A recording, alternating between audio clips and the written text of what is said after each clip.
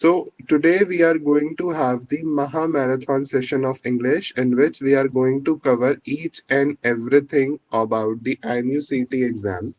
Now see, IMUCT, if I talk about the English portion, it's moderate to easy and I'll say it's easy side only. There is nothing much to worry about the English portion. So just you have to listen what I am saying. Okay?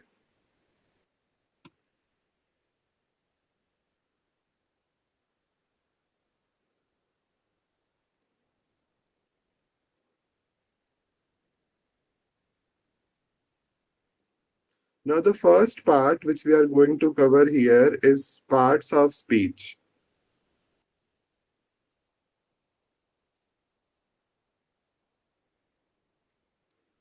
One second.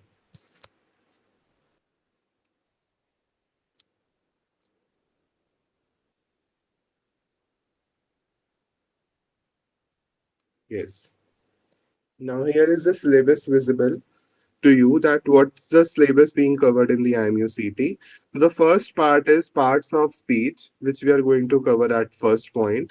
After that, which we are going to cover the phrases and idioms. Then we are having synonyms and antonyms, then phrasal verbs, then tenses, then active and passive voice, direct and indirect speech, speech reading, and error detection and correction. Okay? Speech reading guys, comprehension.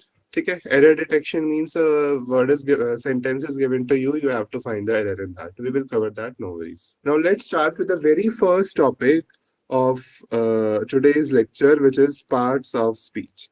Guys, see, whenever we are talking about a sentence in English, a sentence is what? Collection of words, right? Sentence is basically made up of words. Now, each word in the sentence have a specific grammatical role.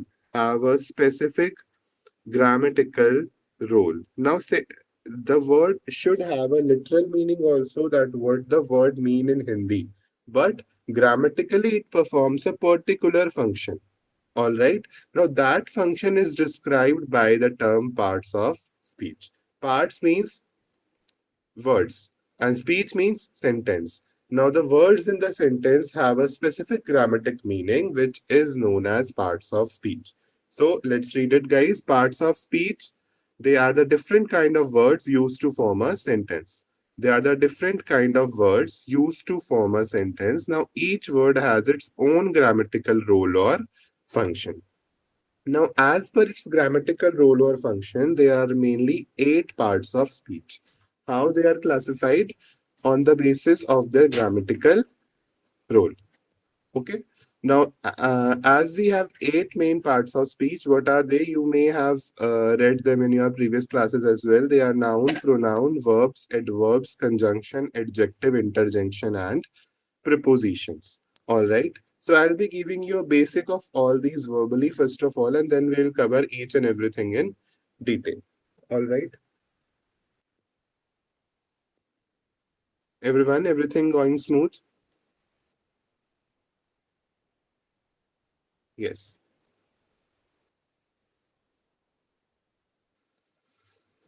Now, as per the 8 main parts of speech, how they're classified on the basis of their grammatical role, on the basis of their grammatical role in the sentence. Now, noun are what everyone knows that noun specific, the subject. Noun is the name of anything. Okay? Pronoun, the word which is used in the place of noun. Verbs. Verbs basically define action. If anything is going on in the sentence, that is described by the verb. Adverbs, the word which modifies the verb. See, verb ke aage add hai. All right, add is being there in front of verb, so means something is added in the verb. Verb is being modified. Now the word conjunction, conjunction which is used to add two sentences or two parts of the sentence. Two parts of the sentence or two different sentences are being added by conjunction. Now, adjective. We say verb is being modified by the adverbs. Now, adjective modifies noun or pronoun. Okay, noun or pronoun are being modified by the adjective. Now, what are interjection? Interjections basically they are the words which are used to describe a specific feeling in the sentence. However, they don't have a grammatical role. We will be covering interjection in detail as well in the later part of the video, part of the our lecture. Now, prepositions. Prepositions basically, you may have studied also. They are the words which is used to describe the location in the sentence. Particular location, or we can say the relationship of the subject with the object is described by the preposition in, at, below. Okay, we will be dealing with each and everything in detail. This is just the basic overview. Now, yes, noun. We all know that noun is used to name anything. Okay, noun is the name. Basically, noun represents the subject. Noun basically is a word that is used to name a person, place, or thing or idea. Okay, noun is basically used to name anything, which is can be a person, can be a place, can be a thing, or can be a idea. Now, noun are divided into two types. One is proper noun and one is common noun. Okay, now, proper noun means name of specific things, name of specific people, place, or things. Example, New York, Timothy, Tuesday. These are basically proper noun. Now, common noun is the common name or general name of people, place, or thing. Woman, building, tree. Okay. For example, मैंने बोला, I have said Burj Khalifa.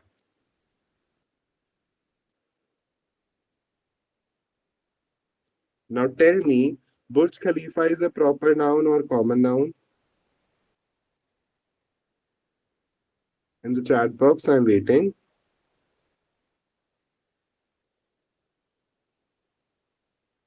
Mithilan, proper, Saujanya. All right. Yes, because Burj Khalifa basically is a building, but we have named that building specifically, so that is a proper noun. Now, if I have written the word building, tell me it's a proper noun or common noun.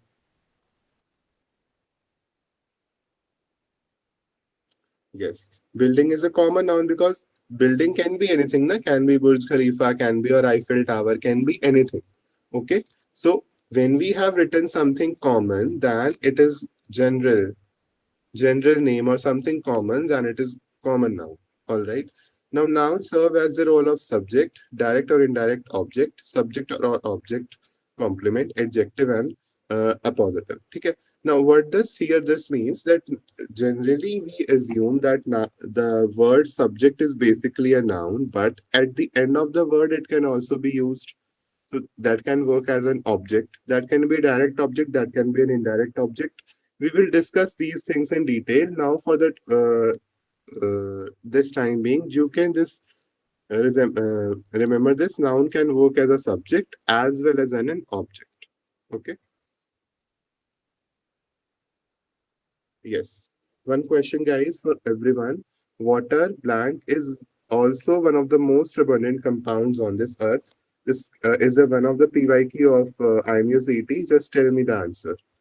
Read the question and write your answer in chat box.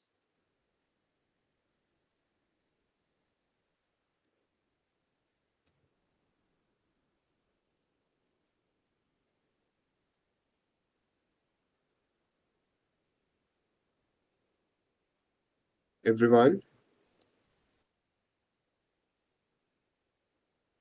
should I make you see the question again?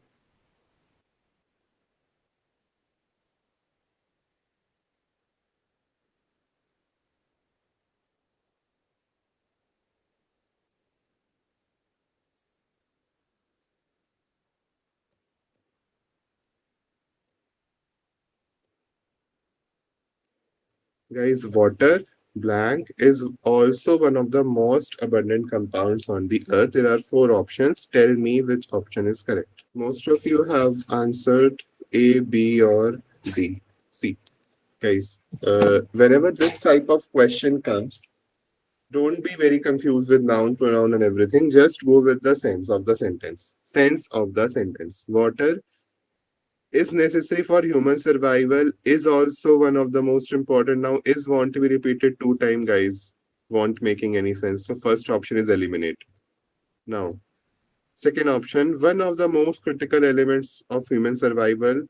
Try to make the sense. Water, one of the most critical elements of human survival, is also the most important abundant compounds on the earth. Making sense. Let's see on the other. Water, it is necessary for human survival, is also. Now, see, it won't come first in the sentence, won't making sense. Water for human survival is also one of the most abundant compounds on the earth. The sentence which is making sense for the most is the B one. So, water, one of the most critical elements for human survival, is also one of the most abundant compounds on this earth. So the correct answer for this is B. Understand, guys?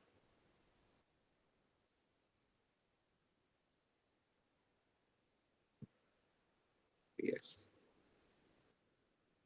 Correct option is B. Now let's start with pronouns. Now pronouns are the words noun. So means that word which is used to replace the noun, that word that replace the noun in a sentence, that is basically pronoun. She, he, they, them, us, we, who, etc. Okay. Now everyone may, you may have studied she is singular, he is again singular, they is plural, them is plural, us is plural, we is plural, who can be singular and plural both. Okay. So this is basically about pronoun. It is easy to develop bad study habit, but it is extremely difficult to rid blank of them. Yes, guys. Try to answer it.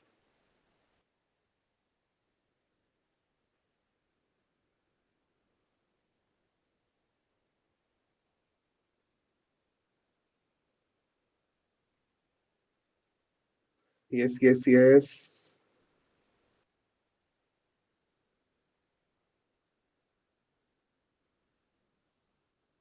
Answer me in the chat box. It is easy to develop bad study habit, but it is extremely difficult to rid ourselves of them. Okay? One is this to read itself of them. Now, see, we are talking about us. We are talking about a group of people. Now, let's see, itself won't make any sense. Okay? Now, we are extremely difficult to rid themselves of them. Here, already them, no. Yourself of them, no. We are talking about us. So, ourself is the correct option. Correct option would be A. Correct option is A. Now the very important topic here is verb. Screen is visible now, guys. Just write a thumbs up. Yes. Now the most important topic of today's class here is verb. Now verbs help in defining an action or the status of a being. Now verb means basically something is being going. An action is being denoted by a verb. Okay. So verbs help in defining an action or the status of a being. Status of a being means something is going. All right. Example: eat, drink, sleep, walk, etc. Means something is going. Now, verb further have three categories: by function, action, linking, helping. Means something is being done. Do something. Linking is verbs can be to link some verb with other. Okay, linking verbs you have heard, helping verb you have heard that assists the main verb. We'll be dealing in detail. Now, by object need. Now, if we are having the thing object, now verbs are classified into two types as per the need of the object. One is the transitive verb and other is the intransitive verb. Very important, guys. Transitive takes the object while intransitive is no object. Means the verb which require the object is the transitive verb, but the verb which do not require the object is the intransitive verb. See how? I'll explain.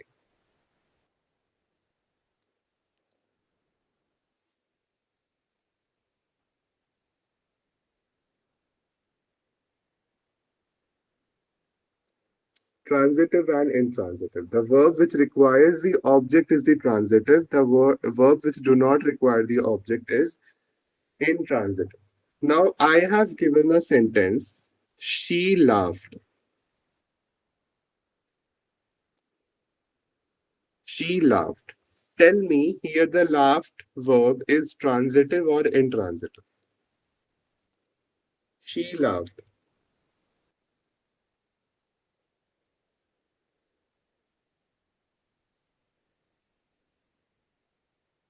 Someone has written intransitive. I'm waiting for other responses also. I don't want one response. Satya Vijay Rao intransitive. Okay.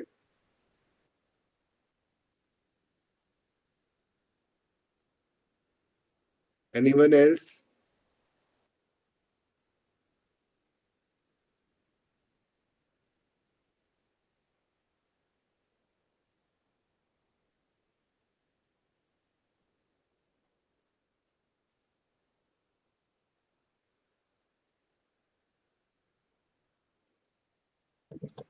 All right. See, guys, the, is the sentence making sense? She laughed. Tell me. Yes or no? She laughed. Simply, I've written two words. She laughed. Is this making a sense?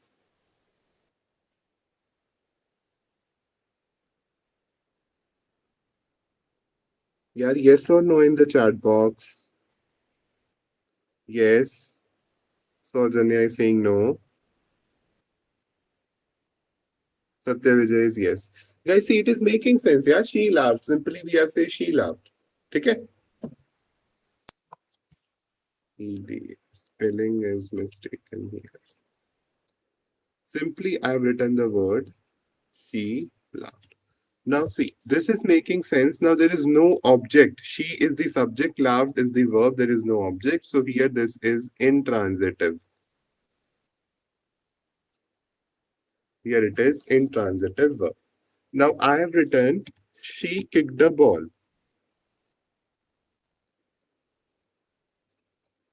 She kicked a ball. Tell me, this is kicked. Here is a verb that is a transitive verb or an intransitive verb.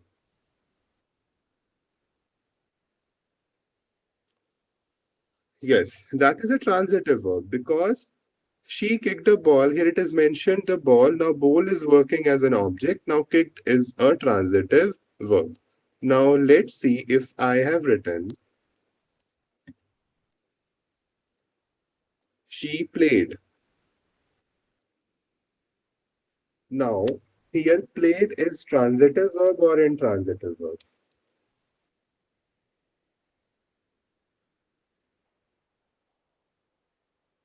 So, Junaid is saying intransitive, intransitive.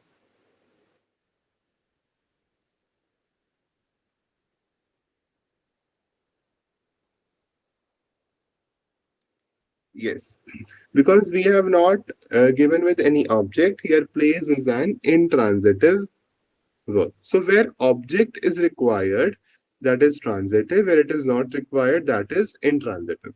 Now, by form, या फिर finite state. Now, what does this mean? That verbs are being classified into two types on the basis of whether they are changed with tense or whether they are not changed with tense. So, by their form. We can also write with as tense. Now, verbs, they are finite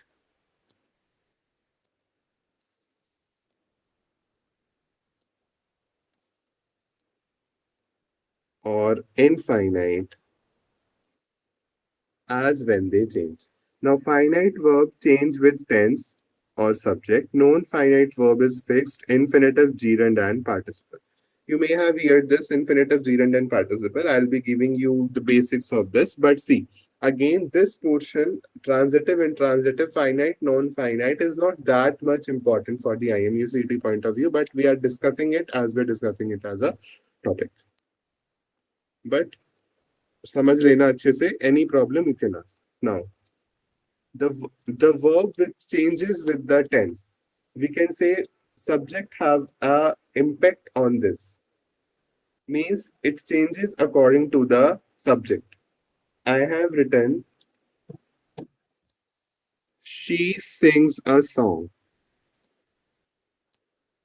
She sings a song. Tell me here the sings is finite verb or infinite verb. See why she sings a song here it is a finite verb because when I will return they sing a song. Now this sings will change to sing. Why? Because it will be changing as per the tense, changing as per the subject. So here it is a finite verb. Now the word sings will change as per the tense. If I write they, then I should write they sing a song. Na? Now whenever I change the subject, she or they, the verb changes, sings to sing. Now that means here the sings verb is a finite verb. Okay. The word verb which changes with the subject is finite. Okay.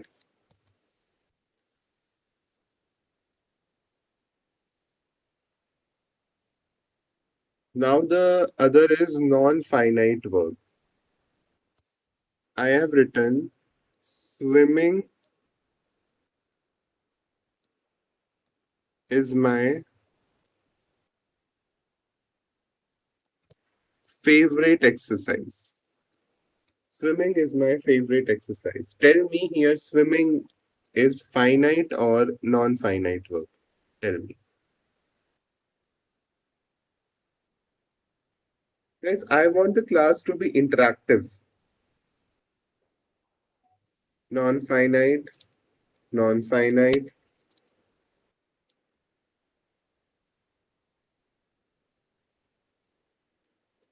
Konda is saying finite.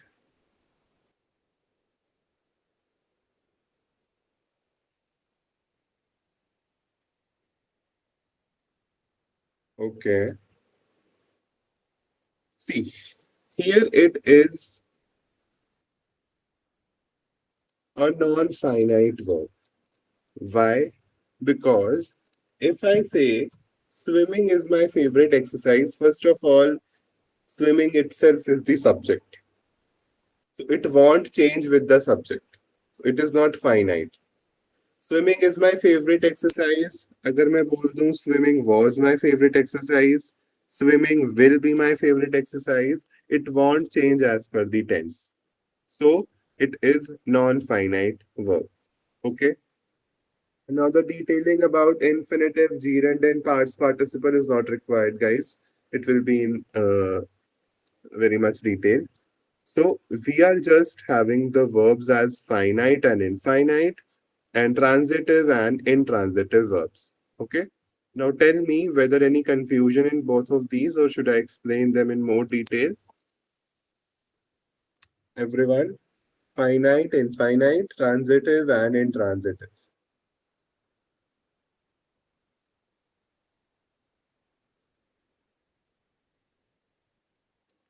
All right.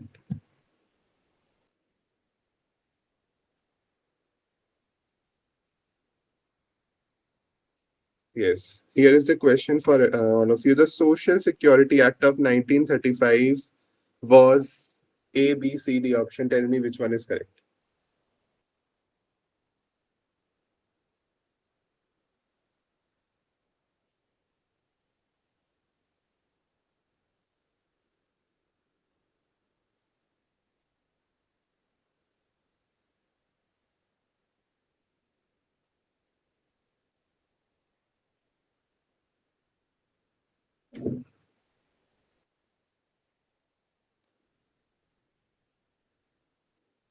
While I'm checking your responses, most of you have written A as an answer.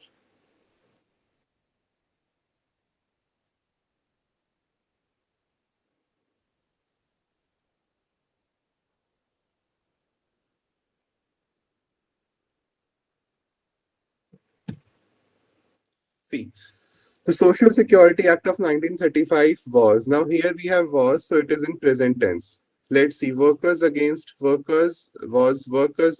unemployment. No.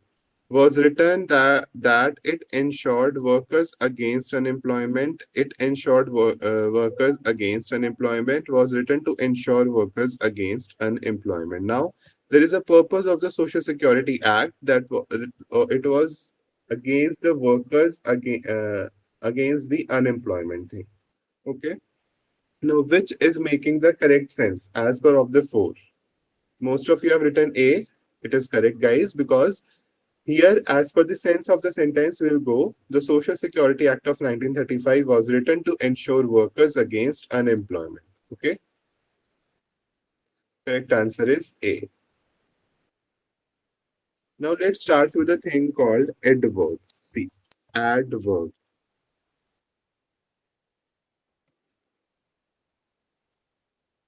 Something is being added in the verb. Just remember like this. Something is being added in the verb. So adverbs modify verbs, adjective or another adverbs to add detail like how, when, on, where the action is being done. Okay. So adverb can mainly generally in the sentences you will see adverb is modifying a verb. In some sentences you can see adverb is modifying an adjective also, and adverb is modifying other adverbs also. Okay. Now, they are typically classified into nine main types on the basis of place, time, manner, degree, frequency, reason, focus, viewpoint, affirmation on negotiation. They are being classified into nine main types. Let's see how they are being classified, or let's understand these with examples.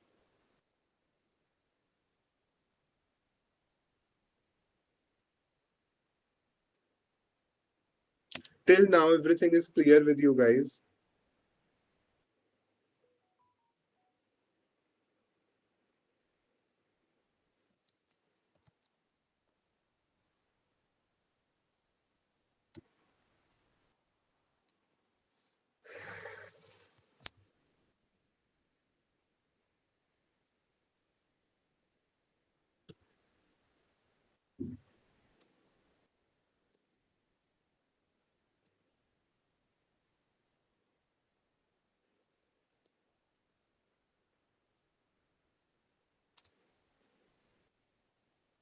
Guys, is the screen visible to you?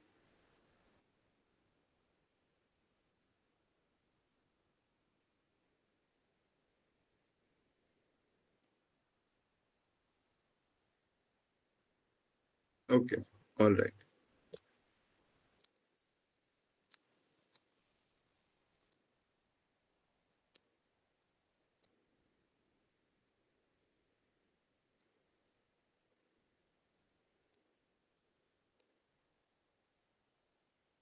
Is the screen visible to you?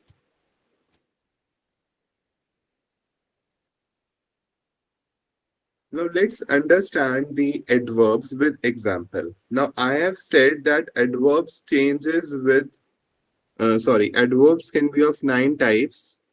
Wait a second.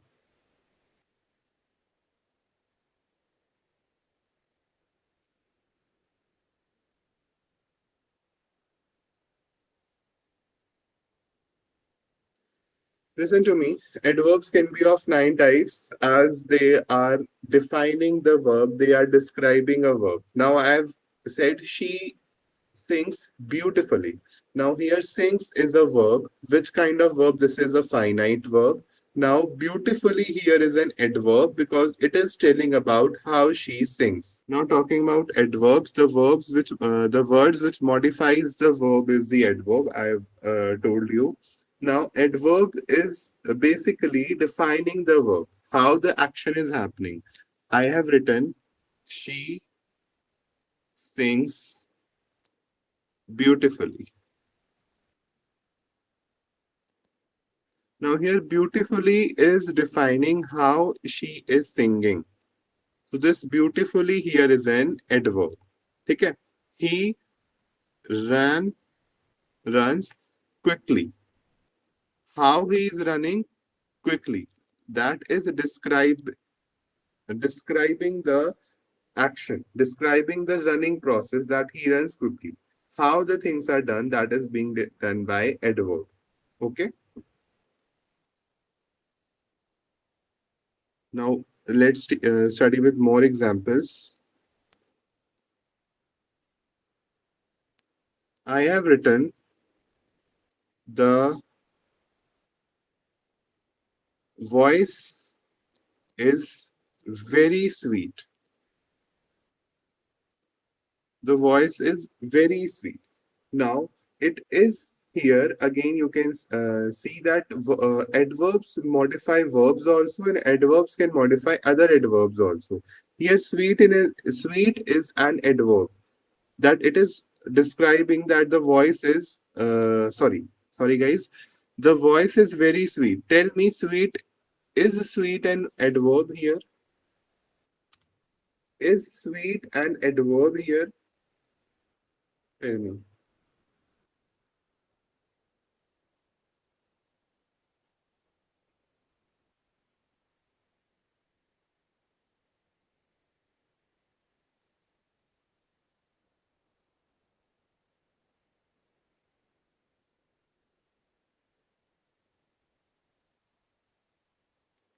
Okay. See, we have to work on the basics first of all. Tell me, voice, is the voice a verb? Is the voice a verb? The thing voice, is this acting as a verb here?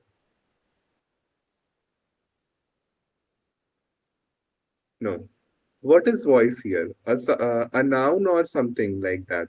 I think a voice is a noun only.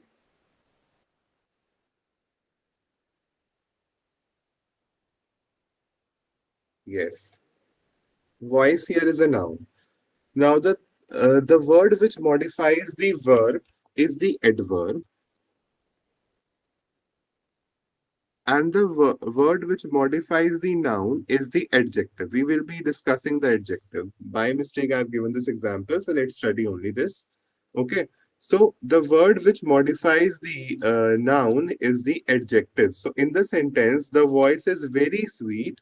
Sweet is not an adverb. Sweet is an adjective. Okay. Now, we have studied that adverbs can modified verb also, can modified adjective also, and can modify other adverbs also. So, adjective here it is an example that the adverb is modifying the adjective. It is sweet, but it is very sweet. Okay. So, here the word very is adverb.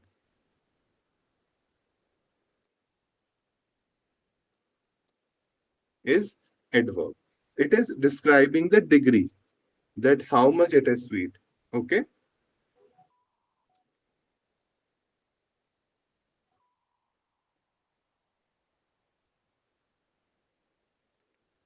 All right, guys, let's study some more examples as we are given with the types. Although the types of the adverbs are not asked, in the sentence you will be asked identify the adverb. Now, I have written coming soon, something which is coming soon. Now, tell me here, soon is an adverb or not? Soon is an adverb or not?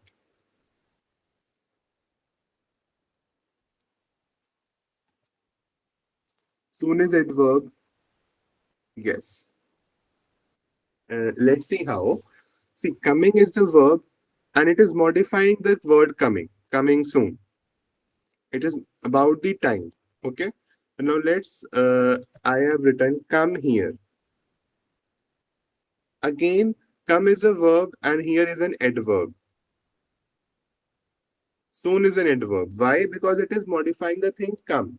Come is a verb. In the place the voice is very sweet, the voice is not a verb. That's why sweet is an not adverb, sweet is an adjective. When the verb is being modified anywhere, then the word is definitely an adverb. Okay. All right, guys. Any problem or any confusion coming into your mind, you can tell.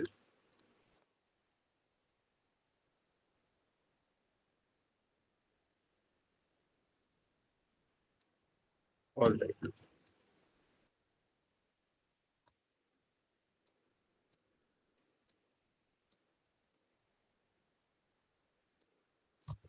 He always study at night. He always studies at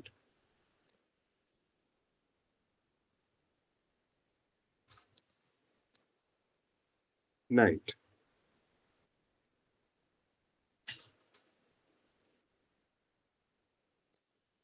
Now here, tell me which is an adverb. He always studies at night. Identify the adverb. Always. Prasad have written always.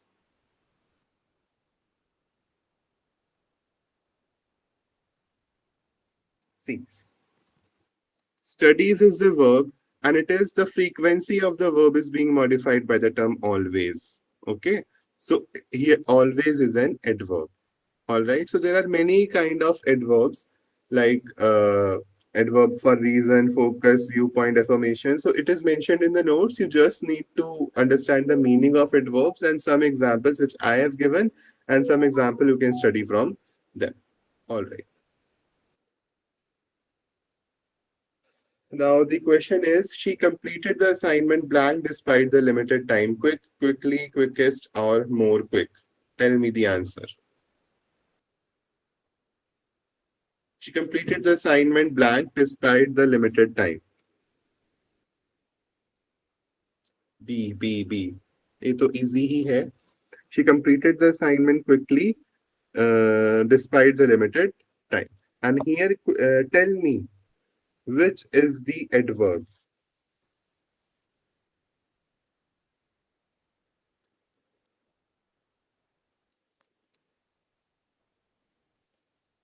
Yes, quickly is the adverb. B is the correct option. Now we are having conjunctions. I have told that which the conjunction is the word. You can learn in this way that which connects the two parts of the sentence. Okay. Conjunction are the words that join parts of a sentence, clause, or phrases. There are commonly three types of conjunction. Now, see, in mostly in the IMUCT, you will be asked to identify the word conjunction. Okay, so you can see the word which is joining two parts of a sentence. Clauses or phrases we will discuss later in the video, later in this lecture. Now, coordinating conjunction, connect equal parts. Okay, now if it is connecting two parts of the sentence and two parts have equal importance, then that is a coordinating conjunction. Example, you can learn with this mnemonic fanboys. Okay, for and nor but or yet so. See, this examples you have to learn only. There is no other way. You can just have a look. Tea or coffee? Tea or coffee? Now here both have equal importance, na guys. So both have equal importance. They are equal parts. So here or is a coordinating conjunction. Okay. Apples and oranges. Now here apples and oranges both are fruits, both have equal importance. So here and is a coordinating conjunction. Now we have subordinating conjunction. Link dependent clause to independent. See, here one dependent clause is linked to an independent clause. One thing is dependent, one thing is independent. Both are linked with the thing called subordinate clause. Example, because, if, although, while. These examples you have to learn. I'll be sharing the PDF, but these examples you have to learn only. Example is, I stayed home because it rained. See, I stayed home. It is an independent thing. Okay. It rained. This is not an independent thing because I stayed home. This will depend on the thing that it rained. So here because is a subordinating conjunction. Now let's say about correlative conjunction. Correlative means paired words. Example, either or, neither nor, not only but also. Example, either run or walk. So here these both words are coming either on or. So this is a correlative conjunction. Okay?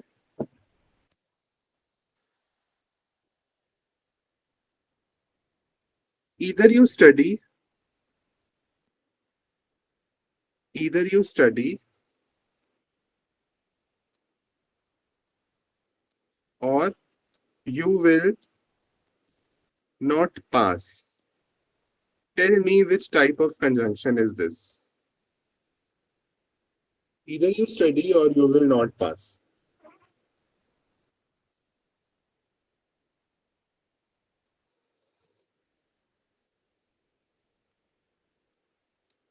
Correlative. Yes. Because both words are coming, two conjunction are mixed with here. So that is paired words. When two conjunction are mixed, they are correlative conjunction. Okay. Gold is preferred choice of jewelry makers. Blank industriable.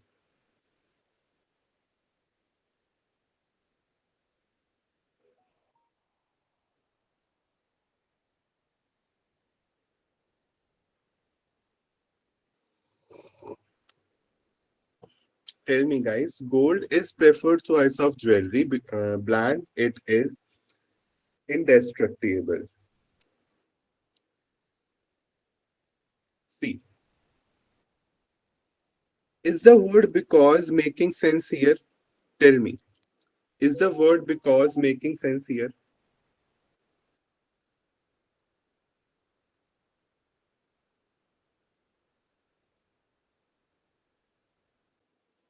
No.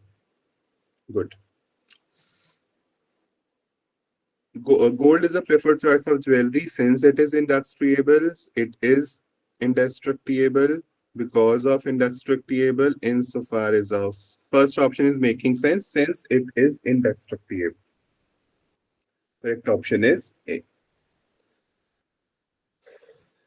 Now let's discuss about adjectives. I have given you the brief here that एक बार रुको. Guys, conjunction is clear to everyone.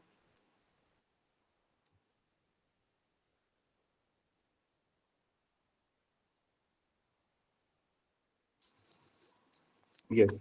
Is the thing conjunction clear to everyone? See, we can also go in the detail of conjunction that why this, why, but I have given the PDF as per this is made for your IMUCT only. Just learn the examples and go. Because there is nothing much. Conjunction is definitely the thing which is joining the two parts of the sentence. Now, I say, I will eat apple and banana. So, this apple and banana is an equal thing now and is a conjunction here. Okay. So, just consolidate with the things which is given in the PDF. Just limit yourself to that only. And if during the lecture, if anything is doubt or anything is unclear to you, then ask. Write with the thumbs up. We're starting with adjectives. Okay. Now, adverb is the thing which is modifying the verb. Everyone, your full focus here. Adverb is the thing which is modifying the verb. Now, if I'm modifying a noun, the word is called in the chat box. Verb is modifying by the adverb. So, noun will be modifying by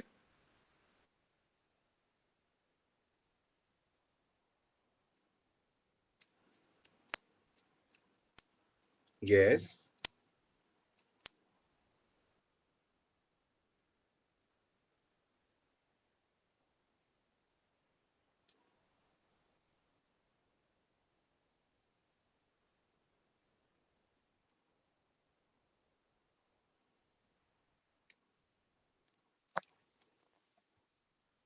See,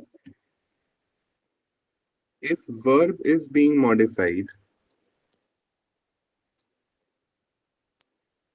if verb is being modified, it is by adverb. If noun is being modified, it is by adjective. It is by adjective. So adjective helps to define the quality or modify a noun. There are following types: descriptive, quantitative, numeral, demonstrative, possessive, interrogative. Need not to go in the detail of this. Just learn the thing that adjective are the words which modify a noun. Okay. Now let's study these with an example. Now, the previous example which I have written, the voice is very sweet. The voice is very sweet. Here, tell me which is noun.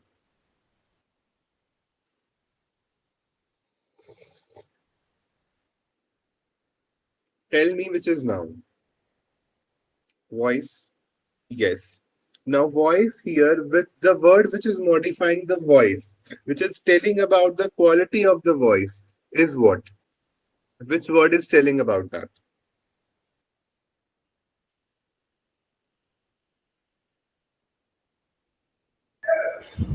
क्या हो गया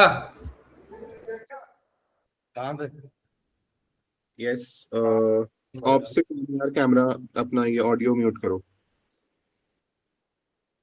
कर दे तो इसमें बच जाएगा call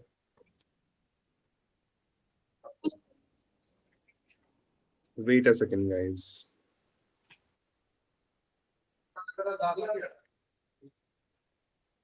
खट्टा ही नहीं हुआ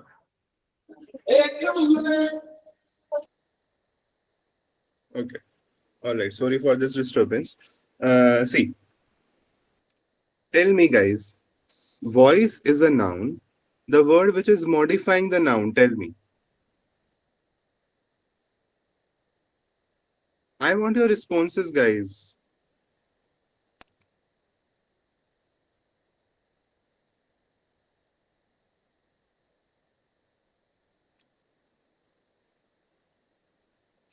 Now, here the word sweet is written for voice. That's why this sweet is an adjective, because it is telling about a noun. Okay. So adjective define the quality or modify a noun. Define the quality of a noun. Here the quality of a noun is described, that it is sweet. Or they modify a noun. Example, descriptive adjective. For example, it shows the quality. We can say the red car is parked outside. Is parked outside. So here it is describing about the quality of the car, that the car is red. So here red is an adjective. Okay. Now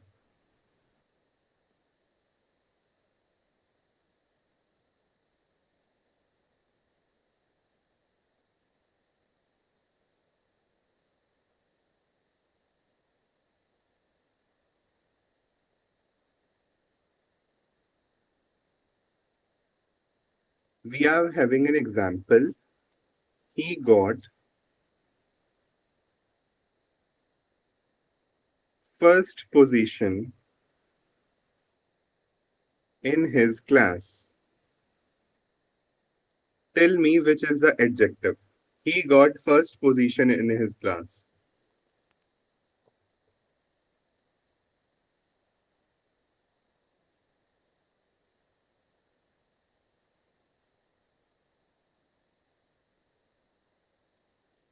Response, guys.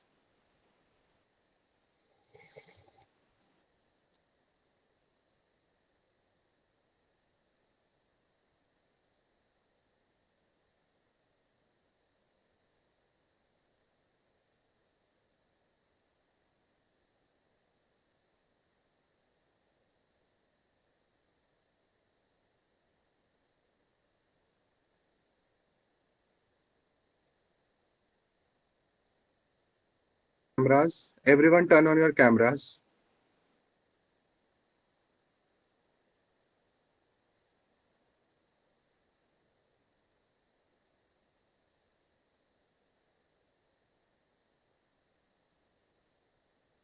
Guys, see, the questions are written in between, or I am asking a question in between just to make that everyone is attentive in the class. There is no point if I am reading the PDF and I'll go. No. I want yourself to be attentive. If I am asking a question, whether you know the answer, whether you don't know the answer, just write something in the chat box with a little thought that I am writing something. So, Janya, clear to you? Yes.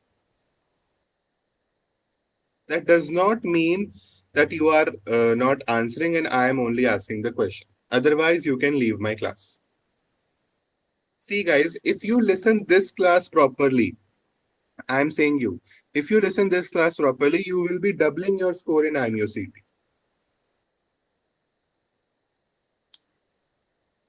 Yes, he got first position in his class. Identify which word you think is an adjective.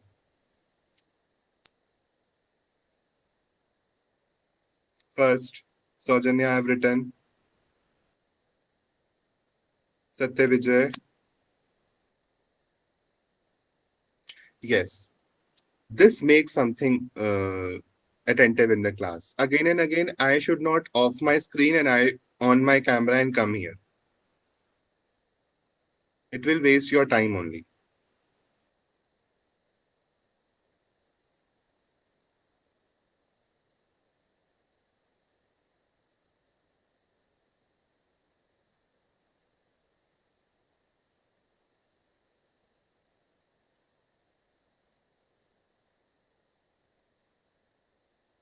He got first position in his class. Guys, here the word first is an adjective because it is specifying a number of, see, adjective can be numeral, it is written, count or order. So it is describing the position. Here, position is also a noun and he is also a noun. Okay, so describing a thing is done by adjective. Now tell me any more adjective you can see in this sentence. He got first position in his class, or only one adjective.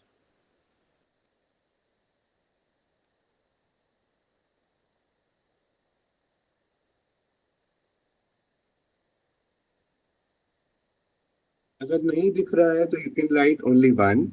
If you have, you can write yes, we have seen one more adjective. You can write the name. Just don't keep quiet.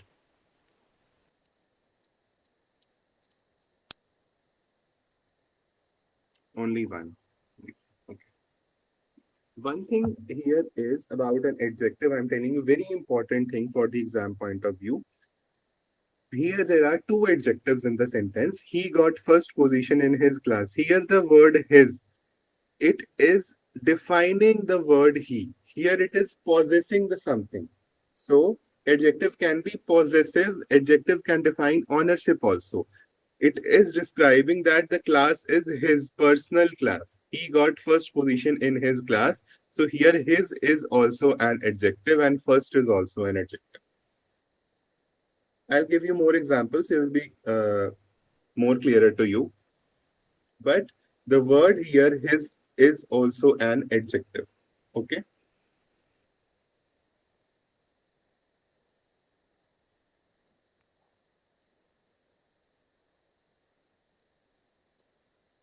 Example is my dog wagged its tail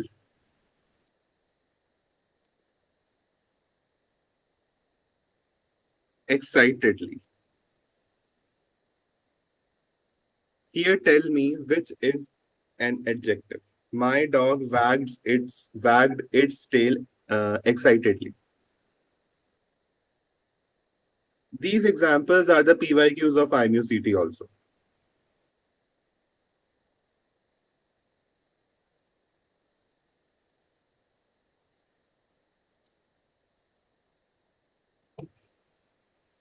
Excitedly, my and it. Okay. Okay.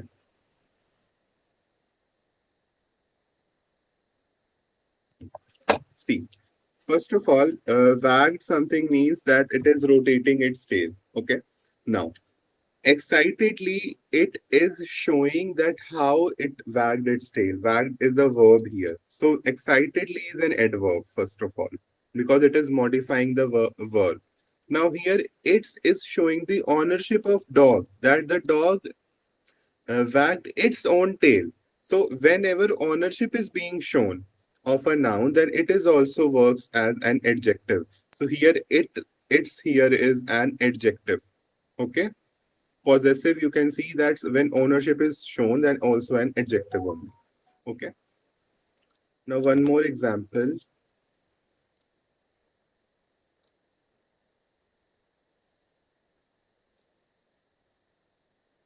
This is the notebook I was looking for. I was looking for. Tell me which is the adjective here. This is the notebook I was looking for.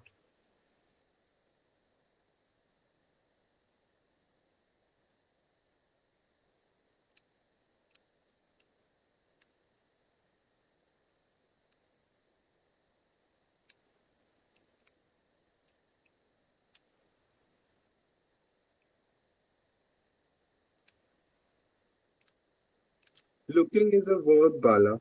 Looking is simply a verb. This, yes. First of all, it is defined. Notebook is first of all, here is a noun, and then noun is being defined by the word this. It is being demonstrated by the word this. We are specifically pointing out to a thing. When we specifically point out, then we are using adjectives called demonstrated adjectives, this, that, these. Although you will not be asked the types, but you should know that this, that, of the. This is the notebook I was looking for. These people are the most annoying people in the class. These people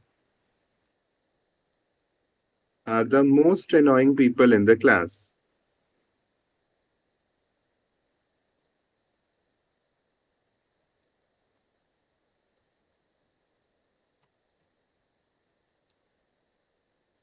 In the class. So here, these is demonstrating the word people. So these is an adjective. Okay. Uh, I am asking you, which is your favorite song? Which is your favorite song?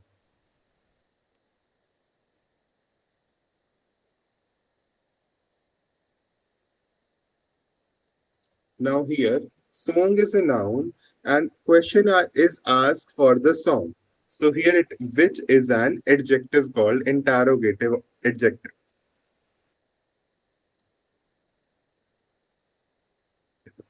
Is this clear to you guys? Or should I give more examples?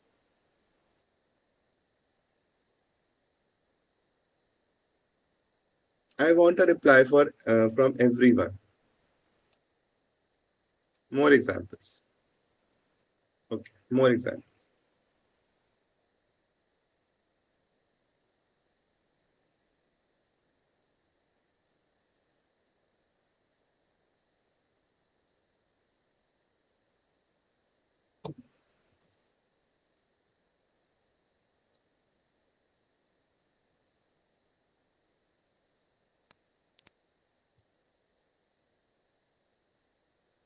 The big house on the road is mine. Tell me the adjective in the sentence. The big house on the road is mine.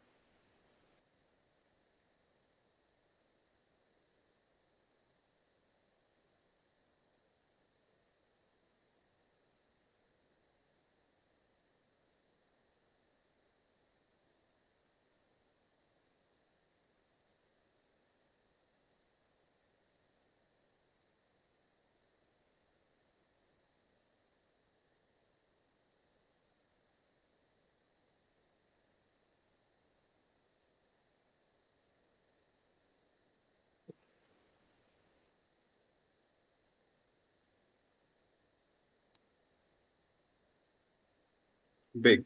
Yes. Now wait a second. Here, big is describing that the house is big. So here, big is an adjective. Okay.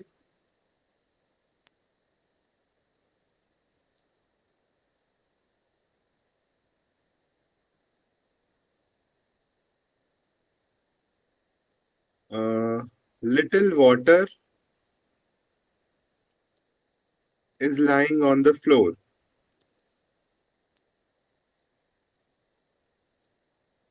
Little water is lying on the floor.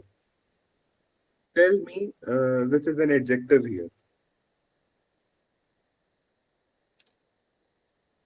Yes, it is telling about the quality, quantity of the water. Water here is a noun. That little water is lying on the floor.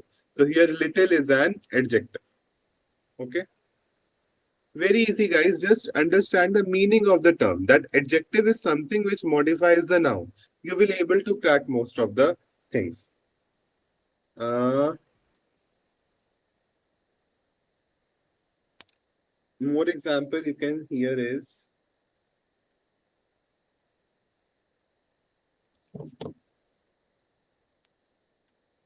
what time it is.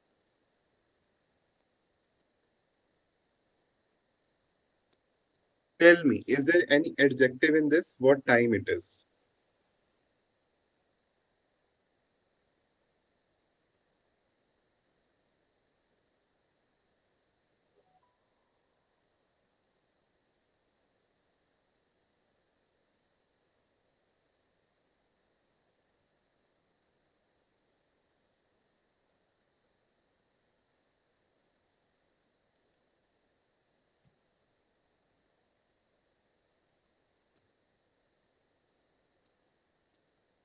Yes. See, time here is a noun. Now it is asking question about the noun. What? So here what is an adjective? Okay. Now more examples you want, guys? Or it is something clear to you? Write the word clear if it is cleared. Or if it is not clear, write the word not clear.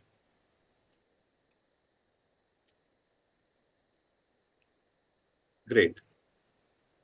Let's move on to other parts. The adjective is the one which modify the noun. One question is for you. Antarctica is larger blank, but it has no active human population. Read the question. Antarctica is larger blank.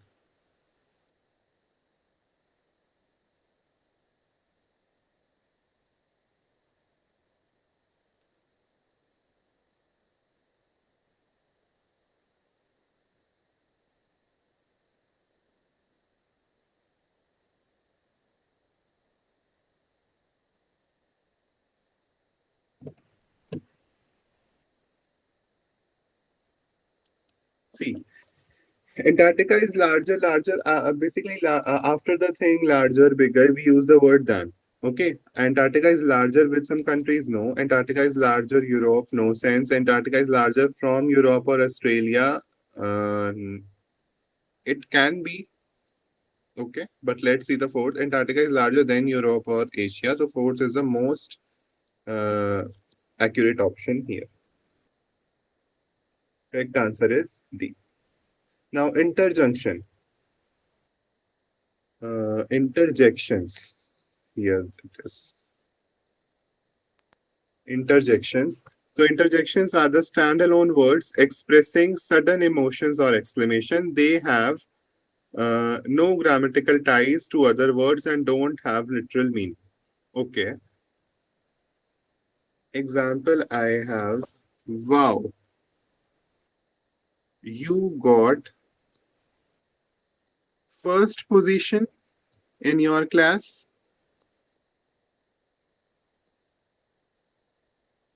So here tell me, this word wow, does this have any specific meaning or having any grammatical meaning?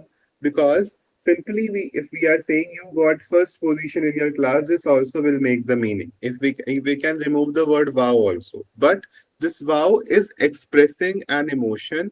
This wow is expressing an emotion or exclamations.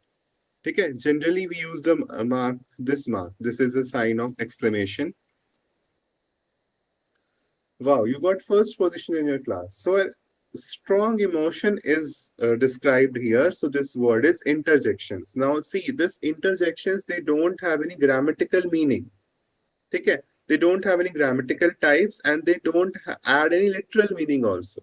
Simply in the sentence, it is saying that he has got first position. This wow word is not adding any meaning, but it is only describing the emotion.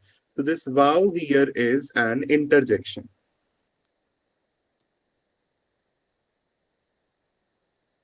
Examples include ouch, wow, nice, good. They stand alone, often followed by punctuation or the mark of exclamation. By the mark of exclamation. Example is ouch. I got my foot injured while playing cricket. While playing cricket.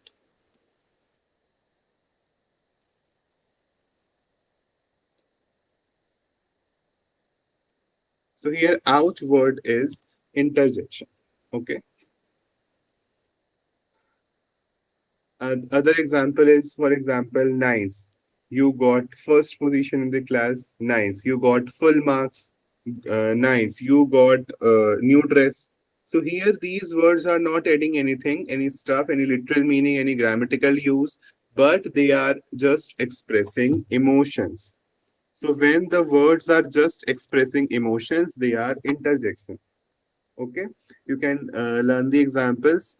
Ouch, wow, nice, good. They are standalone, means they are used alone only and often followed by a punctuation mark, this exclamation mark. Now let's start with prepositions. Prepositions shows relationship between noun, pronoun, or phrase and other words in a sentence. They indicate place, time, direction, etc. Generally, preposition you have seen that they indicate the location, they indicate the place. Okay, now what location means here? They will be showing the relationship of a noun with the pronoun. Between the noun and pronoun or phrases. Basically, the relationship of the subject with the object is shown by the prepositions. Let's learn with some examples. Preposition can be simple preposition, compound preposition, double preposition. You do not need to go in the detail. Single words like in, an, ought, at, by. The book is lying on the table.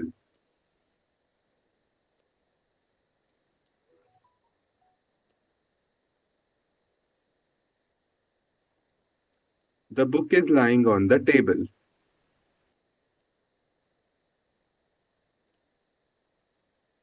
So here, on is describing the position, on is describing the location, and it is describing the relationship of the book with the table, that it is lying on it. Okay. Uh,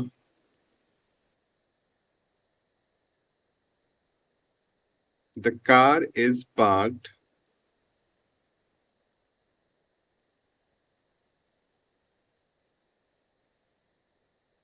below basement, below ground floor. So here it is describing the position of the car, that where the car is parked, describing the place.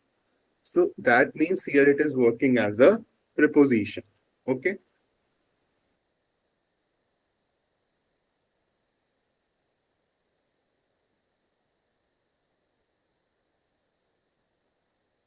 Guys, is this clear to you?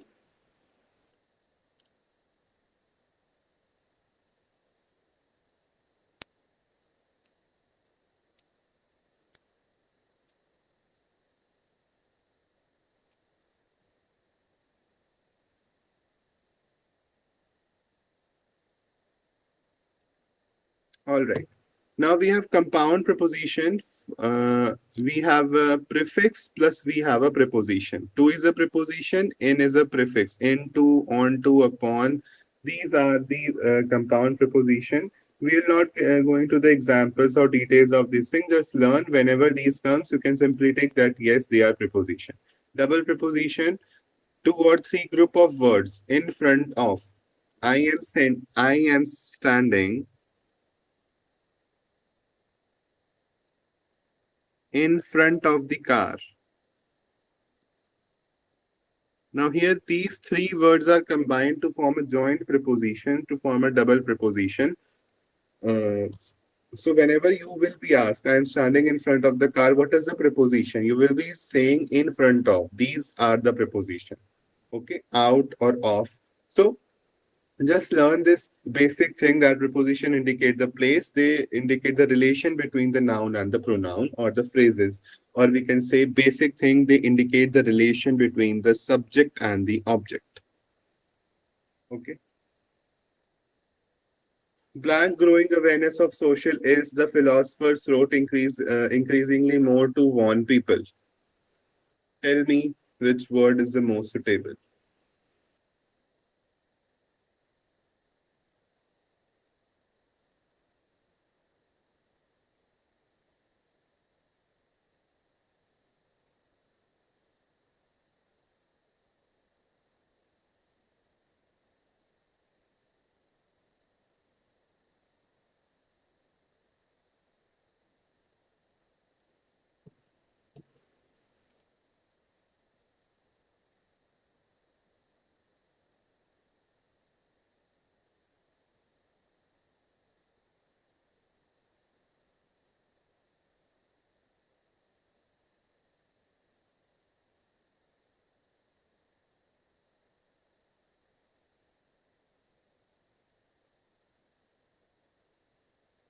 I have only got two, three responses. What about others?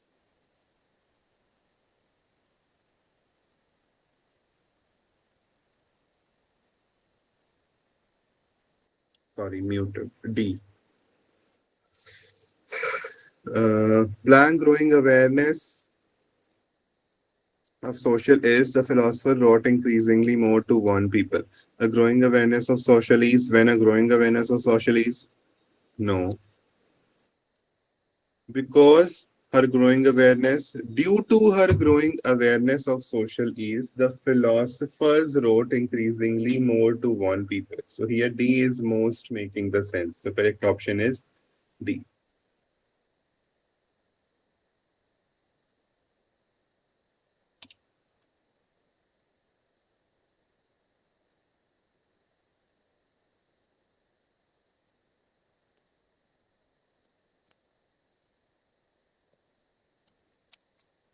Everyone turn on your cameras. Everyone.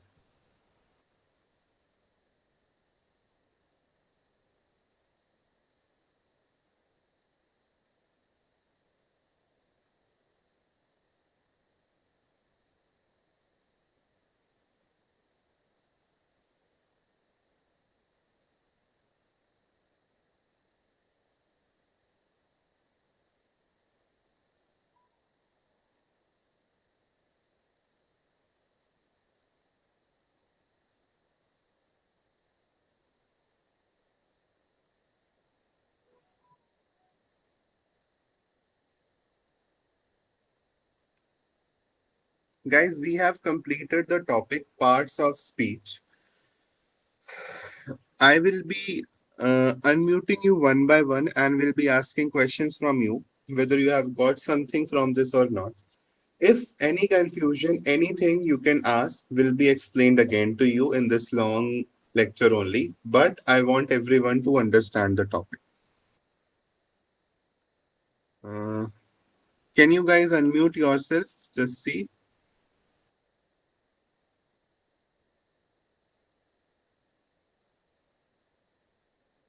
Okay.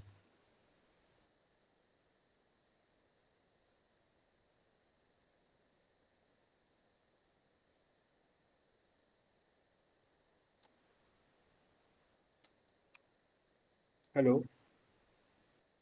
हाँ, यार एक बार meeting में आओ नहीं नहीं एक बार आओ नहीं नहीं मैंने ऑप्स से बुला लिया है I have invited someone from ops he will be unmuting you so that we can discuss something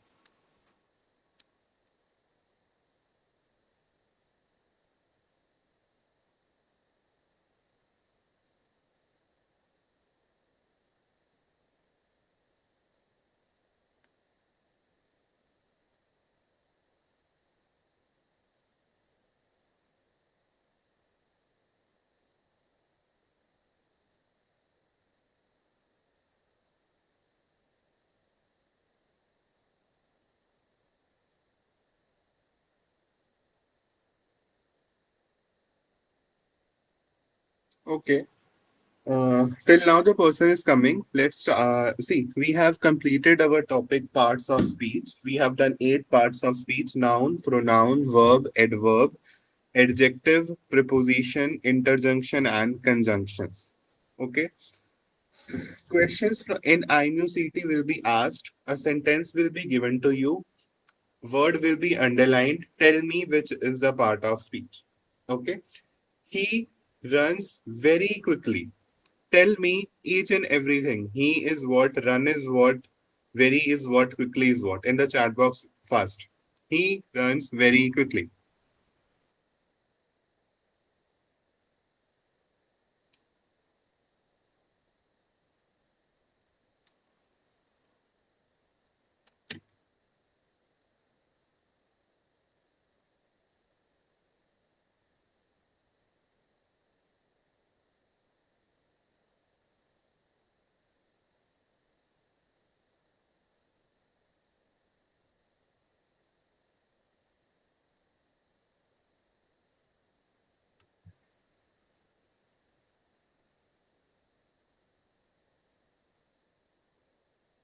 Okay. See, he is a pronoun. This is clear to everyone. He is a pronoun. Okay. Now, runs is a verb. This is also clear. Now, which verb? Runs is a finite verb or infinite verb? Tell me.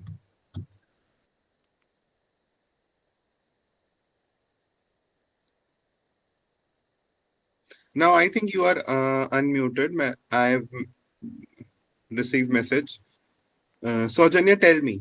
Runs is a finite verb or infinite verb? It's a finite word Why? because it changes with the subject. Very good. He runs very quickly. Now, if I tell they run very quickly, now runs will be changing to run because singular plural wala concept will be applying as per the subject. So here runs is a finite verb. Very good. Okay. Now tell me very what it is. It will be told by Bala. Bala, tell me.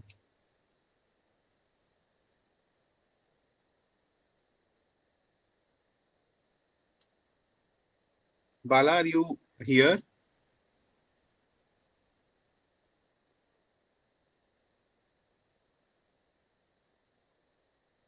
Anyone just raise your hand who want to tell. You can't unmute, okay?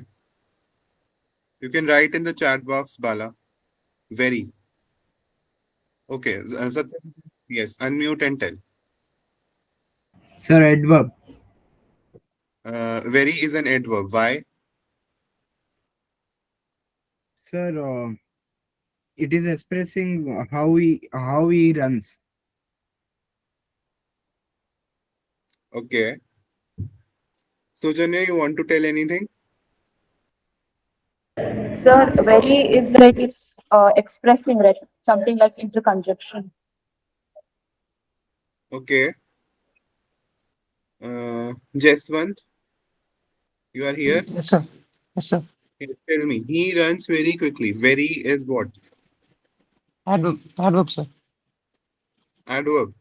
Yes, sir. Anyone who wants to tell?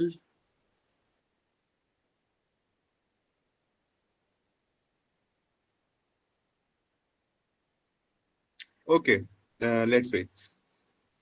Quickly. What is quickly here?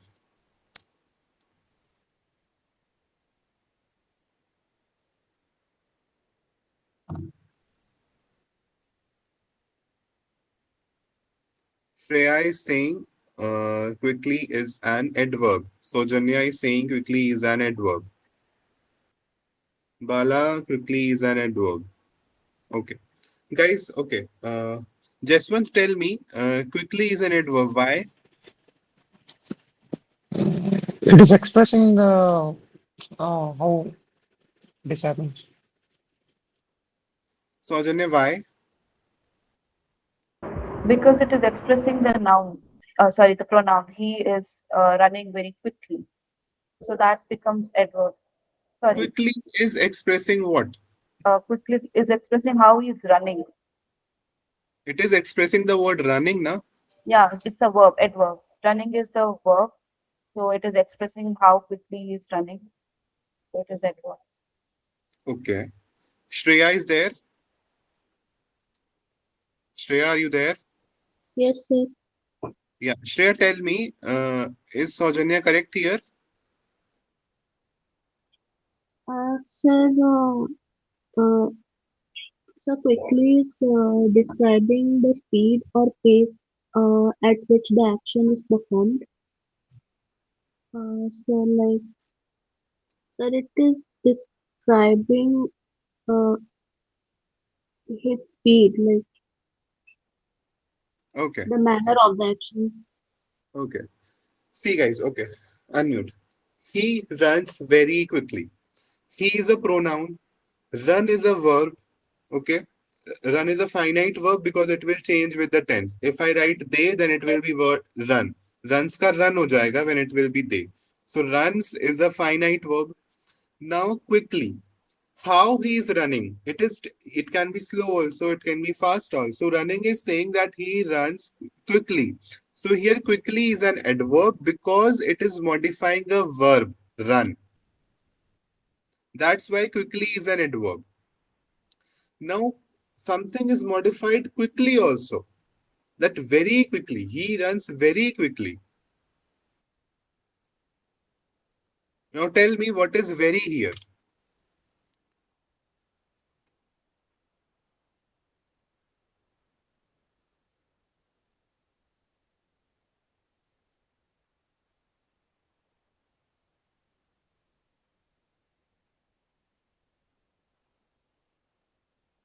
I want everyone to think of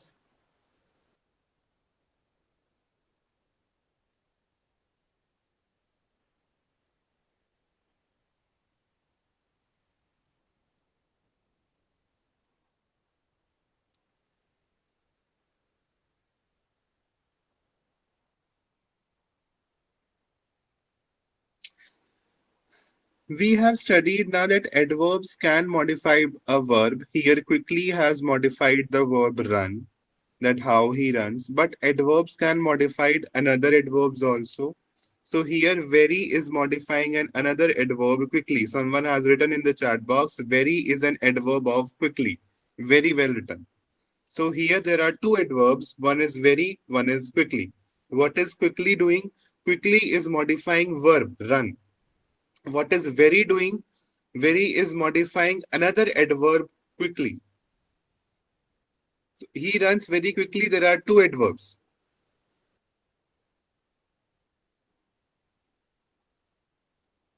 Okay.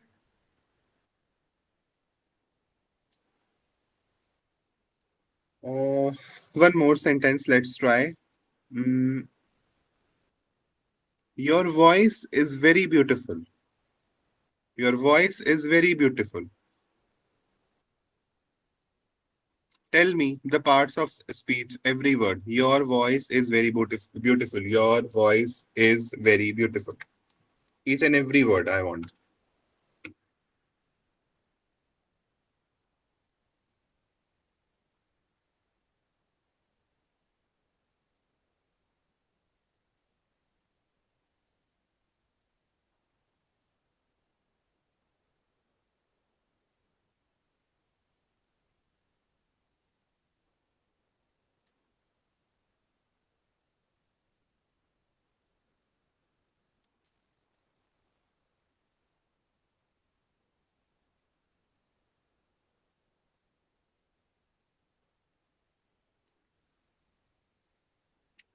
I am not remembering the name. Someone has written very, all the things correct.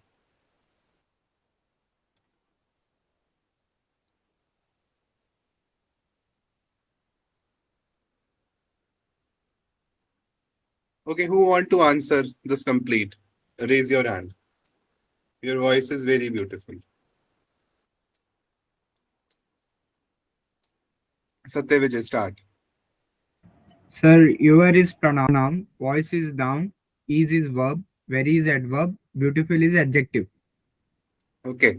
Uh, Anyone else more?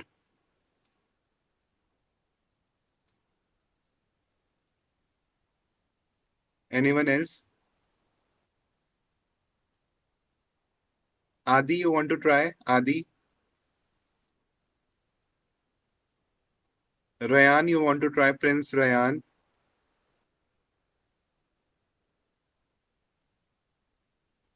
Okay. Saujanya, you want? Sir, your is pronoun, voice is noun, is helping verb, very is adjective of beautiful, and beautiful is the adjective. Yeah. Okay. Guys, see, voice is noun. Everyone here, voice is noun. Your is pronoun. Your voice is a verb. Okay. Now, very beautiful. Some beautiful is modifying what? Beautiful is telling quality of what? Noun, sir. Now, Noun. So beautiful is adjective.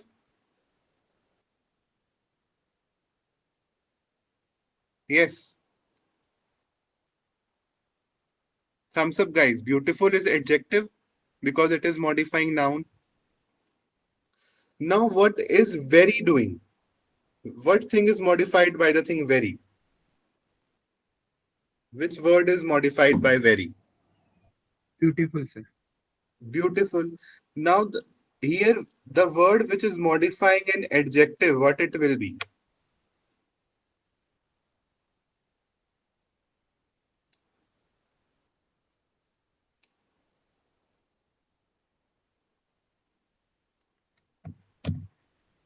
What it will be? See, adjective only modifies noun, but adverb can modify a verb, can modify another adverb, or adverb can modify an adjective itself. Okay, so here very is an adverb and beautiful is an adjective.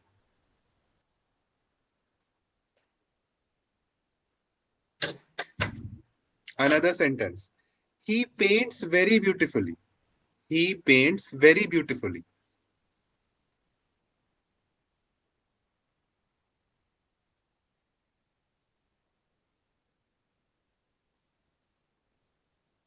Tell me.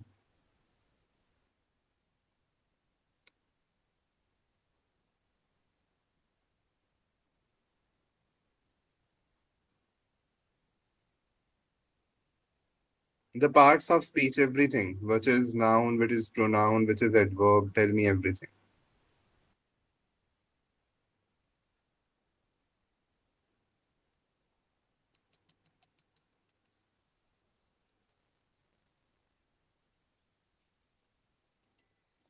Anyone you want to tell can raise your hand. Shreya has answered. Good. Anyone, guys, raise your hand and speak.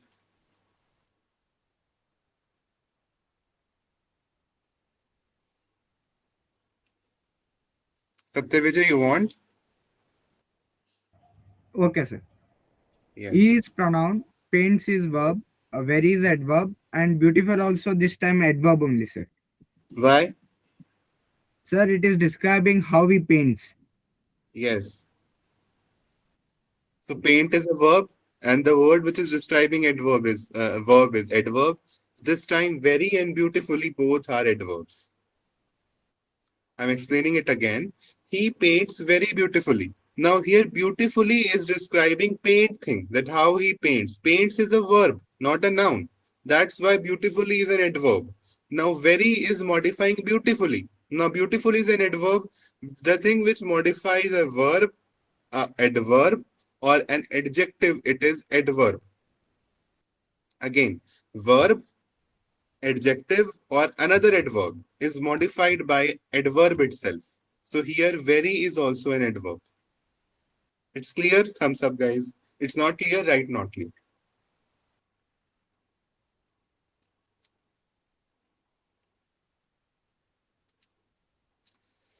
All right. So here we have completed our topic, parts of speech. There are 8 parts of speech: noun, pronoun, verb, adverb, adjective, conjunction, preposition, and interjections. Okay. Uh, Here, any doubt with these 8 parts of speech? Tell me. Any doubts with this 8 parts of speech? No?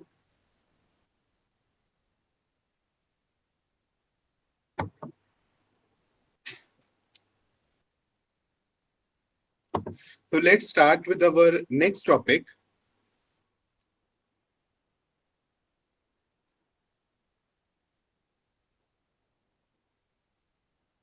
Wait a second, I'm sharing the screen again.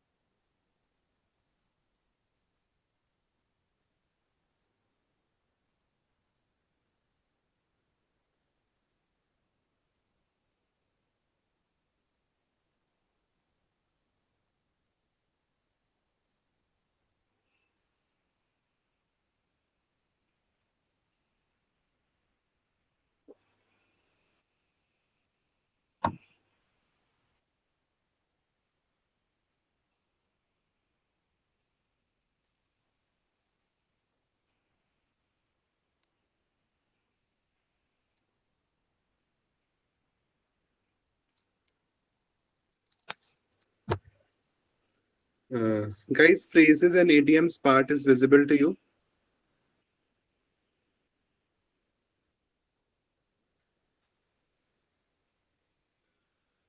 Phrases and idioms part is visible, yes or no?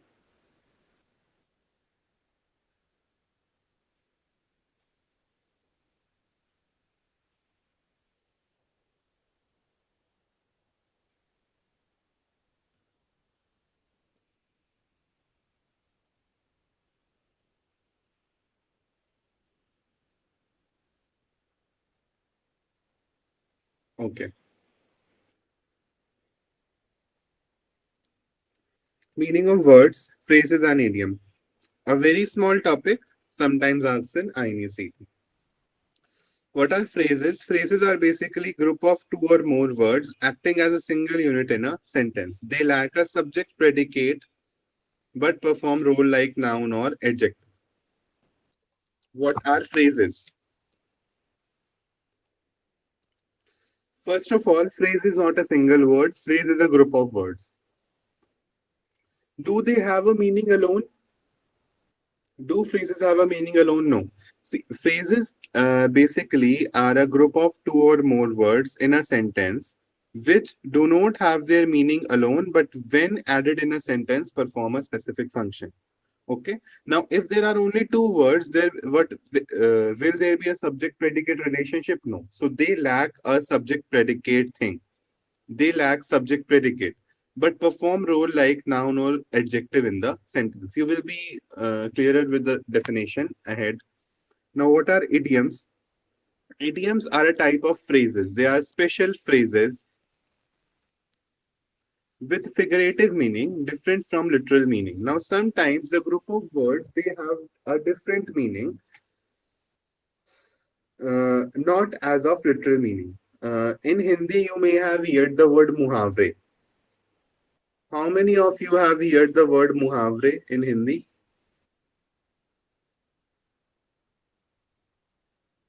Okay. Now these muhavre are idioms only.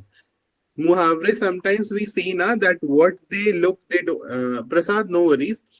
Sometimes there are some words which have a different meaning, but their literal meaning is different. We will be discussing with examples. Examples will be only asked in the exam.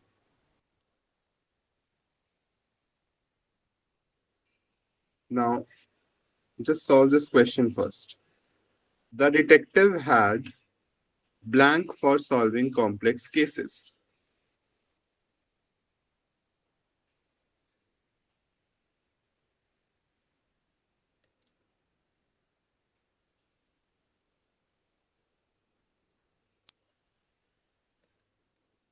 Okay.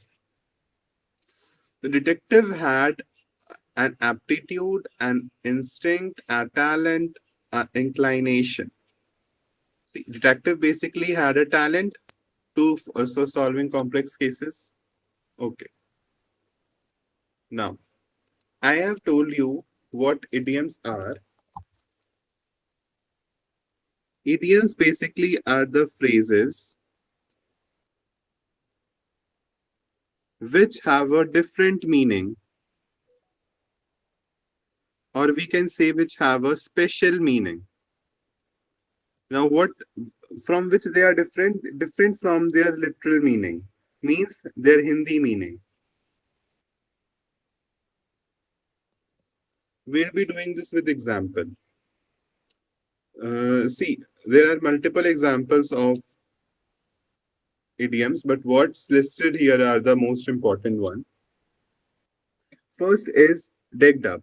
Dressed up in special clothes, look appealing or attractive. He decked up for the wedding. He decked up for the wedding means to have some special clothes. Okay. Doing the rounds, passed from one person to another. Rumors were doing the rounds, passed from one person to another. Between the cup and the lips, almost achieved but not certain, but not quite. Between the cups and the lips, see, when we drink the tea, it is between the cup and the lip. Okay. So, does this meaning it? Am I talking about the tea when I'm talking about between the cup and the lips? Am I talking about the tea when I'm talking about between the cups and the lips?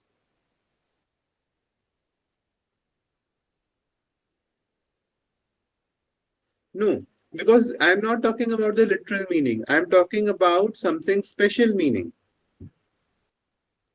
Something which is told to denote a thing between the cup and the round, between which is very close to achievement but not certain. A damn squid, total failure, like a dude firework. He is a damn squid, means he is totally failed. Okay. Put off. Delay something unwanted या फिर give evasive reply. A dime a dozen. Very common, cheap, easy to find. Cast iron stomach. Can eat anything without issues. This is basically a very important idiom. Cast iron stomach. Can eat anything without issues. A mare's nest. False discovery or invention. Takes a beating. Gets damaged or criticized badly.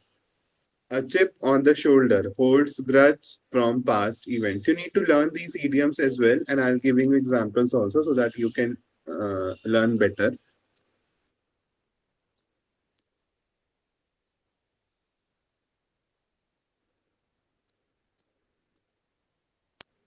So, guys, what does idioms are? Idioms are phrases. Phrases are basically group of words which are there in the sentence, two or more words. Now, idioms are the special phrases which have a different meaning from their literal meaning. Now, which indicate a special meaning and which do not have that literal meaning in themselves.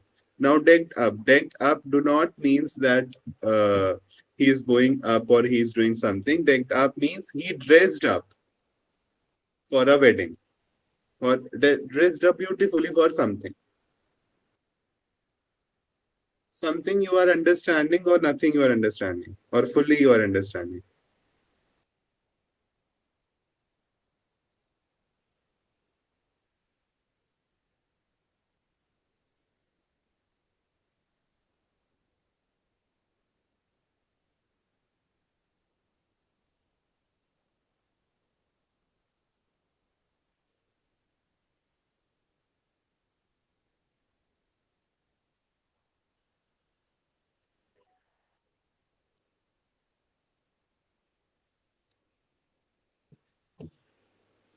So let's revise the idioms list.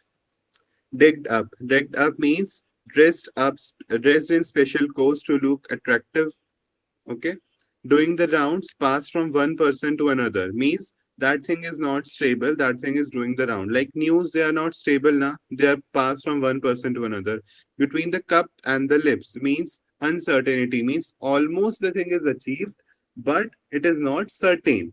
Between the cup and the lips, you can see it is very important also that when we are drinking the tea, it is symbolizing That T is definitely, it is certain that it will be, the T will be touching your lips and it will be go inside. But here it means it is almost achieved but not certain. A damn squib. Total failure. Damn. Total failure. Put off. So, like we say, na, we have put off these things. Means we do not want to do this thing anymore. Okay. Delay something unwanted or give evasive reply. Now, a dime a dozen. Very common, cheap, easy to find. Okay. That book is a dime a dozen. That book is very common.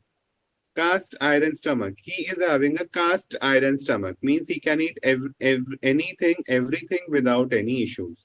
A mare's nest. False discovery or invention. Okay. Takes a beating. Gets damaged, criticized badly. A chip on your shoulder.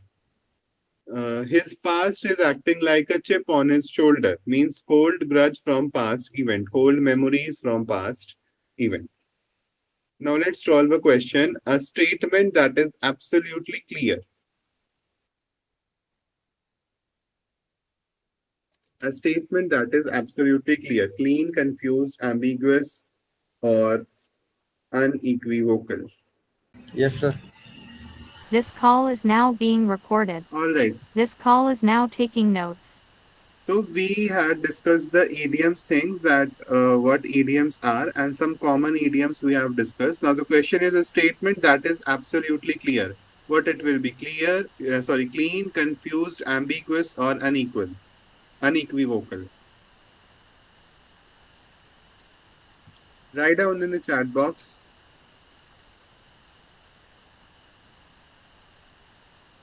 Clean, okay.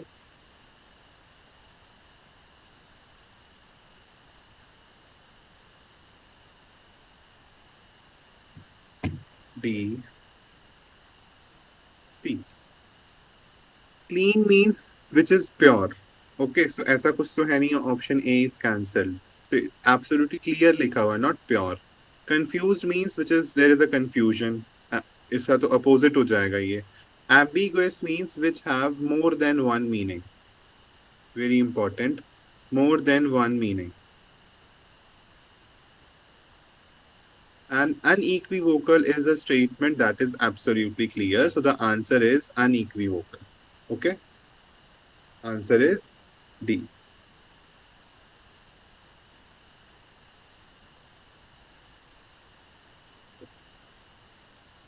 Now the next topic, thoda sa, we can say that it's a little boring topic, synonyms and antonyms. You must have heard this synonym and antonym thing. And again, the synonyms and antonyms which are mentioned here in the PDF, they are most important, or I can say the most common words which are used in IMUCT, but you should understand that these are not everything for you. These you need to practice more and more as much possible from the books to increase your vocabulary knowledge. Okay. Synonym is a word. Synonym is a word or phrase with the same or nearly the same meaning as another. Synonym means same. Okay. Antonym means opposite. Synonymous words are often replaced with each other without changing sentence meaning. Means the word with a similar or same meaning are called synonyms. Example is artful, crafty. Okay, the person with full of art.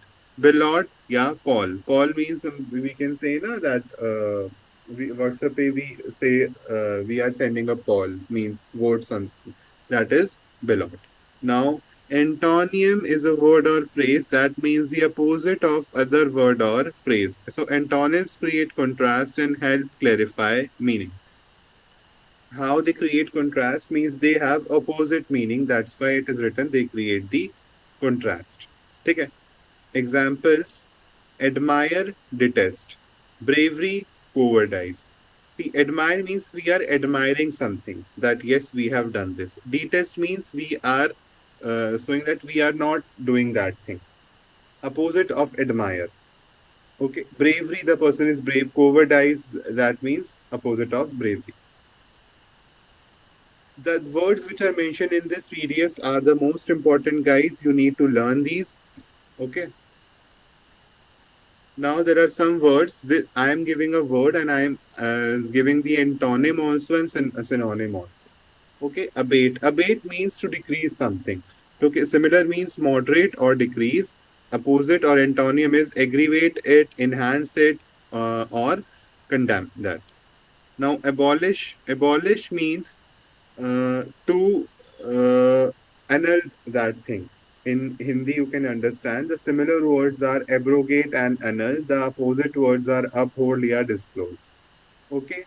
Absolve means to forgive, to acquit, to forgive. Now, opposite of these is to make that thing with you. Accuse, compel, means opposite of the forgive.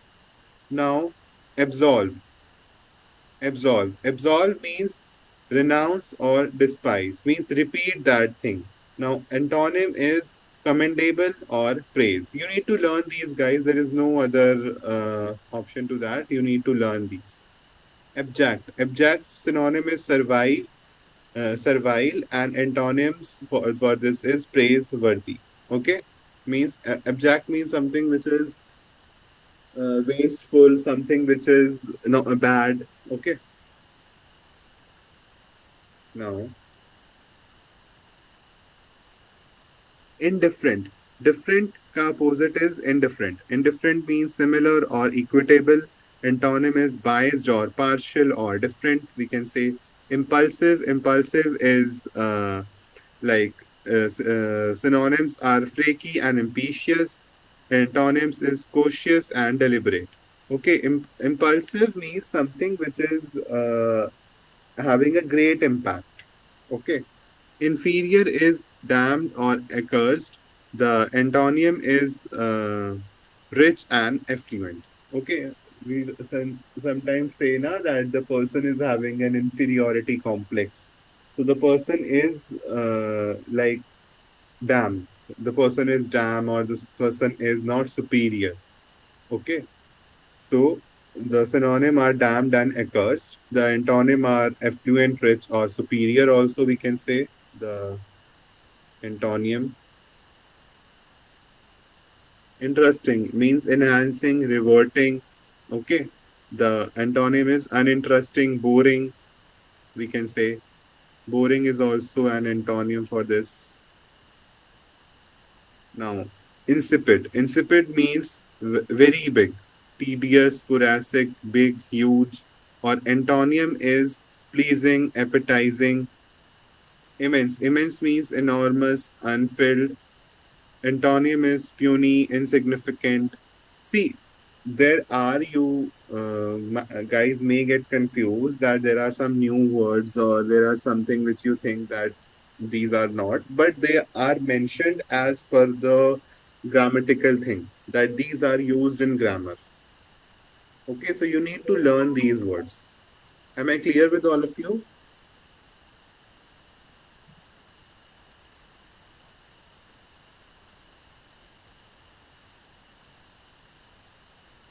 Guys, if I'm clear with all of you, write clear. If I'm not clear, write not clear.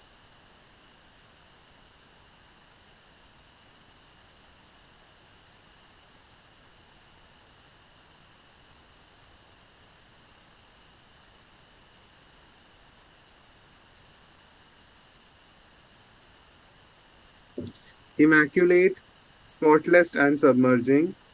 Antonyms are defiled and tarnished. Immerse means involve in something, or antonym is get out of that, uncover, or emerge. Okay, so let's have a look on these words.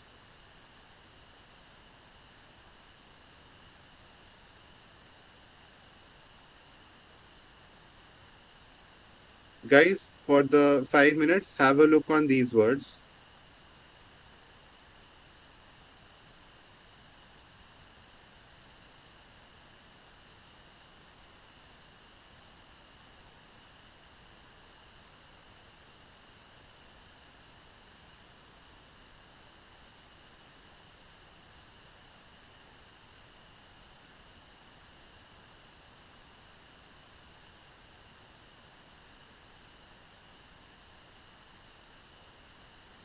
Abate means moderate or decrease. Antonyms are aggravate or condemn. Abolish is abrogate or annul. The antonyms are uphold or disclose.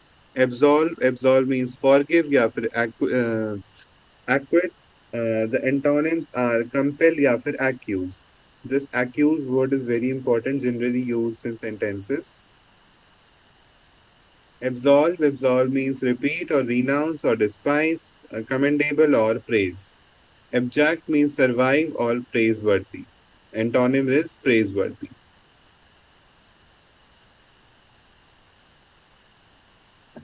Now, indifferent means similar or equitable. The antonyms are partial or biased. Okay, biased word is also important. Now, impulsive is which is of great impact. Flaky or impetious, cautious or deliberate are antonyms. Inferior means damned, or the person who is lack of confident means accursed. The antonyms are affluent or rich. Now see, the antonyms they create contrast. Rich is the antonym of the word poor, but here we are using it for inferior. For creating the contrast we are using. Okay.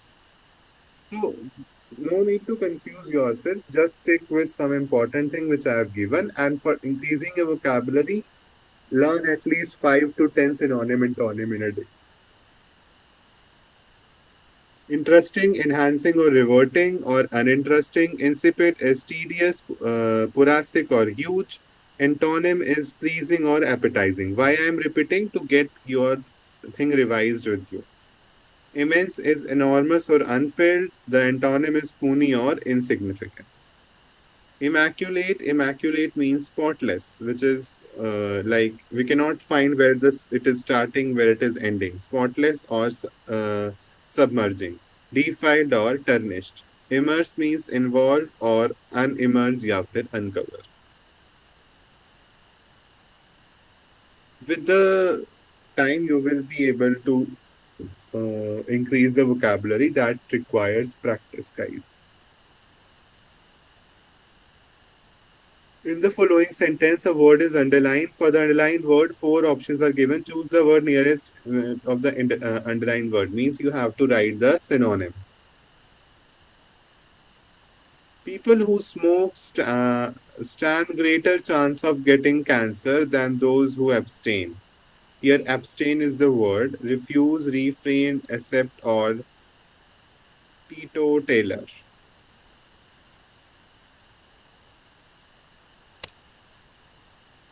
Tell me, guys.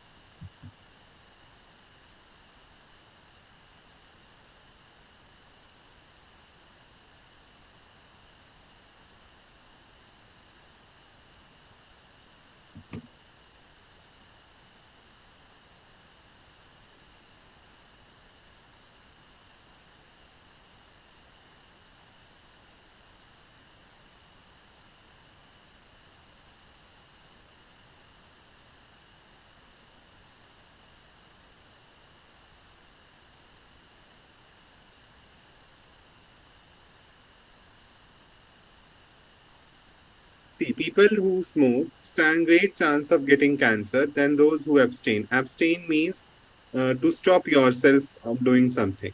Okay. See, accept is totally opposite. Teetotaler is totally opposite. Refuse and refrain, which is the one making better sense.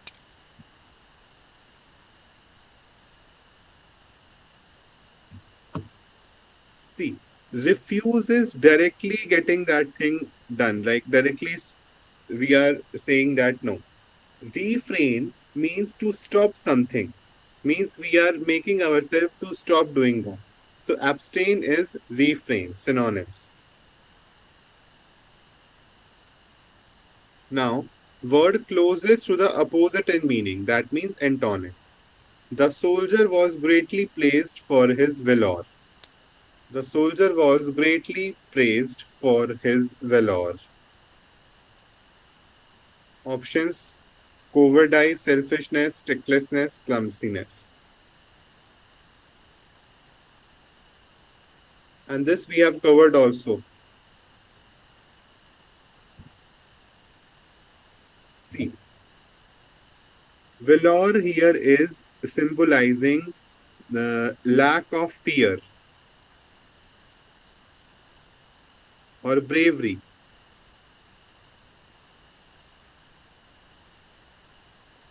because soldiers are definitely the brave persons. So it is symbolizing that.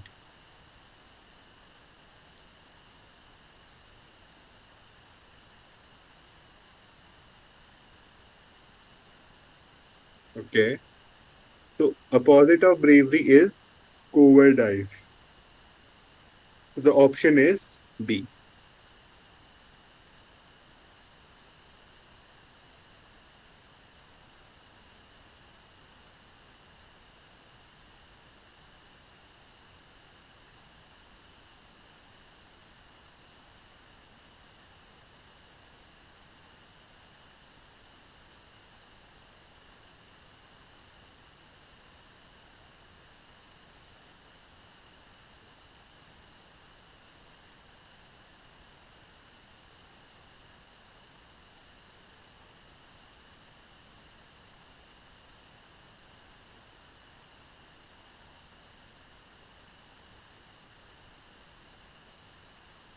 Guys, see, synonym, antonym come with practice only. So as much as you practice, the much more you will be able to do. Okay. Write a thumbs up if thing is clear to you. So let's start with our next topic, which is phrasal verb. This is important. A phrasal verb means a verb is combined with a preposition. Example, come in. Come is a verb, in is a preposition, come in is a phrasal verb. See, phrase is a group of two words. I have told you before. Phrase is a group of two or more words. Out of these two or more words, one is a verb. So, verb and the other is a preposition or can be an adverb. A phrasal verb combines a verb with a preposition or adverb or both, creating a new meaning different from the original verb. Now, the verb come has a different meaning. Come in has a different meaning. Come means you can come anywhere. Come in means you have to come there specifically. Okay. The whole phrase act as a single verb unit. Now, that whole phrasal verb has a single unit. It means it just come in, it will be acting as a single unit.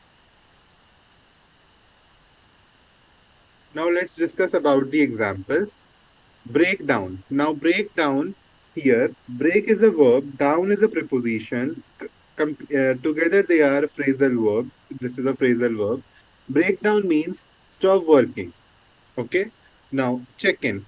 Check is a verb, in is a preposition. Check in is a phrasal verb, means it is used to describe arrival at an airport, arrival at a hotel, check in. Tear up.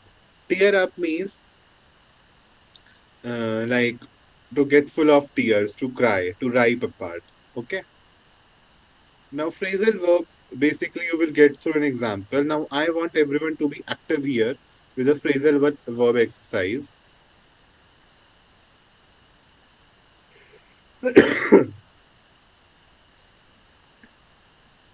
Everyone here, listen me carefully. Am I audible properly?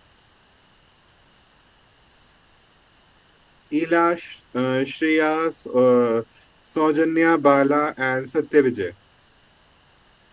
Here, I've got you a very good exercise for the phrasal verb, very important for IMUCT, will be helping you in IMUCT if you listen this very carefully. Okay? So the first question is, you need to answer which word will be the most suitable here. This is the exercise for the phrasal verb.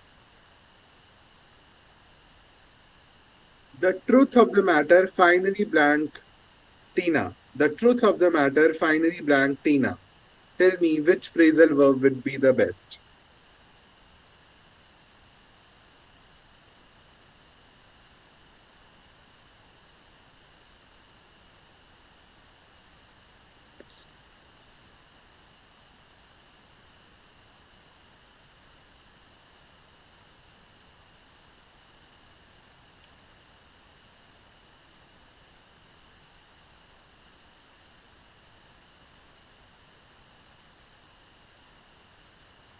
Yeah, phrasal verbs are something like group of two words in which one is a verb and one is a preposition.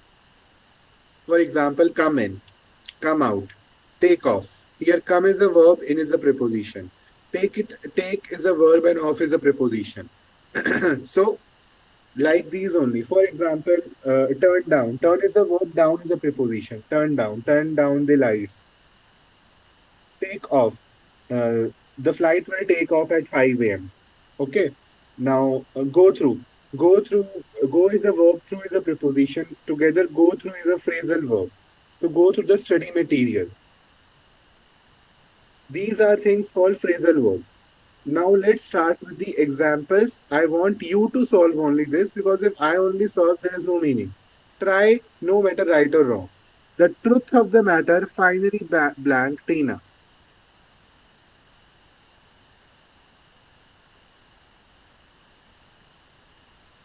Anyone?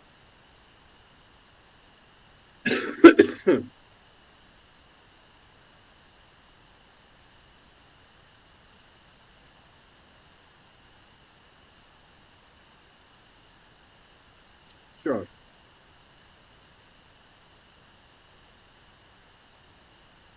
See, I'm basically here with these examples because it will make you think very deep. In exams, you will be having four options. That will be much easy for you if you practice all these 20-25 questions. Yes.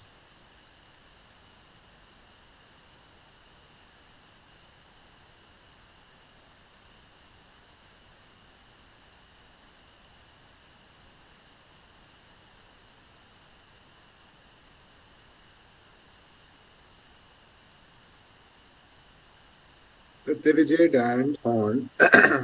Okay. Got. Okay.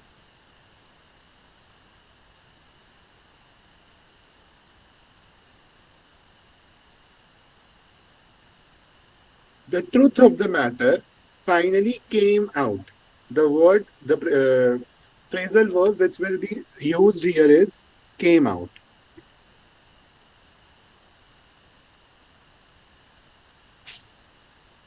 By truth came out. So generally it will be used. Go through will not be used. One person have written go through. Is this clear, guys?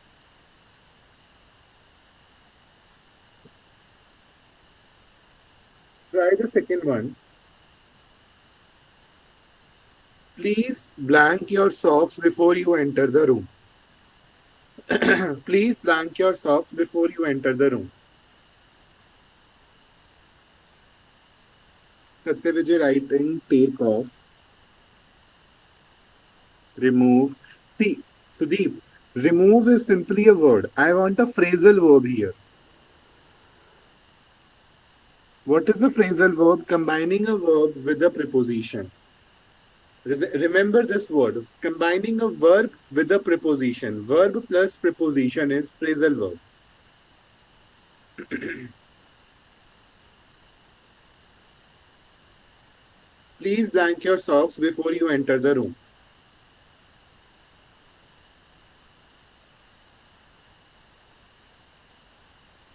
Answer will be take off. Very good. Someone has answered. Please take off your socks before you enter the room. The employees blank the strike. The employees blank the strike.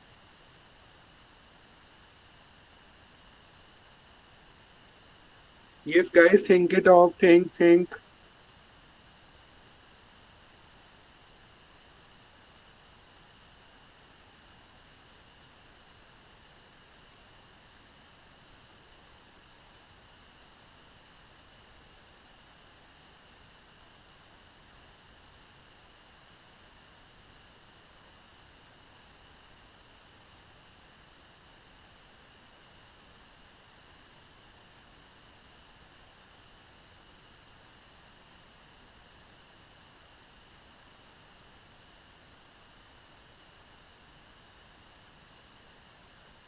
Right. Sorry. The employees called off the strike. So called off here will be the phrasal verb. Called is a verb, off is a preposition. The neighbor asked us to blank the music. The neighbor asked us to blank the music.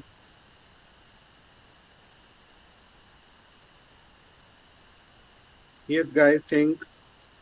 Satyavijay turned down. Saujanya turned down. Yes. Yes. The neighbor asked us to turn down the music. Very good. Fifth, please blank the lights when you live. Please blank the lights when you live. यार ये तो बहुत common है. This is very common. Yes. Turn off or switch off, both is correct. Please turn off या switch off the lights when you live. All right. The flight will blank any moment now. The flight will blank any moment now.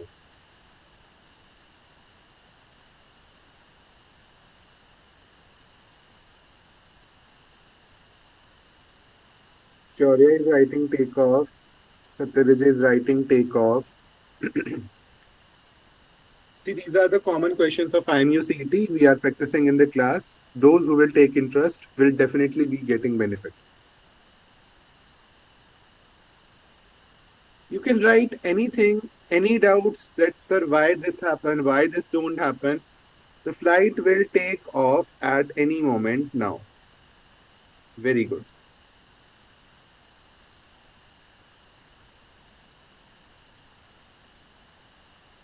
Blank the study materials the teacher gave you. I give this example also. Blank the study materials the teacher gave you.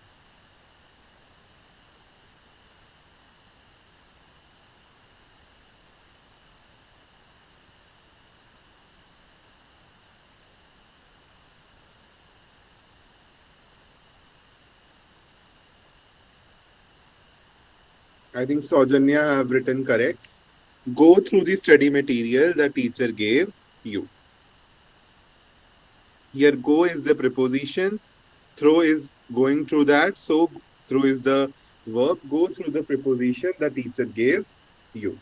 Blank the surgeon immediately the patient needs her. Blank the surgeon immediately the patient needs her. Think it off, guys. We have so many to practice.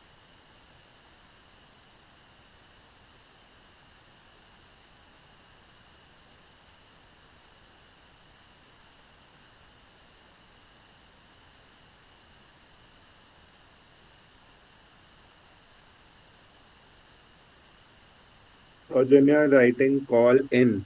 Okay. देखो at some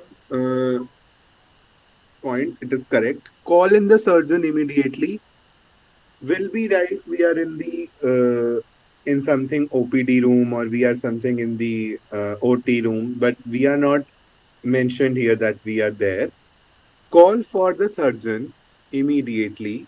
The patient needs her. So call for will be the best option. All right. Now the please blank this application and submit it there. Please blank this application and submit it there. Try this.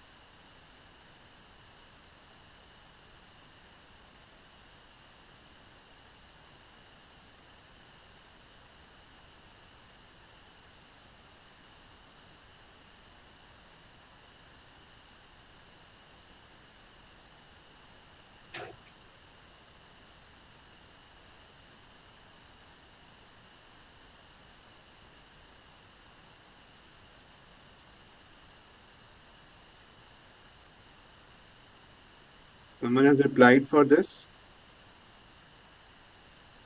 Please fill out. Guys, where you are? Satyavijay, Ela, Shreya, Saujanya, Sudeep, Bala, Adi. I won't reply for everyone. Fill in, okay.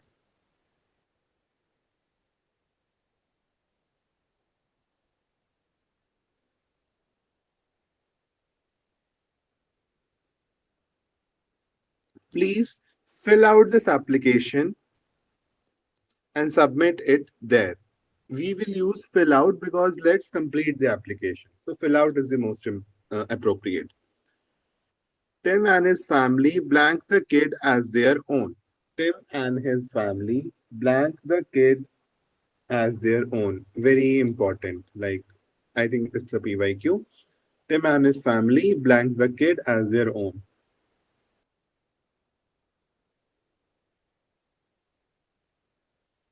Very good. Brought up. Exact. Tim and his family brought up uh, the kid as their own.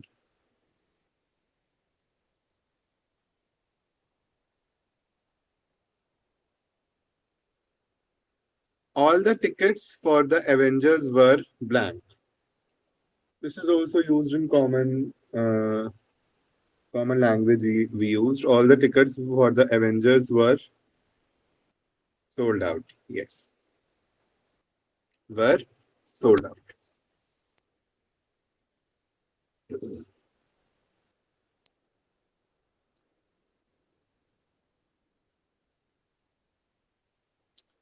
Sheldon had an emotional blank. Sheldon had an emotional blank.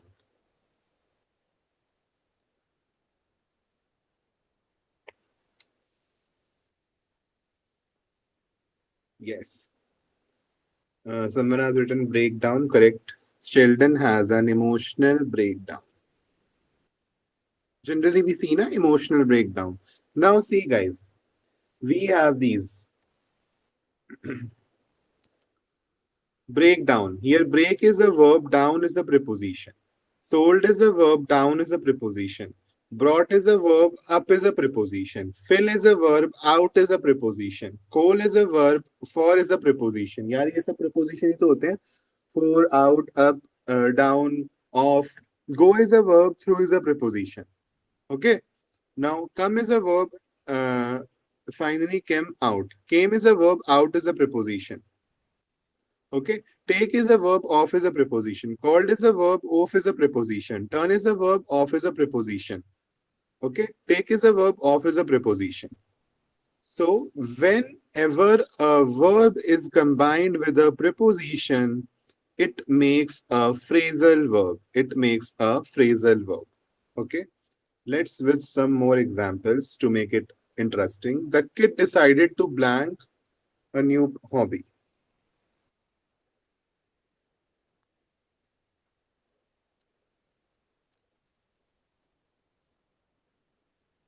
The kid decided to blank a new hobby.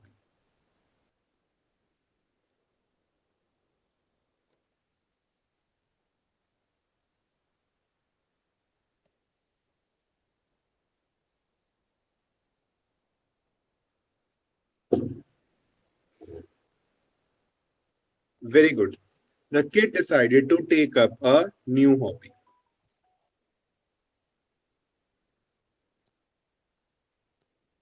Okay, the judges will blank to their decision for a while. The judges will blank to their decisions for a while.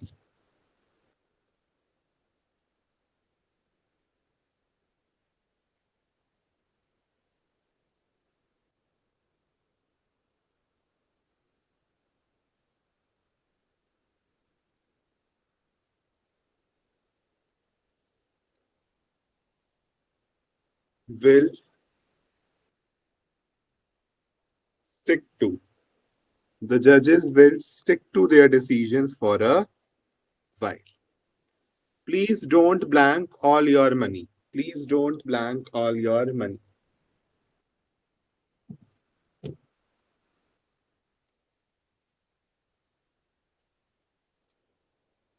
Throw away can be correct. Yes.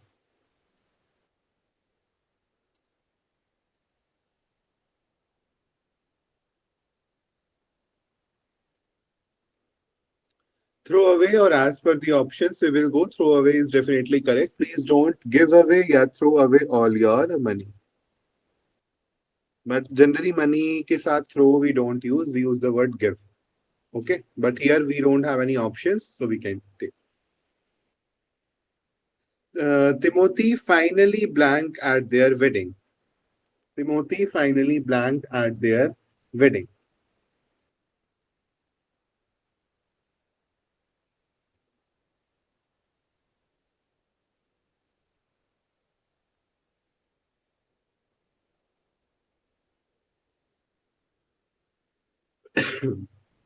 Showed up. Yes. Never blank on your dreams. Never blank on your dreams.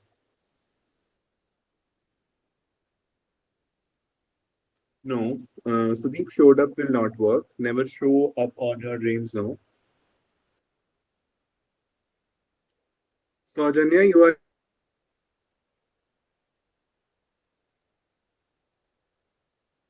okay. So, give up. Never give up on your dreams. Correct. Blank is the room before you leave to play.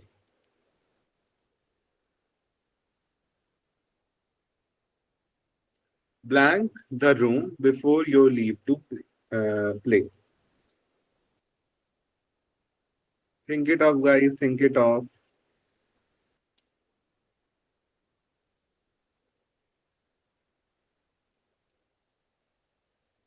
Firstly, think of the verb. Which verb can you use? Then take any preposition which you can use. Room, you can have to clean the room, clean. Clean up the room, you leave to play. The convict is trying to blank a story. The convict is trying to blank a story.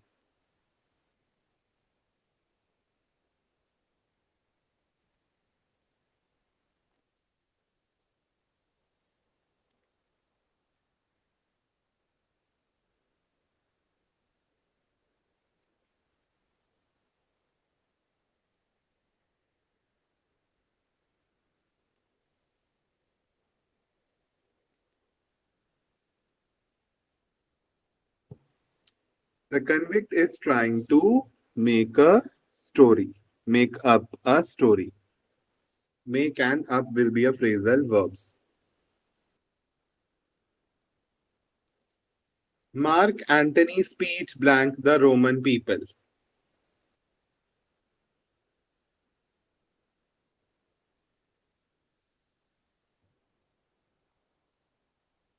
Yes, Mark Antony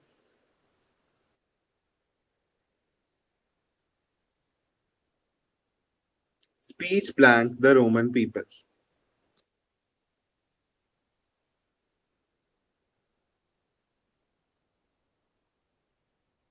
For this, no reply.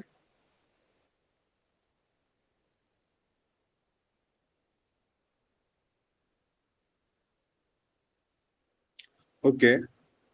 Won over speech, won over the Roman people. No. Here a new phrasal verbs come. Steered up. STIRRED, steered up. Steer up means that speech gave them a different feeling. Steer means a feeling of excitement, emotional, or very much that is very deeply connected with something emotional, excited, or something. So here the phrasal verb is steered up. Steer is the verb and up is the preposition. So the Mark Antony speech steered up the Roman people. Okay? The convention was blank due to the pandemic. The convention was blank due to the pandemic.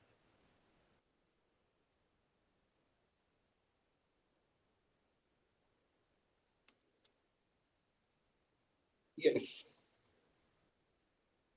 The convention was called off due to the pandemic. You can't blank such a horrible thing. You can't blank such a horrible thing.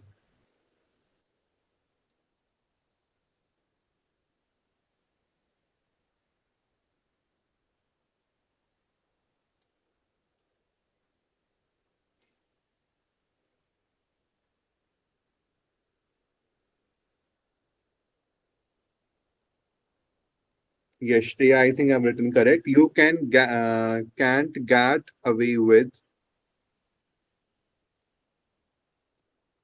Such a horrible thing. Sir, we can put carry out also, right? You can't carry out such a horrible thing. Definitely, yes. That will be depending on the options, but here we don't have any options, so carry out is also making the sense. Very good. What's your name? The one you asked.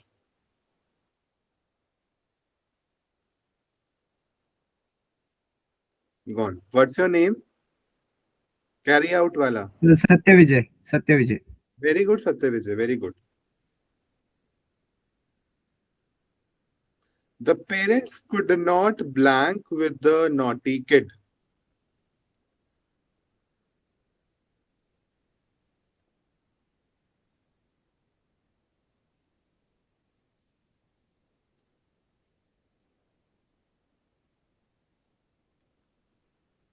Now, someone is writing cop up, someone is writing put up.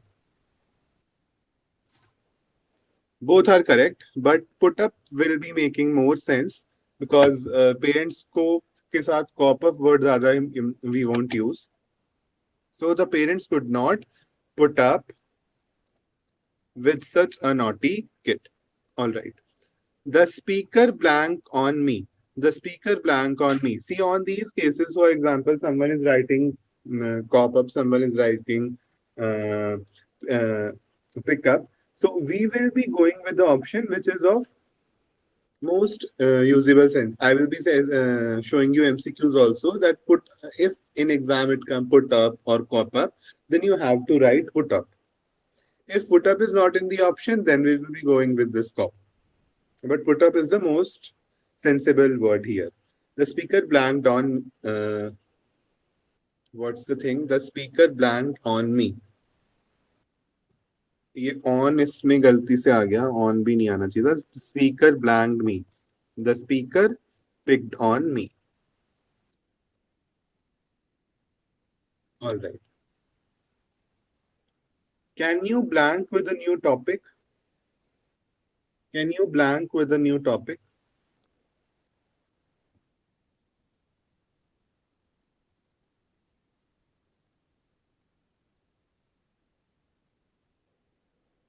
Yes. Come up. Very good. Now, most of you may be thinking of for me also as well. Sir, can you come up with a new topic? This phrasal verb is going boring, or so many questions are there. How many of you are thinking for this?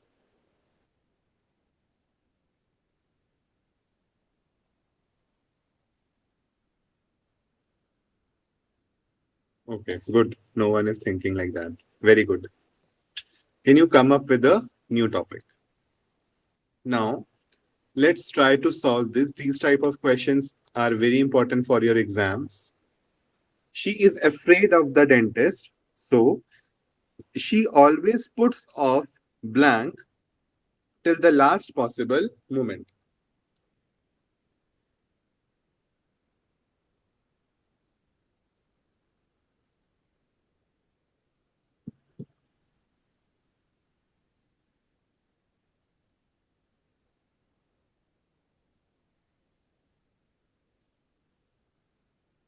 Acha. Tell me which is the phrasal verb here. Let's first of all be stick with this sentence only. In the sentence, tell me the phrasal verb. Puts off, sir. Puts off. Yes, puts off.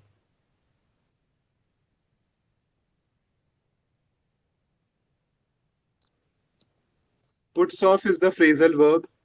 Now, she's afraid of the dentist, so she always puts off going till a last possible moment. Now, why not to go? Why going?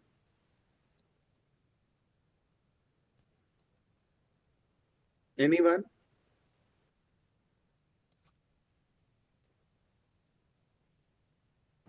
Sir, after the phrasal verb puts off is we use it is not an infinite. That's why.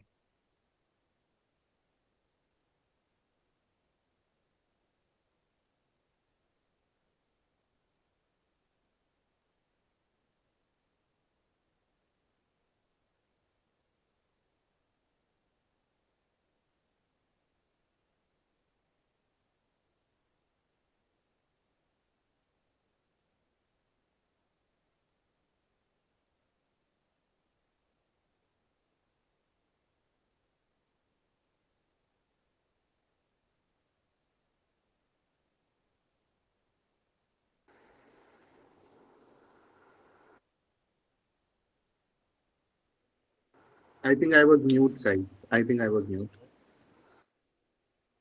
Okay.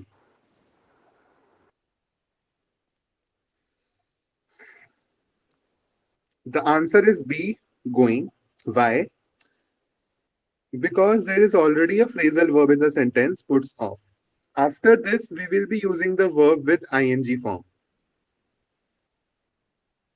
Go with the sense of the sentence. She's afraid of the dentist, so she always puts off going till the last possible moment. Go और gone का तो कोई वो ही नहीं है. They are तो eliminated. Clear, everyone? After puts off, just learn this thing. We will be using the verb with the ing form.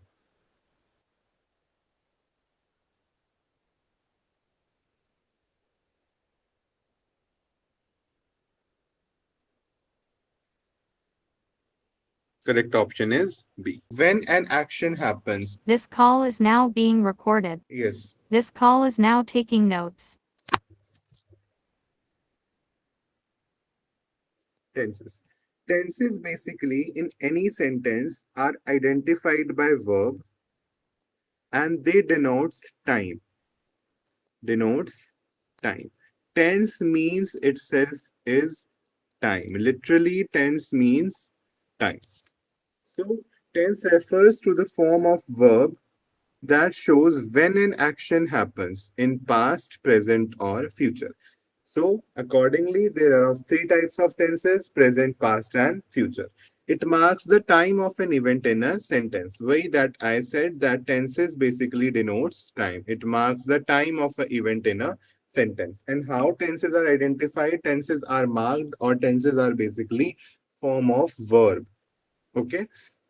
In any sentence, you need to know which type of tense it is. So we get to know it via the verb. When it is she walks, it is present tense. It is she walked, it is past tense. She will walk, it is future tense. So everything is depending on verb. Walks, walked, will walk. So everything is on verb. So tense is simply a form of verb. All right. So accordingly, there are three main types of tenses. Now tenses denotes time. Now time can be a present, time can be a past, and time can be a future. Accordingly, there are three types of tenses: present, past, and future. Okay? Each further classified into four different forms. See, there are three main types of tenses, but each main type, present, past, and future, there are each type is further classified into four main types, four different types. Everyone, I think, know the tenses are of three types: present, past, and future. And further, each tense is divided into four different types. Simple present,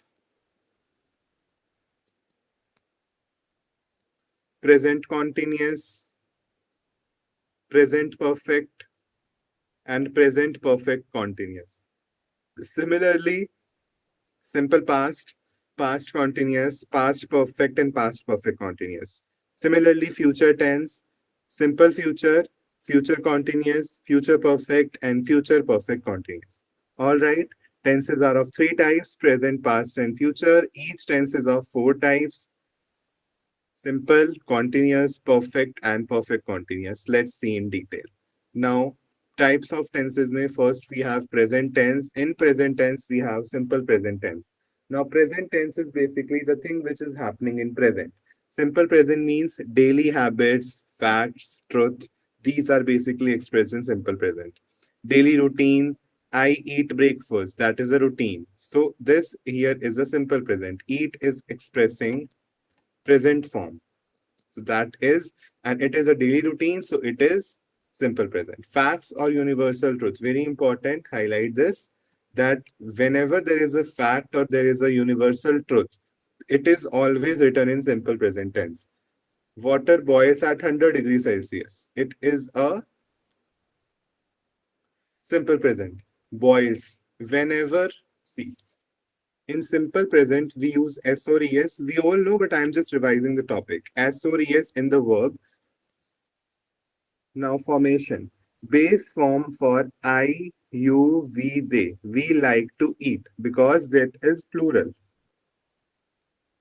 S or ES won't be used for plural thing. Okay? We like to play, they like to play, you like to play, I like to play. We will use like. But add S or ES for the singular things. For singular.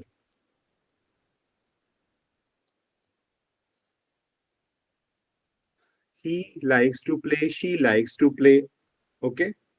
It likes to play, it is for animals. So basically, in simple present, we use simple present for daily habits, facts, or truth. For universal truth, always simple present is being used. Water boils at 100 degrees Celsius. It is a universal truth. It is a fact. So always be in the simple present. Water is here is singular. So we use boils. Okay. S or es is always used with the singular things with verb. Okay. For plural, we don't use S or es. We like to play. Okay. Example. She writes a book. Here, she is singular and we are writing S after write. Okay. Moon comes out at night. Okay.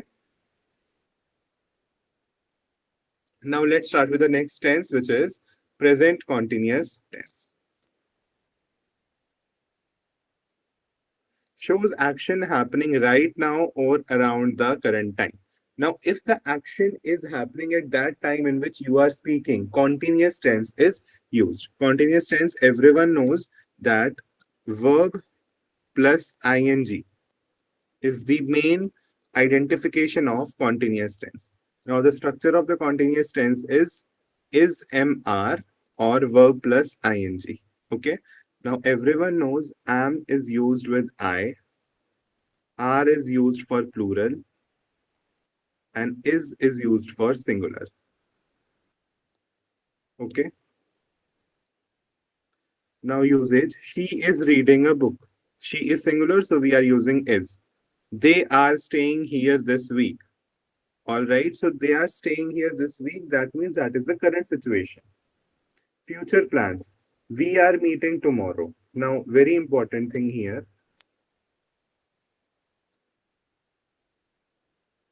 that present continuous tense can be used for things going currently. Now, she is reading a book. That is the current situation. They are staying in the here in this week. So that is also a current situation that they are staying here in the week. Current situation. Future plans. Sometimes future plans are also denoted by present continuous tense. Star mark the point that we are meeting tomorrow. So here present continuous tense is used because the future plan is being denoted. Clear, everyone?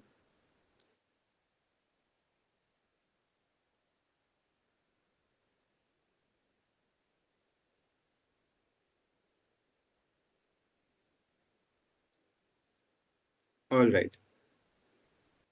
Present perfect tense.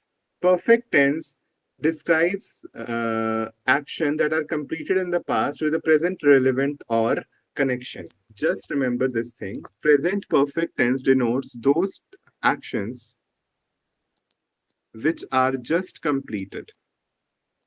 Note down this point, which are just completed. All right. So it describes actions completed in the past. Actions are already completed in the past, and actually they are just completed. Means there is not much time happened for the action to be completed. With present relevance or connection. Formation. I, you, we, they have. See, structure of the sentence. Please note it down. In present perfect continuous tense, whenever perfect tense is used, we use has or have.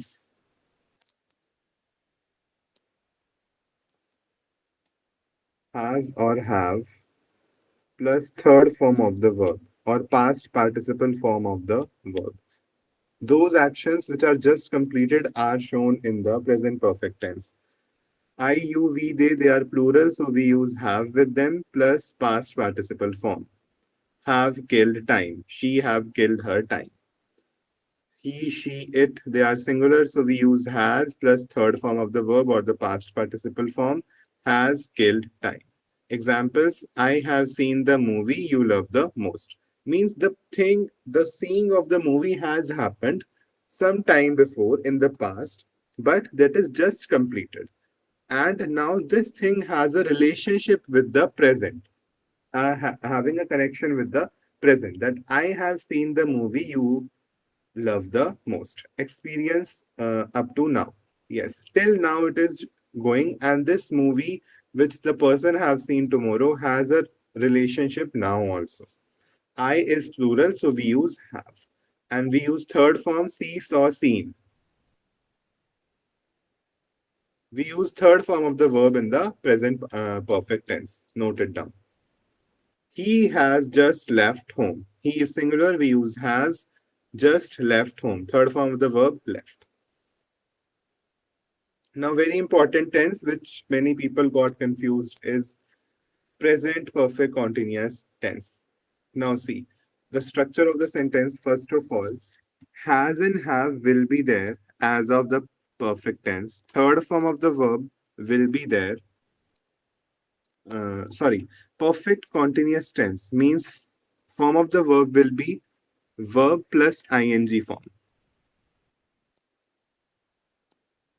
and been will be used in present perfect continuous tense. So emphasizes actions started in the past and still continuing. Very important line that the present perfect continuous tense focuses on those actions that are started in the past and they are still going. All right. Now see, that is something a mixture of perfect and continuous tense. Perfect wala part kya hai isme? Has and have is there. And continuous wala part kya hai? That verb plus ing form is there. All right. Let's understand with example. Formation is has and have plus been plus third form of the verb. Sorry. Usage example. She has been studying for 6 hours. Now it started earlier, but it is still going. Has is there, been is there, verb plus ing is there. Has because she is singular. They have been living here since 1980s. Now, they started living in the past, but till present, that thing is going on. So, they have been living here since 1980s. Now, one thing which is missed here is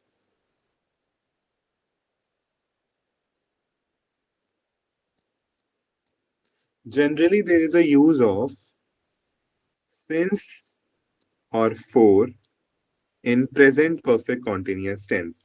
Now, where to use since, where to use for, you will be doing that uh, with the course of sentences only, like with sense only. But basic thing is since or for is generally used in present perfect continuous tense. Since is generally used if the time is not that much big, and for is used sorry, for is used if the time is not that much big, and since is used like we are emphasizing a big duration of time. But don't go in detail of that. Just think that since and for are generally used when we are talking about the present perfect continuous tense. Now we are going to study the past tense, simple past. We have four types of past tense: simple past, past continuous, past perfect, and past perfect continuous. Simple past means describe action completed in the past. Simply. Second form of verb is used. Second form of verb is used. Finished actions. We are talking about the usage of simple past. I went to school means the action of going to school is completed. We have used the second form, went. Past habits. You worked very hard in the exam. Now that was a past habit that you worked very hard. All right. Reported past. She said that she was not well the day before. If we are reporting something, will be studying this in direct and indirect speech, reporting verb and reported speech. Reporting, if we are reporting something, then that is generally done in simple past. Okay. So she said that she was not well the day before. Every time second form of the verb will be used.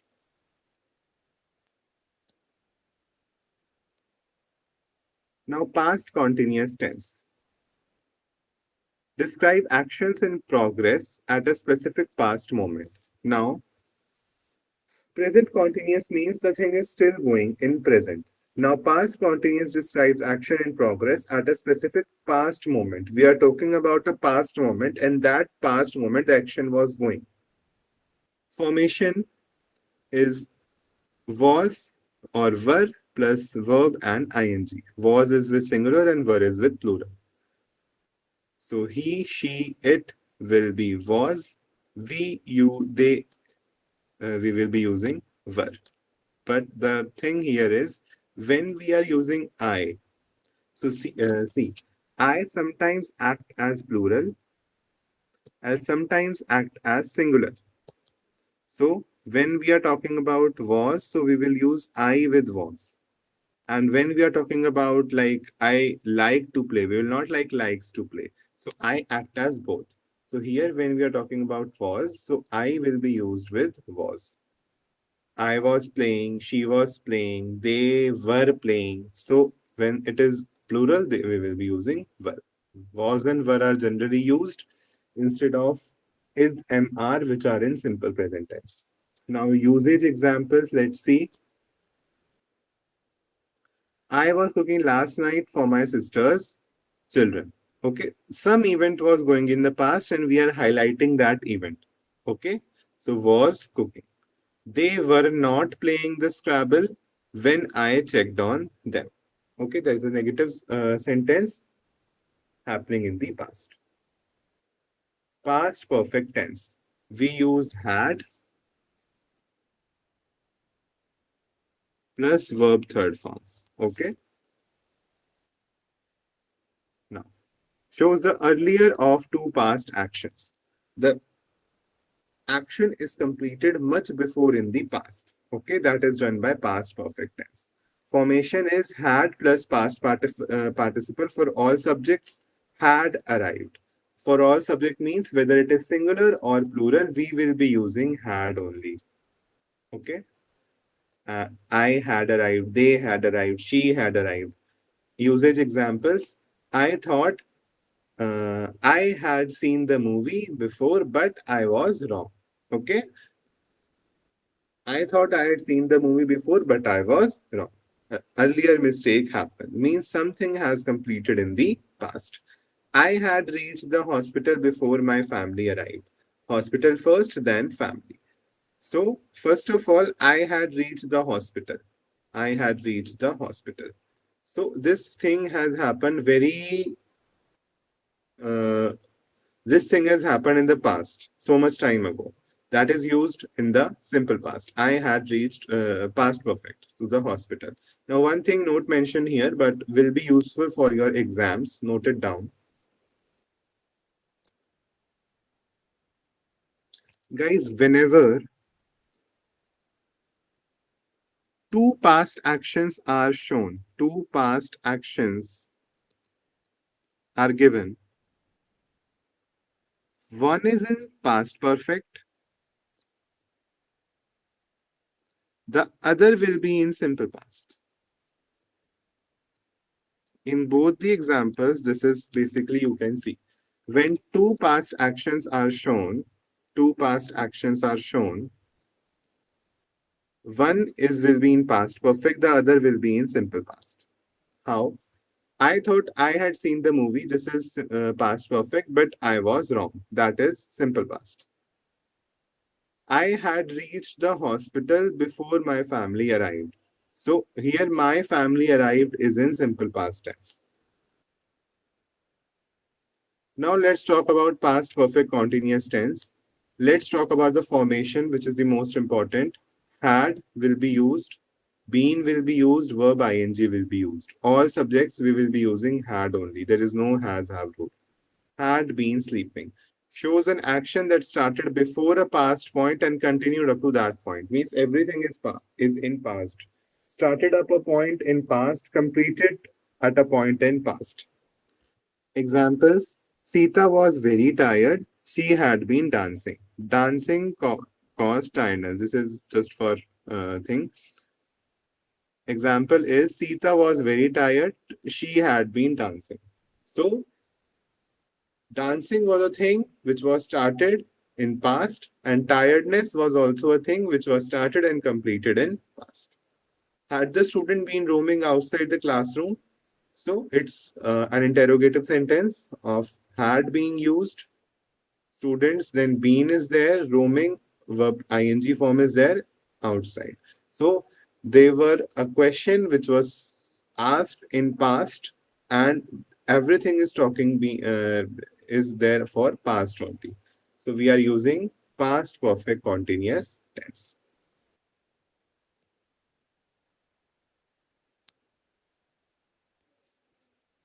Understood, guys?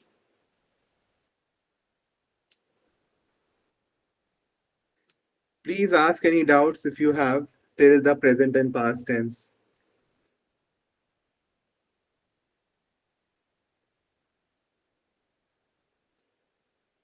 Any doubts? Write the word no doubt if you don't have any doubt.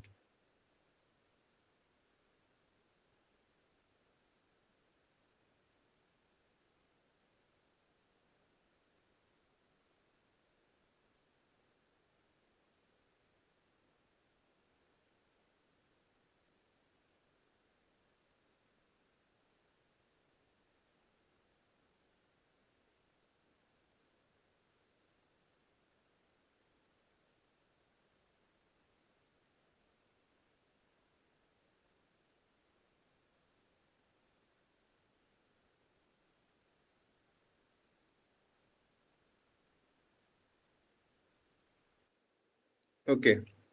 Guys, there is one sentence. Honesty is the best policy. Tell me which tense is used here.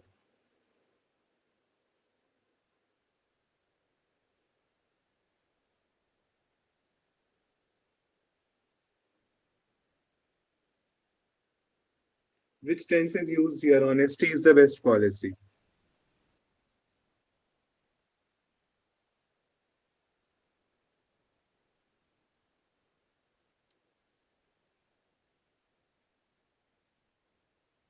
Am I audible, guys?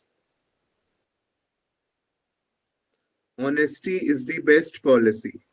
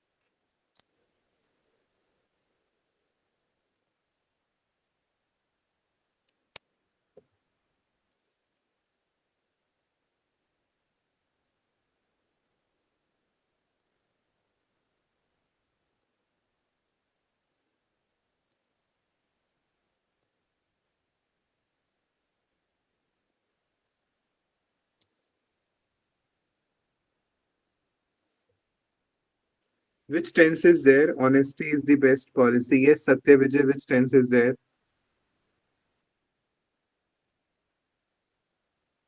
Write in the chat box, Satya Vijay. Konda is saying present perfect continuous. Saujanya, are you there? Ela, you are there?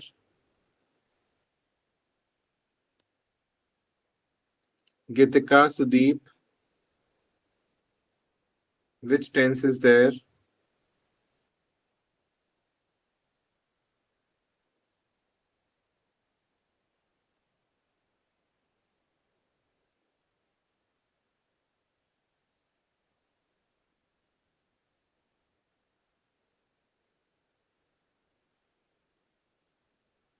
Your honesty is the best policy. How this is present perfect continuous tense?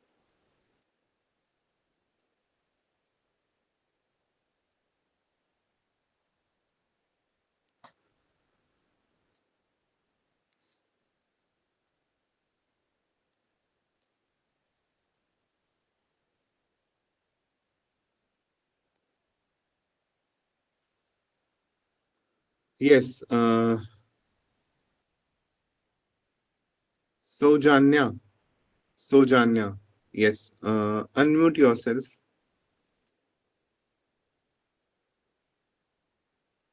Now you guys can unmute. I have given you the permission. So, anyone, unmute yourself and tell me why this is present perfect continuous tense. Honesty is the best policy.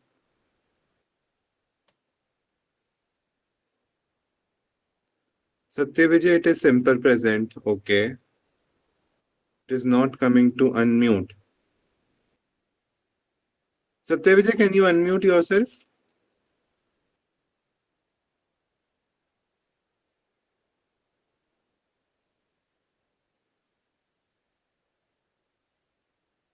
Guys, am I audible?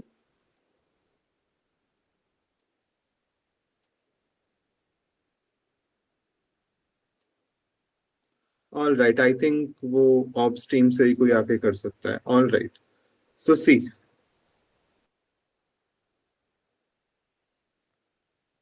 honesty is the best policy. Guys, it's a universal truth. And I have already told whenever there is a universal truth, we use simple past. Sorry, simple present tense. We used simple present tense. So honesty is the best policy is definitely in simple present for universal truths.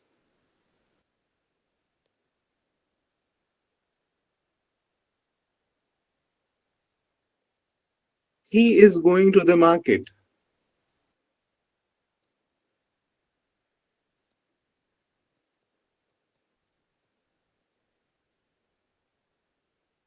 Tell me, which tense is there? He is going to the market.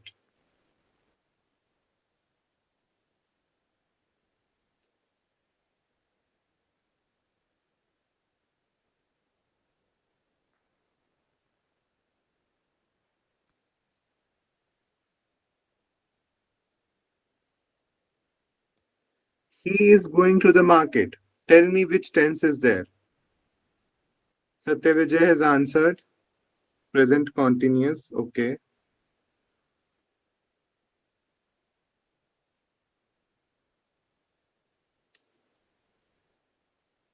Yes, present continuous. He is going to the market. Is there, going is there, so it's present continuous. 2 and 2 makes 4. Which tense is there? 2 and 2 makes 4.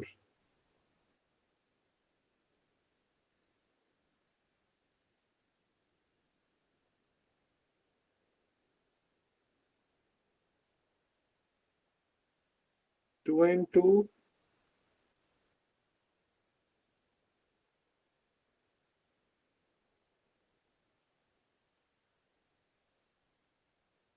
makes 4.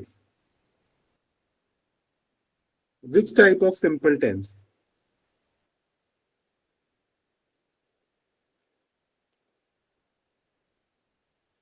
Yes, simple present. First of all, makes S is there. It will be simple present, and 2 and 2 makes 4. That is a general thing. That is a fact. So it will be in simple present.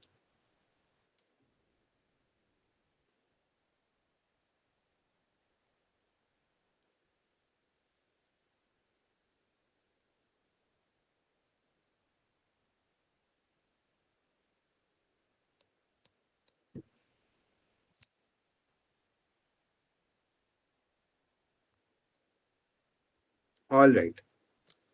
So let's start with the future tense. First, we are having simple future expresses actions that will happen after now. That will be happening in the future.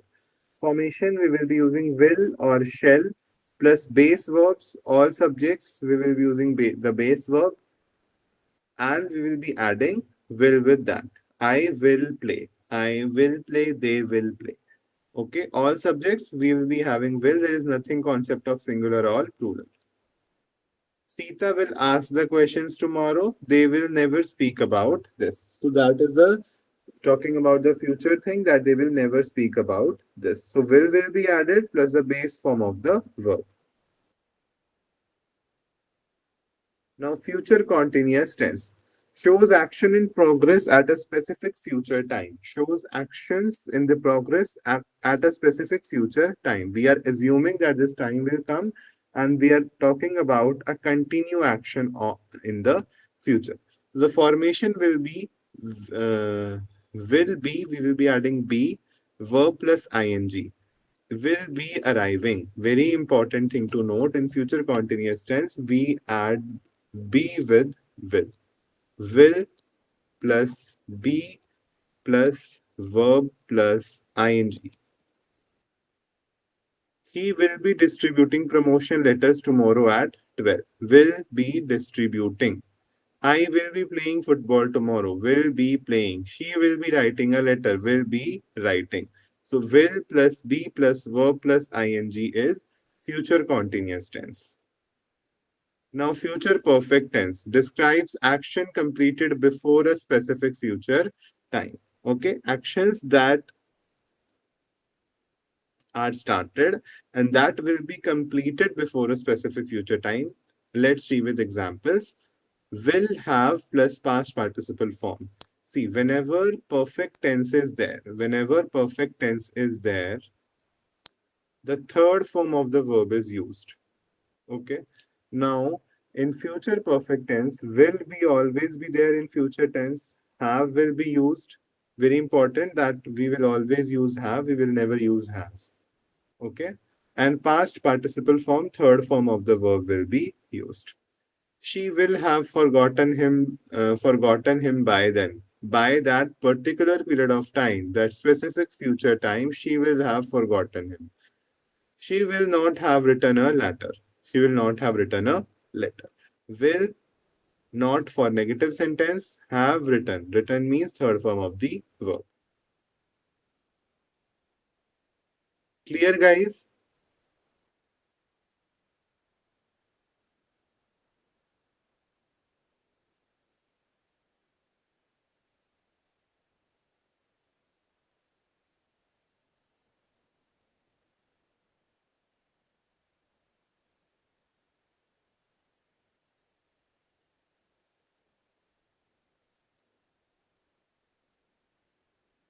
Now, future perfect continuous tense. Future perfect continuous tense shows actions starting before a future point and continuing up to that point, emphasizing duration.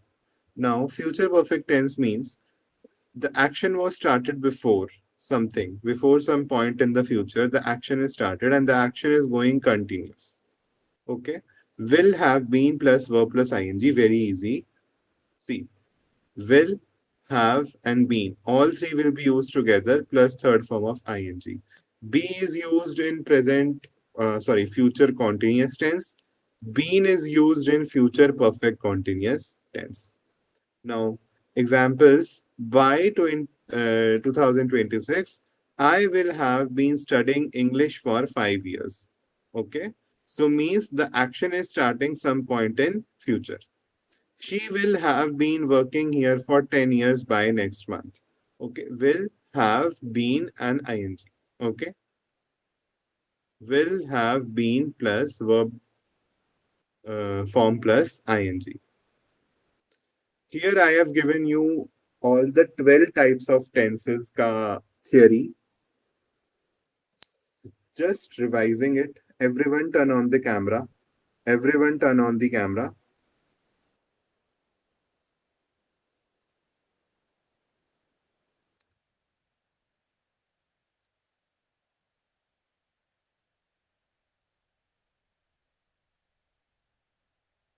Everyone, I'm waiting for you. So Janya, Konda, Lakshmi, Gitika,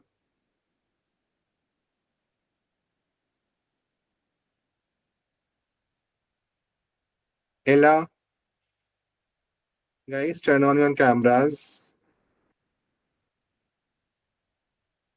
I know you guys must be lying somewhere and watching the session.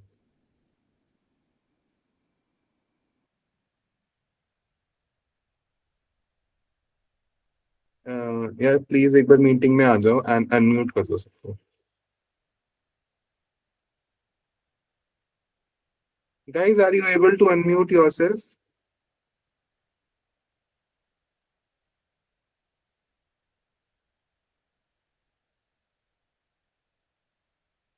Okay, all right. So see, guys, I'm calling up the person. He will unmute you. I have explained you the 12 types of tenses: present, past, and future. Present may we have simple present, present continuous, present perfect continuous. In past, we have simple past, past continuous, past perfect, and past perfect continuous. In future, we have simple future, future continuous, future perfect, and future perfect continuous. Very easy things you have studied before, but easy tenses will be the most weighted chapter of IMUCT. All right. So now we will be interacting with some questions of tenses, and you will be telling me which tense is used here. And we'll be having some crisp questions for tenses.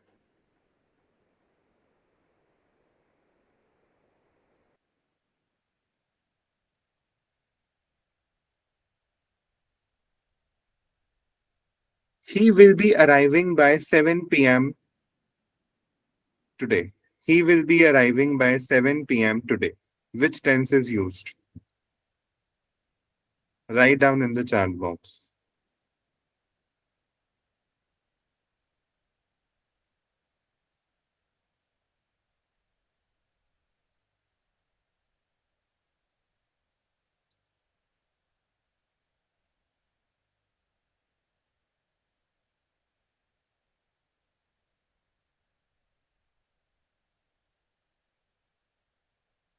He will be arriving by 7 p.m. today.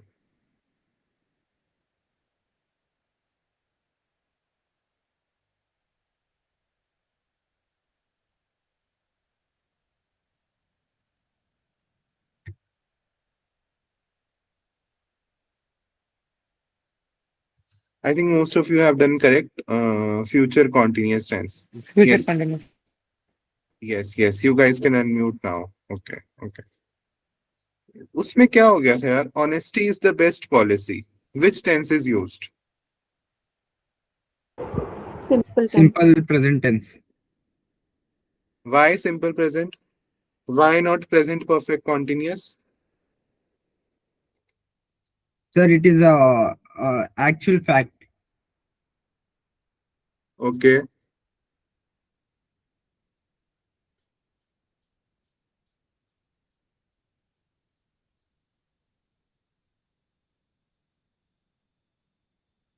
So why not present perfect continuous?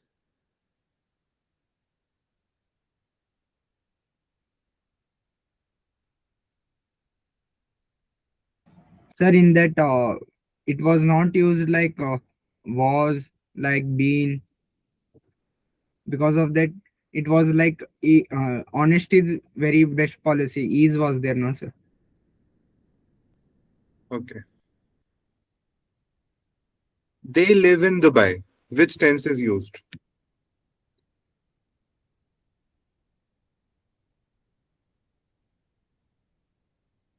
Sujanya will tell. They live in Dubai.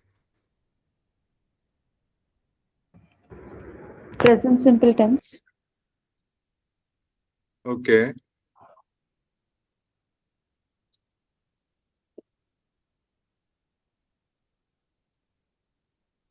Konda, they live in Dubai.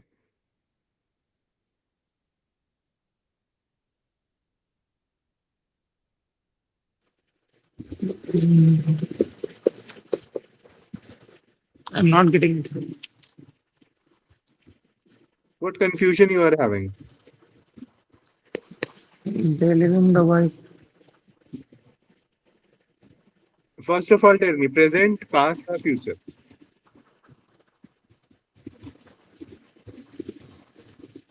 They are living from past, no sir. Past tense, sir. See, in past tense, second form of verb is used. We are not using second form of verb. We are simply saying they live in Dubai. Means this is in present. They lived in Dubai, that is past. Okay? Understand the basics.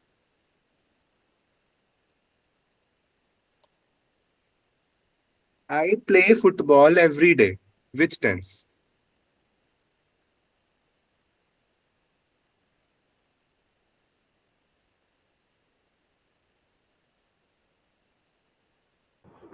Simple present tense.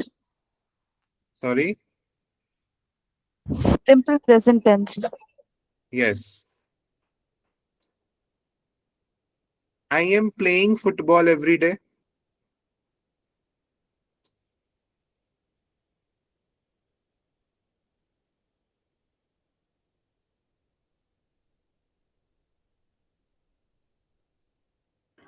Present continuous tense. Okay. Sir, Just one past second. continuous tense. I I'm am playing playing every day. football. Okay, past continuous. Past continuous. Okay, why? I am playing, sir.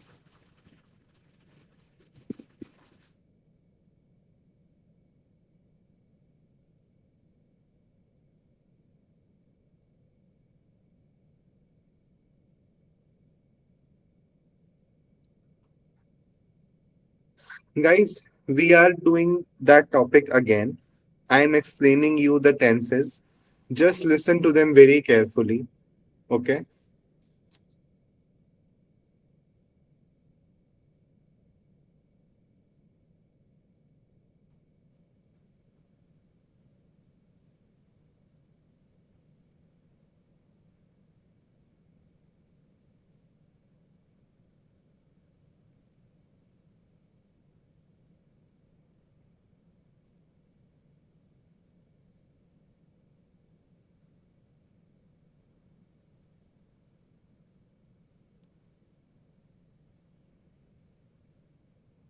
See, tense denotes time. Everyone know? Okay? Now, present, past, future. One thing always remember, in present tense, only first form of verb will be used generally, except for the present perfect, which is third form of the verb. In perfect tense, whether it is present perfect, past perfect, or future perfect, third form of the verb will be used. Okay? Now see, I am playing cricket every day.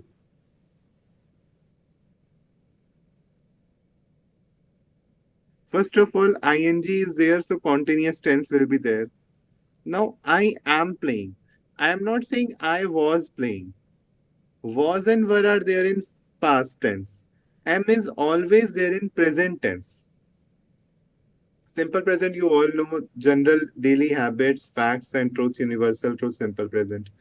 Past continuous, see the structure. Is am are were plus being. Whenever there is am are were plus ing, verb plus ing, then it is present continuous. Whenever there is has and have plus third form of the verb, it is present perfect. Whenever there is has and have plus been plus verb ing, it is present perfect continuous. Whenever there is simple things happening in the past plus second form of the verb, it is simple past. Whenever there is was or were plus ing, then it is past continuous. Whenever there is had plus third form of the verb, it is past perfect. Whenever there is had plus been plus verb ing, then it is past perfect continuous. I don't know why you are getting confused in I am playing cricket every day. How this can be a past tense, guys? Past is always with was or were.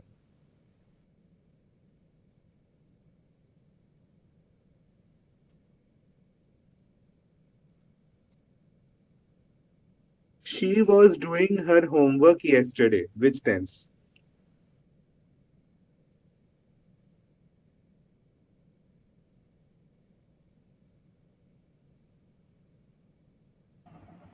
Sir, past continuous tense. Okay. Anyone? Any other?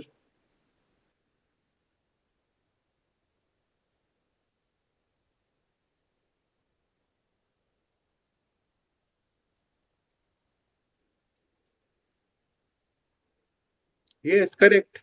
Past continuous tense. Was and were is there plus ing is there. It is past continuous. Simple.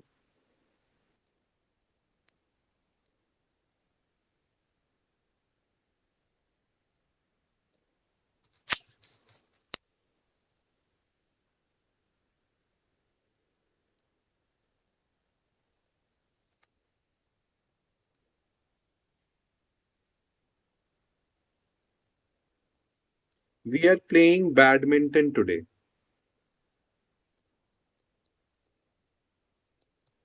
Which tense is used? Present continuous, sir. Okay. Konda, Present continuous only, sir. You are playing. Were playing. which tense is used? We are playing badminton today.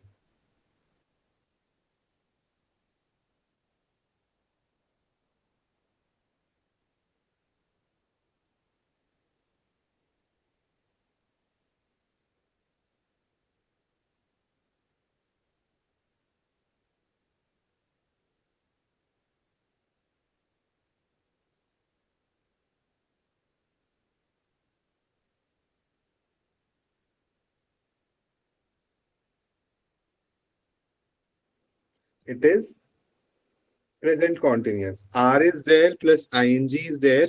So it is present continuous tense. Okay.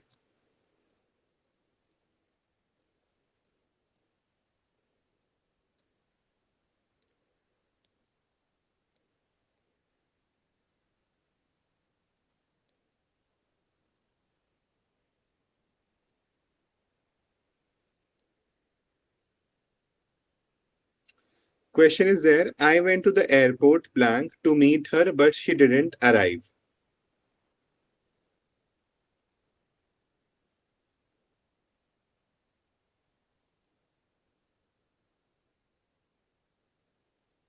I went to the airport.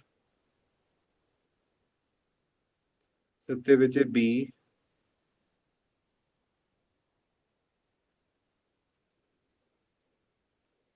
Sujanya B. Okay. I went to the airport to have expected to meet her, but she didn't arrive. No sense. I went to the airport expecting to meet her, but she did not arrive. Okay, so B is the correct option. I went to the airport to expect to meet her. No sense. I went to the airport to be expected to meet her. No sense. Correct option is B. Now, dash that I would be late for school. I took a taxi instead of bus.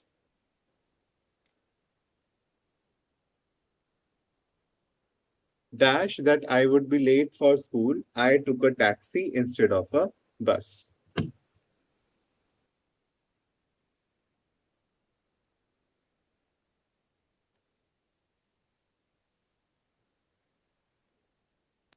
Yes. A.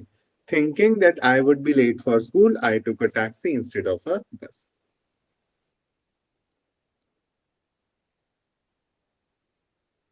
She seems blank better today. She seems blank better today.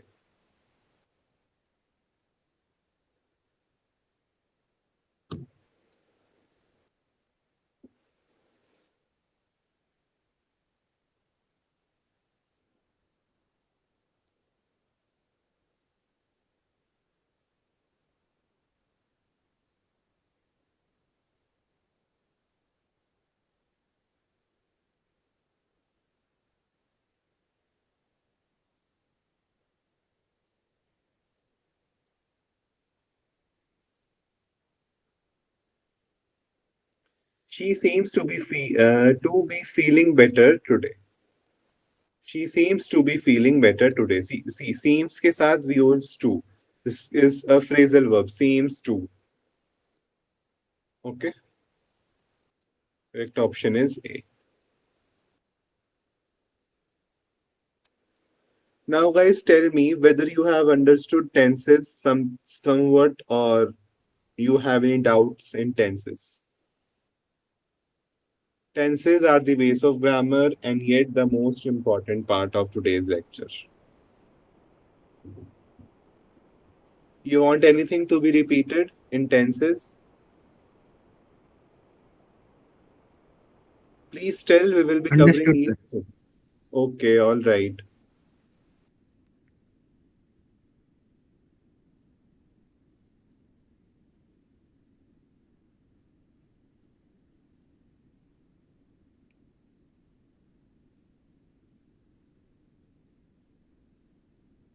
I play cricket. Which tense?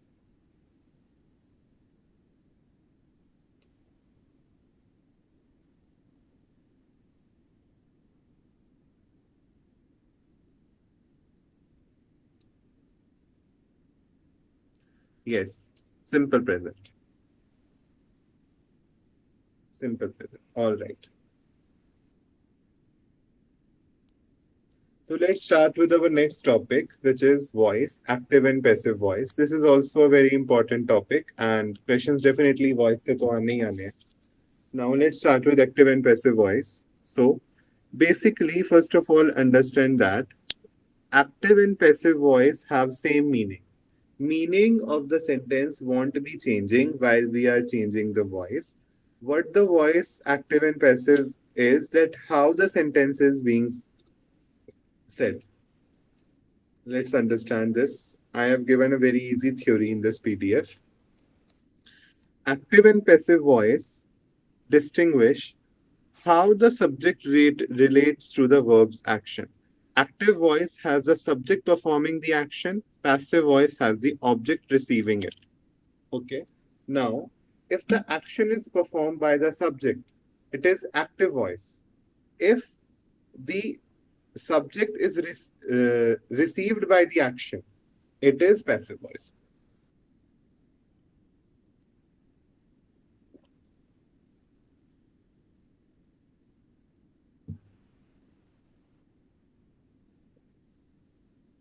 Basic thing is in active voice, subject is the main. Subject is acting upon verb.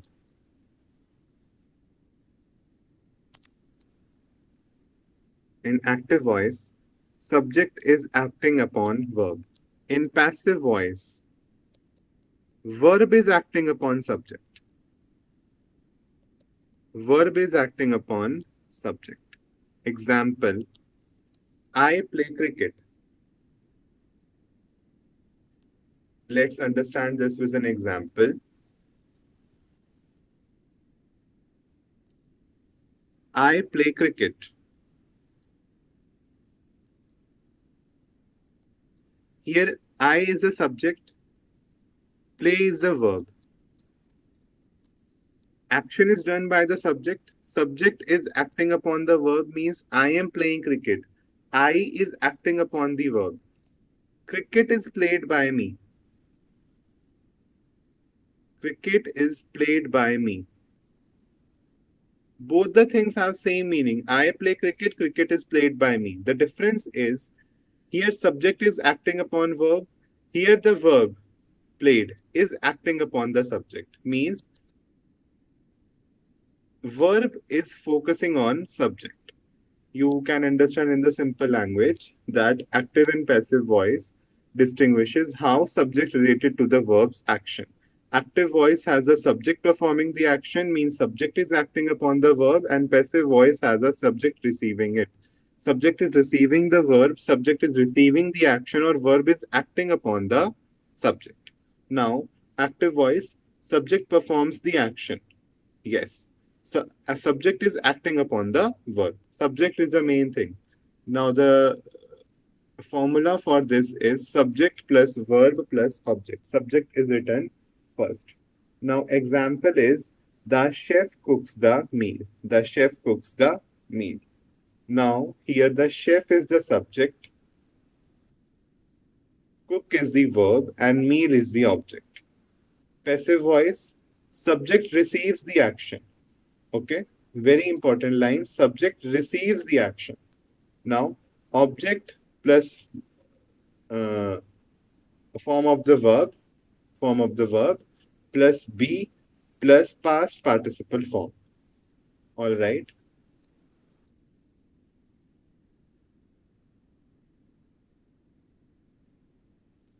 The meal is cooked by me. The meal is the object. It will come upon the subject. While doing the voice change, subject and object are overlapped. Subject and object are swapped, या फिर overlapped. Now, the meal is cooked by me. Meal is cooked by me. Remember that we will be using by word in the passive voice. Okay? Form of be. That can be by, that can be been.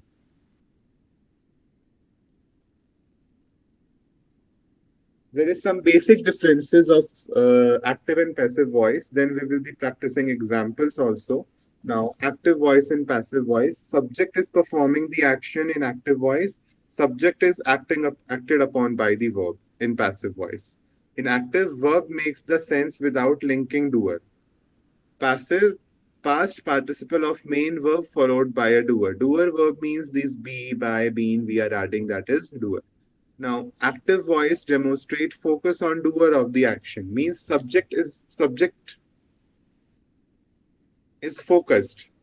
on doer of the action. Doer is subject. Action is indirect, unclear when doer is undetermined. Okay. Cricket is played by me. Direct, clear, or strong tone is there in active voice. Indirect, weak, or subtle tone is there in the passive voice. You won't be asked these differences, these are just for your understanding. Now let's have a look on what if the subject is this, what will be it become in the passive voice. I will become me. I will become me. We will become us. He, him, she, her, they, them, and it will stay constant. It will be it only. Okay. Just learn these things now only. I will be becoming me. Will be becoming us. He, him, she, her, they, them, and it will be remains it only. Clear, everyone?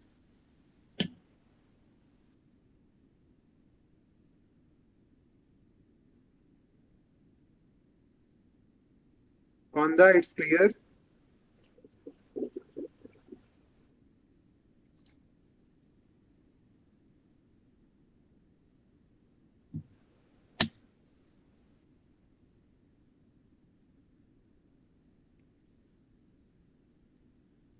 All right.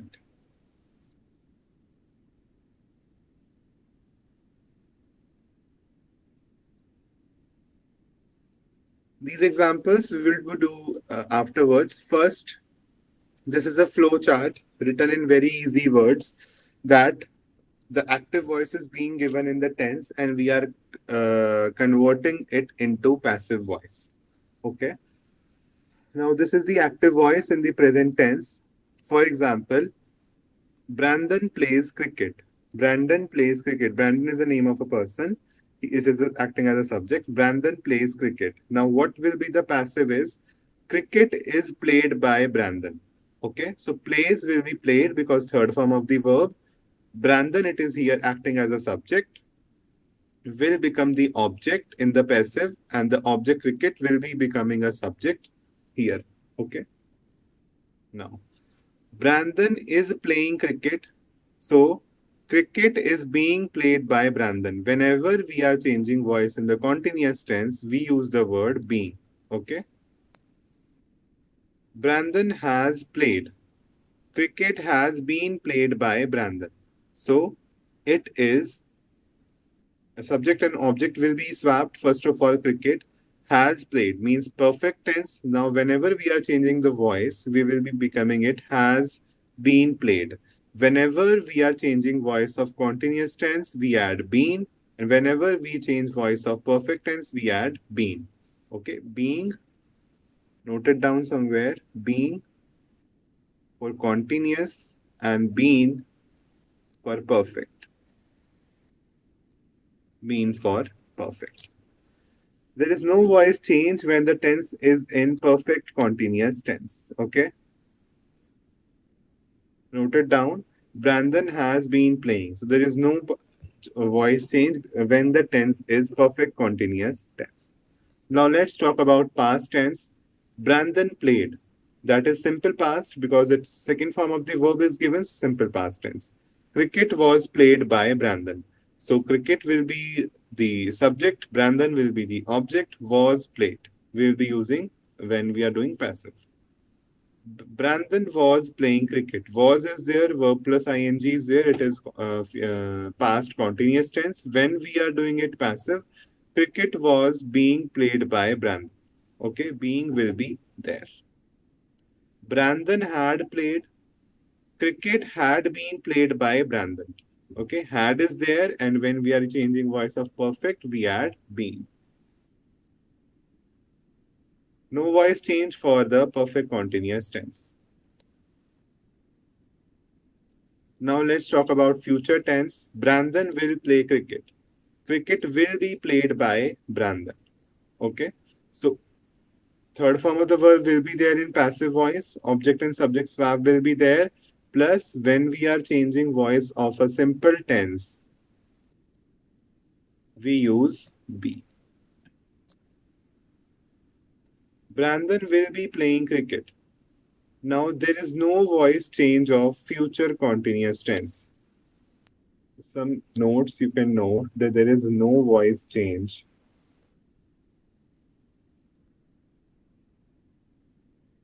for future continuous tense and perfect continuous tenses. And perfect continuous tenses. Brandon will have played. Cricket will have been played by Brandon. So, have plus been will be there when we are changing voice of a perfect tense. Been is always being added. Brandon will have been playing, no voice will be changing at it as it is a perfect continuous tense. So this is a very simple flow chart of all the tenses with their voice changes being explained.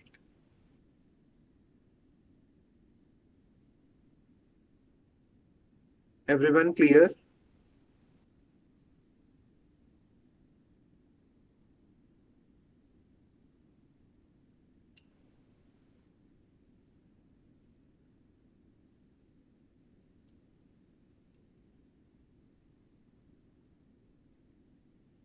Okay.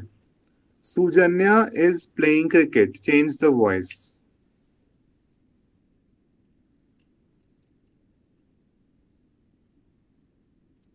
Sujanya is playing cricket. Change the voice.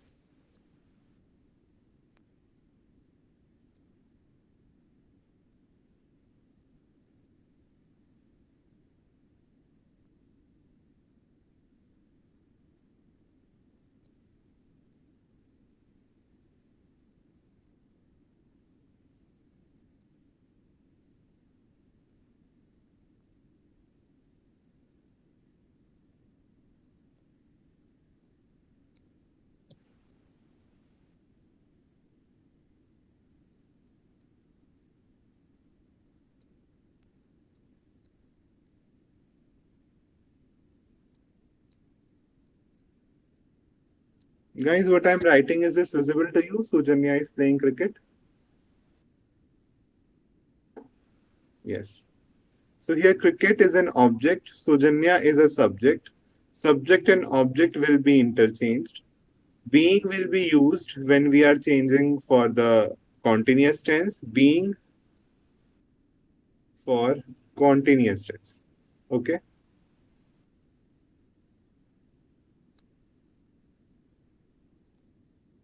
Now Sujanya is playing cricket. Cricket is being played by Sujanya. Someone has written it correctly also. Cricket is being played by Sujanya.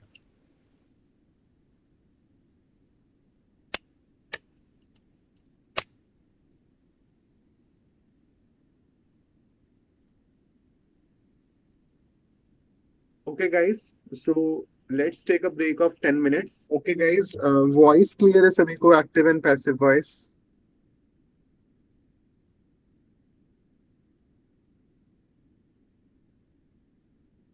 Am I audible?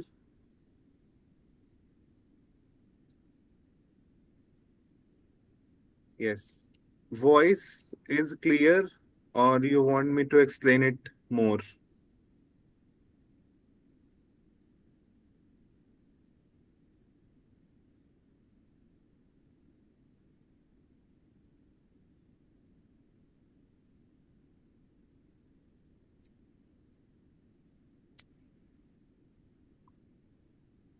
Okay. She is singing a song. Change the voice.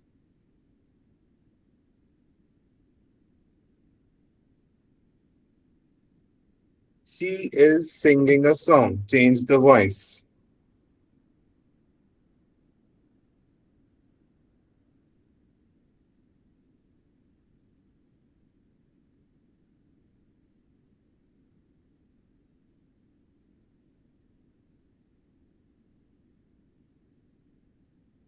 Satya Vijay, reply karo. She is singing a song. Konda, please reply.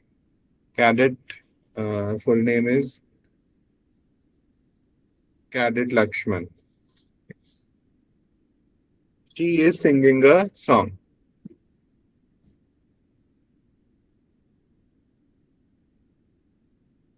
See, a song is being sung by her. We will be using is singing, so we'll be using being. A song is being, now verb third form sung by her. She will be becoming her in passive voice.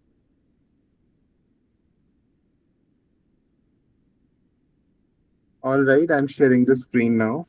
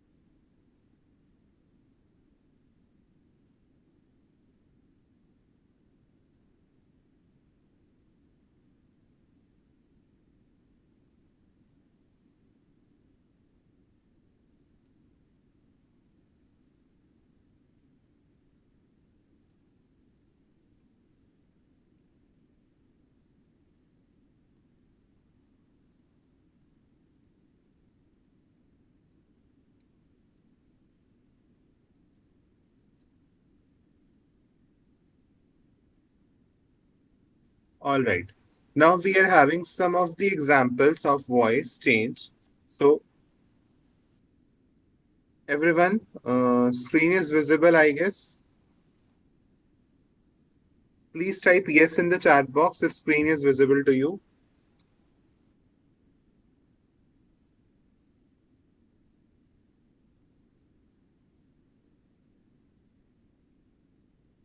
Okay.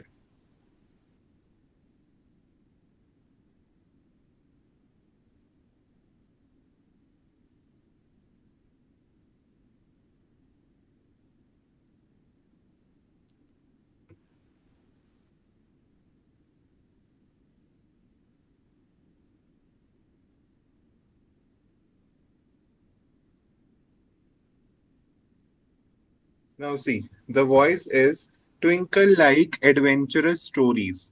Twinkle likes adventure stories. Now see, here it is in the simple present tense. So it will be changed to, we will be putting by with it and changing the verb with third form. So adventurous stories are liked by Twinkle. Adventurous stories are liked by Twinkle. Likes is there, so we will be changing it to liked plus subject and object overlap will be there plus by will be added. Latha is learning French this year. Okay, so French is the object. See, this year is not the object, it is for time only. So this year will be assumed to this year only in the last. Latha is learning French. French is learning present continuous. So being is there. Whenever we are changing voice of a continuous tense, being is being added. Okay, whenever about the perfect tense, been is added. All right. So is learning French is being learned by Latha. Okay, third form will be used. Kurt has macaroons. Kurt has brought macaroons. Now macaroons, it is in perfect. Macaroons is now the subject. Now it is plural, so it will be have. Have been brought by Kurt. Been will be used because it is perfect tense, brought by Kurt. Siddharth played cricket. See, cricket is the object, but it will be subject now. So cricket was played by Siddharth because it is in the past tense. Okay. Now they were making invitation cards. Past perfect, sorry, past continuous. Invitation cards were being made by them because being will be added because continuous may always be add being. Becky has packed the bags. Okay. The bags had been packed because been will be added when we are talking about the perfect tense. Had been packed by Becky. Had been packed by Becky. This we have done. Now there are some questions which we will be doing together. All you are excited for the active passive voice questions. Guys, we will be learning with exercises only. So excited for the questions?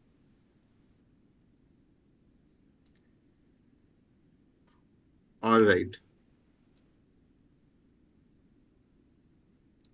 Try to change the voice. Varun is helping Rashmi. Varun is helping Rashmi.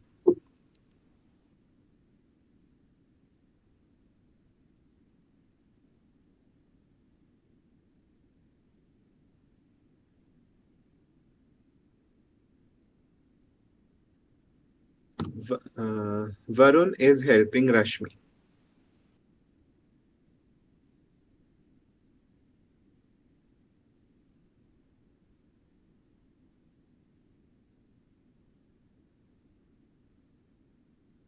Very good. See, first of all, identify the tense. Varun is helping Rashmi, present continuous tense. Okay. Now, whenever there is continuous tense, being will also be added. So, Rashmi here is the object, but it will be becoming the subject. Rashmi. Now, Rashmi is singular, so is will be there. Being will be there. Rashmi is being helped because we will be using third form only. Is being helped by Varun. Rashmi is being helped by Varun.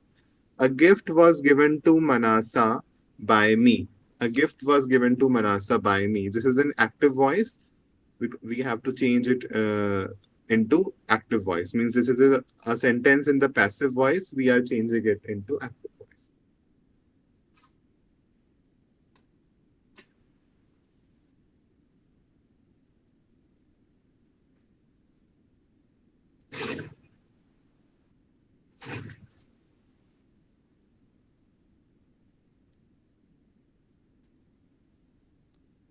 Yes, guys.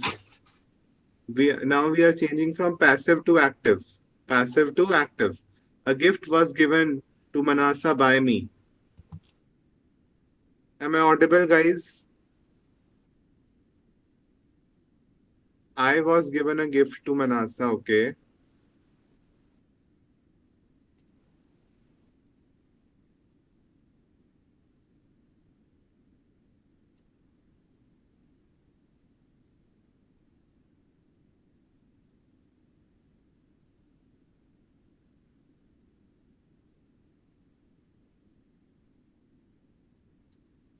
All right.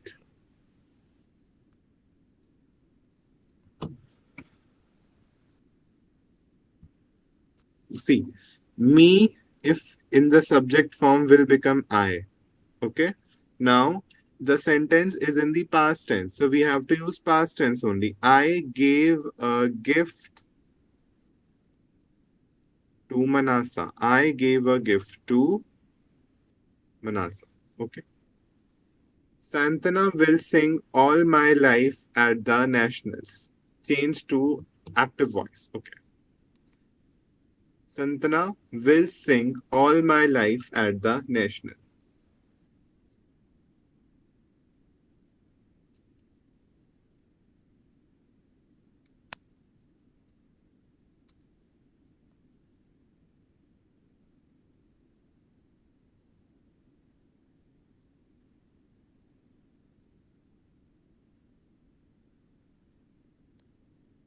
One second. This is already in the active voice. We have to change it in the passive voice. Santana will sing all my life at the National.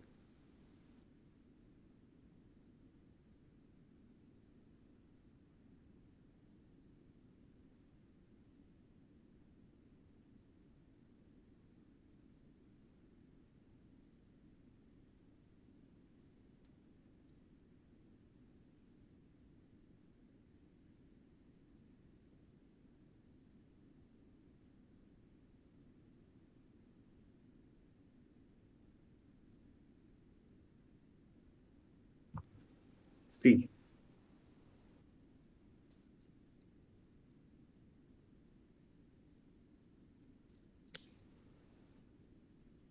here, first of all, tell me what is the object.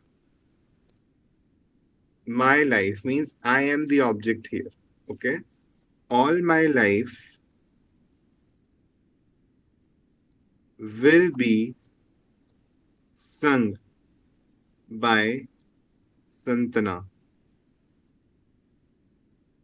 at the Nationals. Okay. Object, subjects, and overlapped will be sung because of passive voice. We will be doing sung. A mouse was being chased by my cat. This is in passive voice, change to active voice. A mouse was being chased by my cat.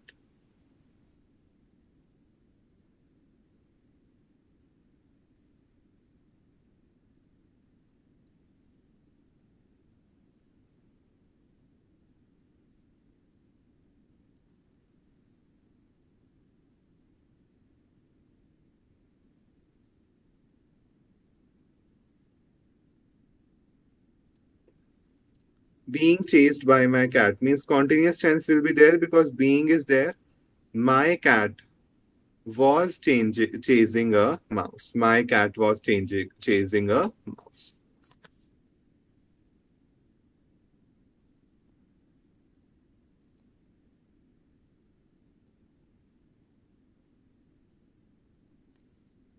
All right.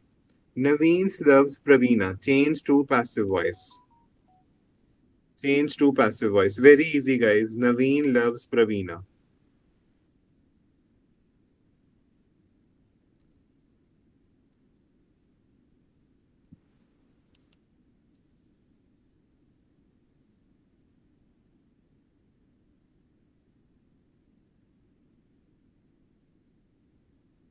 Yes.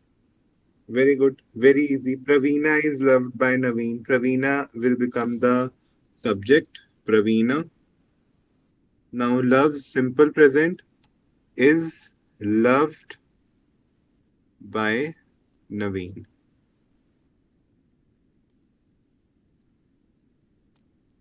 The decorations for the annual day will be done by Emma. Change to active voice.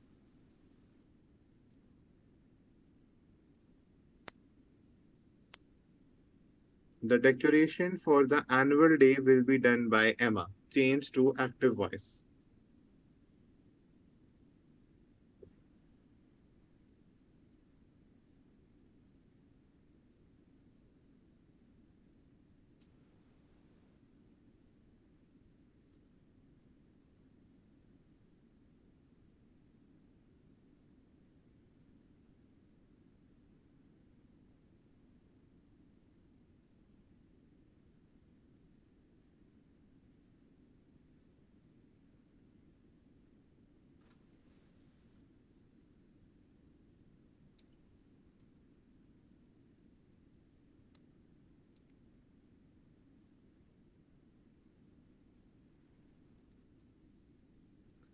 Emma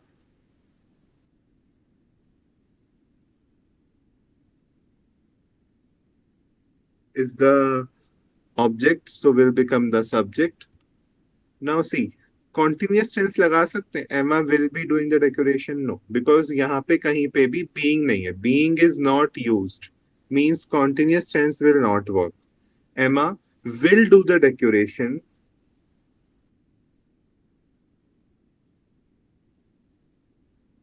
for the annual day.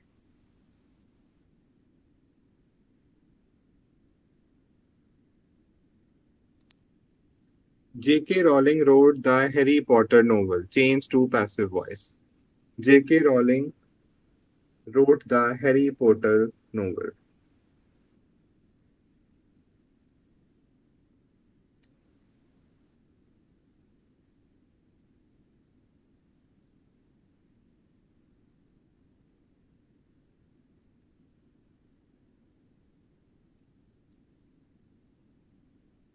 Very good. The Harry Potter novel were written by J.K. Rowling. The Harry Potter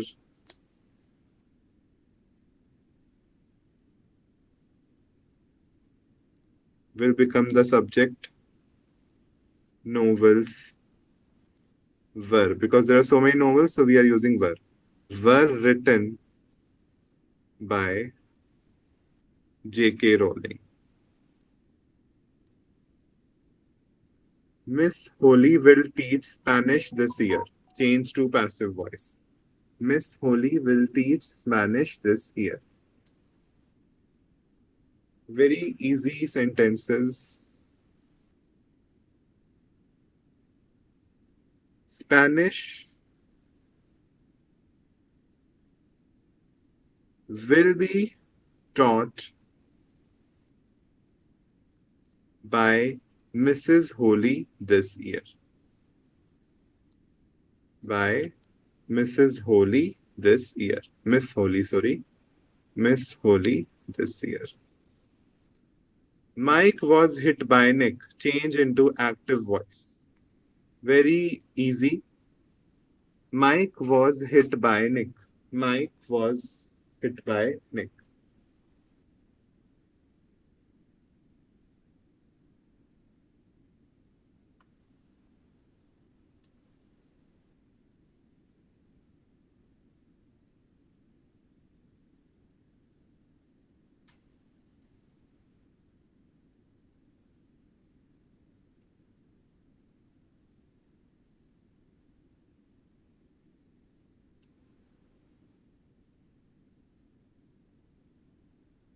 Yes.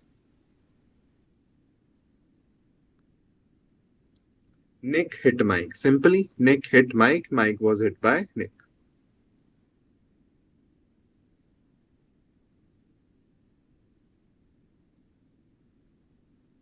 Nesleen is being scolded by his mom. Nesleen is being scolded by his mom. Change to active voice.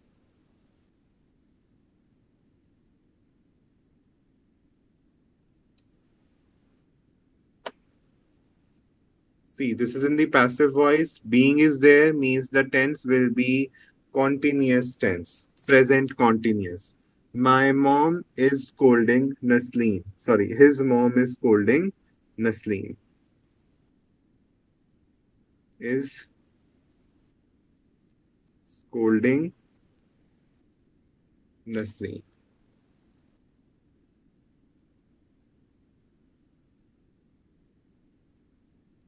Question is there. Passengers are forbidden blank to the driver. Passengers are forbidden blank to the driver.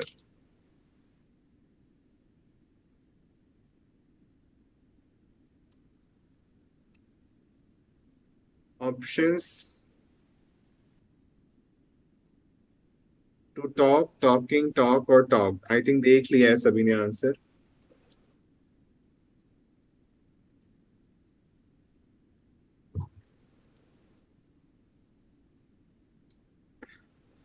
Passengers are forbidden to talk to the driver. Now, again, one very important topic of today's lecture is direct indirect speech.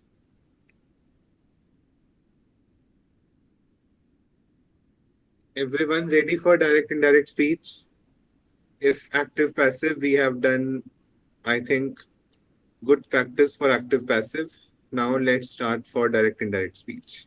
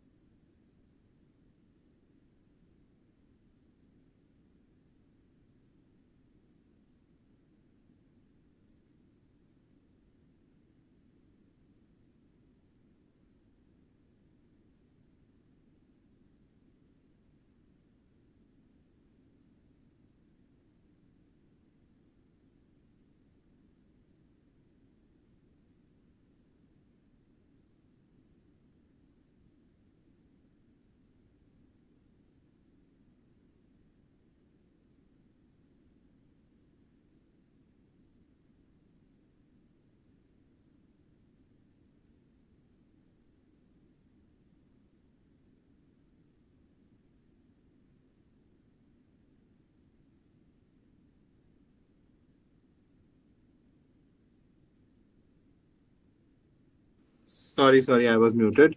Satya Vijay, Saujanya, Fanindra Reddy, Konda, Adi, Lakshman. Are you ready, everyone, guys? Ready for direct indirect speech?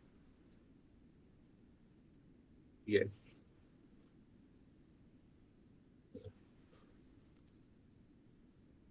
Now let's start with the direct and indirect speech. You will be given direct speech, you have to change indirect speech. Rules. First of all, what is direct speech? We use our own words, while indirect speech uses reported words. Both the direct speech and indirect speech, both of them wants to convey the same thing. Direct speech. Direct means something is directed in the own words. We use as we are said. We want to said something, we have said something. Indirect speech means someone other is saying our words. Okay. Rules for changing direct to indirect. If reporting verb is in the past tense, tenses in the direct change to corresponding past in indirect. Example, I am happy, she said. Now the reporting verb said is in the past tense. Tenses in the direct speech change to corresponding tense in indirect. I am happy. She said that she was happy. Means if reporting verb is in the past, tenses will also be changed into past. Okay, she said she was happy. If words in the direct speech, if words in the direct express habitual or universal truth, tenses remain unchanged. Very, very important. Example, we cannot leave without air. He said. He said that we cannot leave without air. As it is, Rahinga, it won't change if the direct speech is telling any universal truth. We cannot live without air.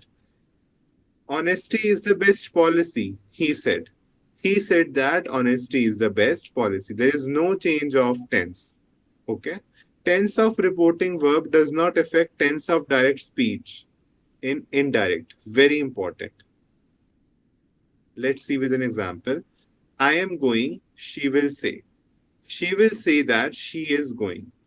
So, the tense of the reporting verb does not affect tense of direct speech in indirect.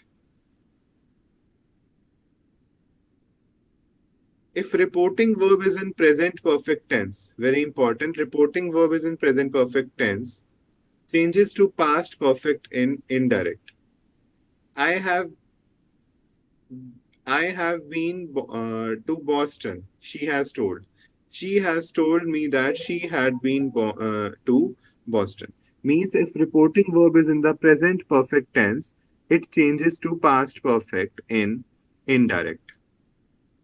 She has told that she had been to Boston. Here we have seen that the present perfect has changed to past perfect. Why? Because the reporting verb is in the present perfect tense. If reporting verb is in the present continuous tense, then it changes to past continuous in indirect. I am playing guitar, she explained. She explained that she was playing guitar. That means present continuous is changed to past continuous. Now, very important models change. Can is changed to could, may is might, and must is had to. Must is very important. Must is changed to had to, may, might, can, could. Example, she said I can. She said that she could. Okay. In question, joining clauses uses if whether are subordinate conjunction. Where do you live? I asked. I asked where he lived. This is a normal example. In question, joining clauses uses if or whether as subordinating conjunction. This can be asked like uh, what is the role of if or whether here? So they are acting as subordinating conjunction. Punctuation marks are placed inside closing quotation marks in direct speech. A comma is used before the quotation if the direct speech follows information about the speaker. He shouted, "Shut up." He shouted at us to shut up. Means closing quotation in direct speech, but in indirect speech, we don't use these punctuation marks. All right. This is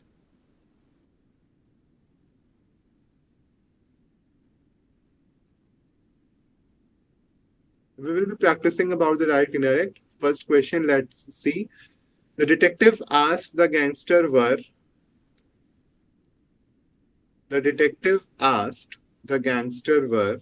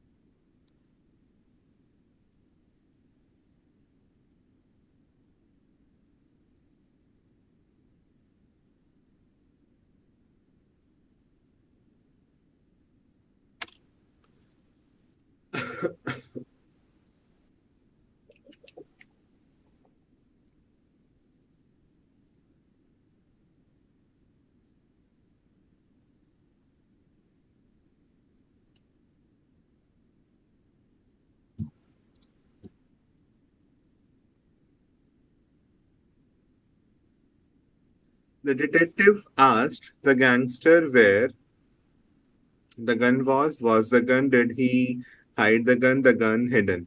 Very simple, guys, where the gun was. Correct option is A.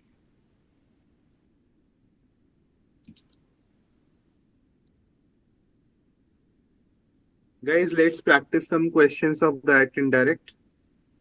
Ready?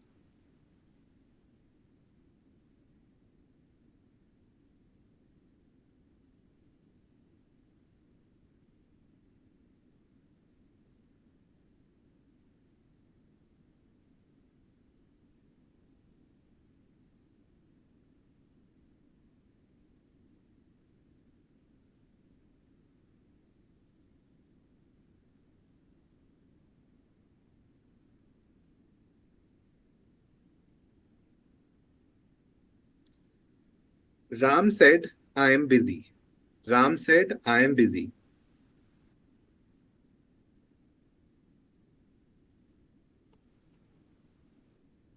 Guys, change into indirect speech.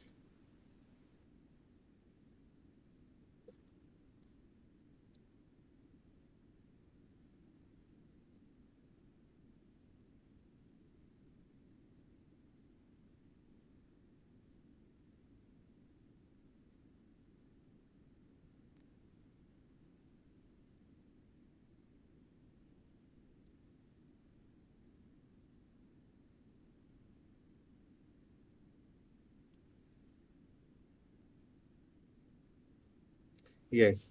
Ram said that he was busy. All right. She said, I like ice cream. She said, I like ice cream.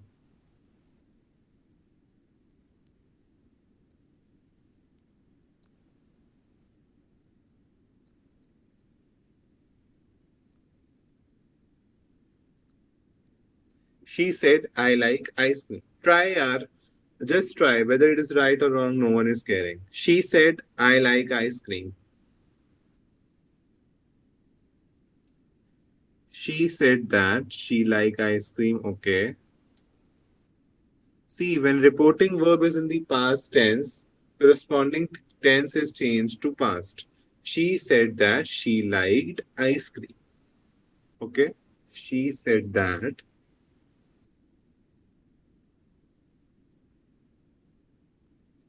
she liked ice cream. All right.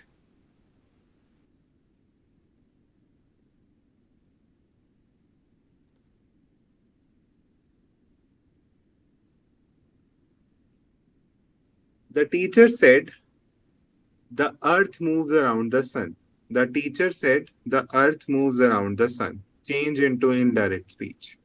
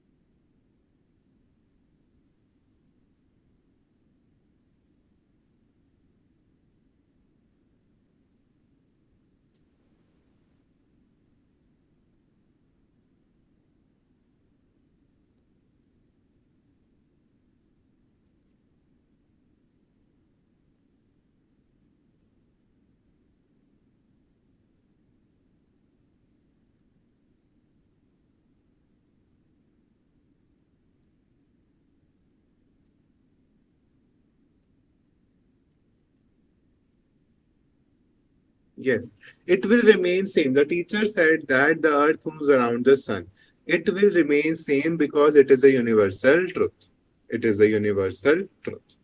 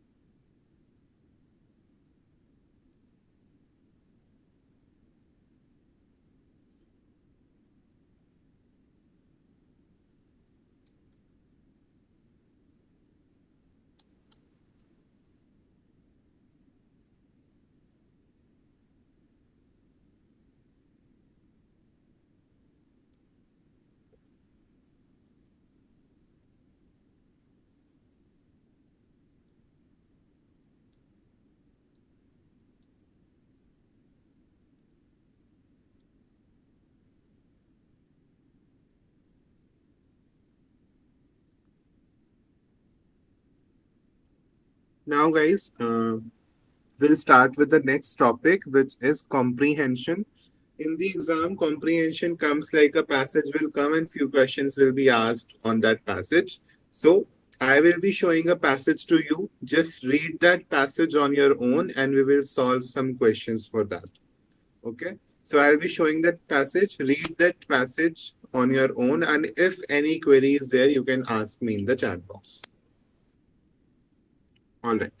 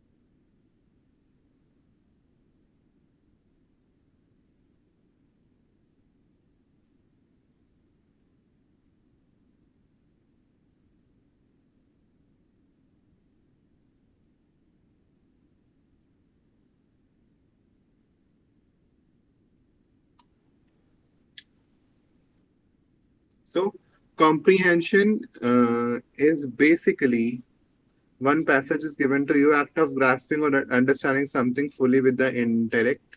It also refers to knowledge gained through understanding, capacity of complete understanding, act of including or comprising, comprehensive. Basically, this is theory, not of work.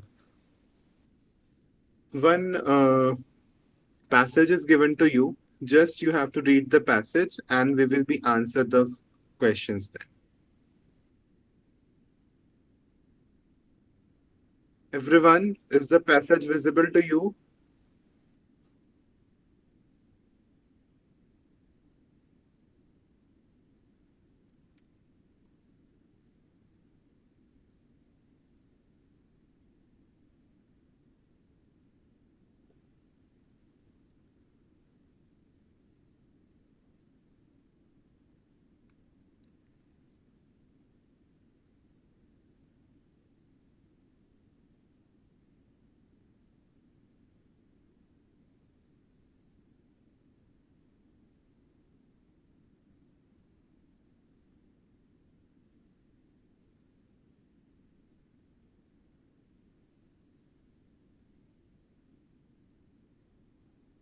Meet में आना है इनको और देखना कि visible है ना meet में आओ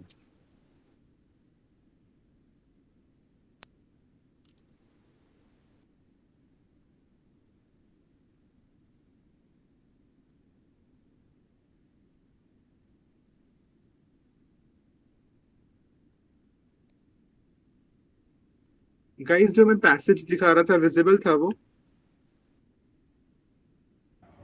Yes, sir, it was visible.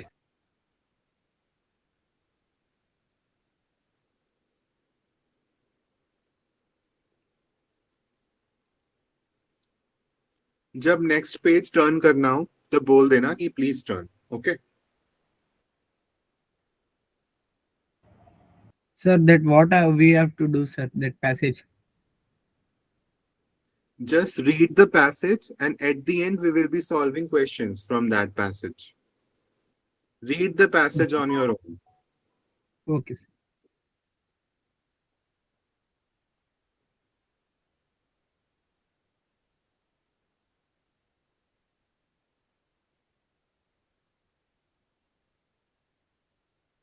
now please be interactive while we are discussing the questions what has been a tradition of India according to the passage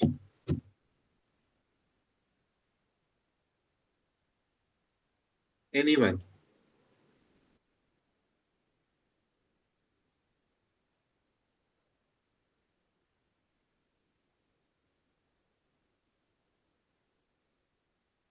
anyone guys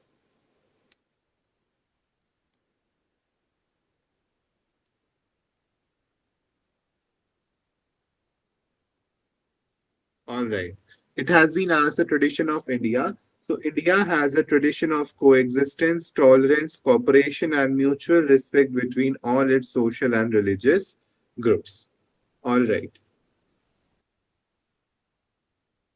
Which regions came to India from abroad?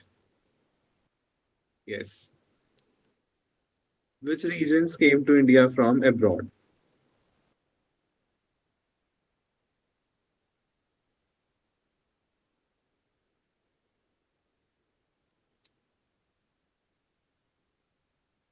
Very good, Satyavijay. Islam, Christianity, Parsis, and yes, one more, and Jews. Wow. Means Satyavijay, you have read the passage. Okay, so while you can see they bought this Parsis and Jews and you large number of natives turns into Muslims. So Islam tradition was brought to India. All right, Christianity. There are four traditions brought to India: Islam, brought by the Muslim conquerors; Christianity, then Zoroastrianism, brought by the Parsis; then Judaism. What is the most precious gift of Islam to our country? Third question. What is the most precious gift of Islam to our country?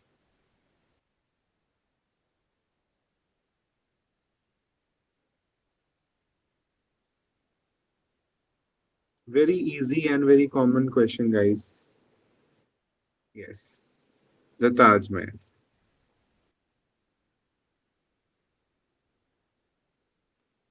The most precious being Taj Mahal, the symbol of aesthetic India. The most precious being Taj Mahal. What has India been the shining example of? What has India been the shining example of?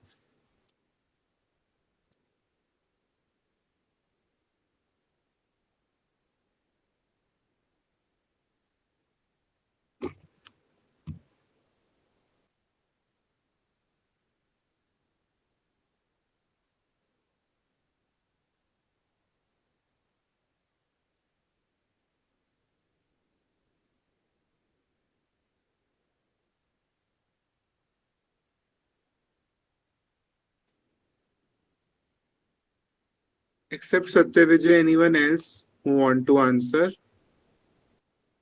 or want more time to read the passage?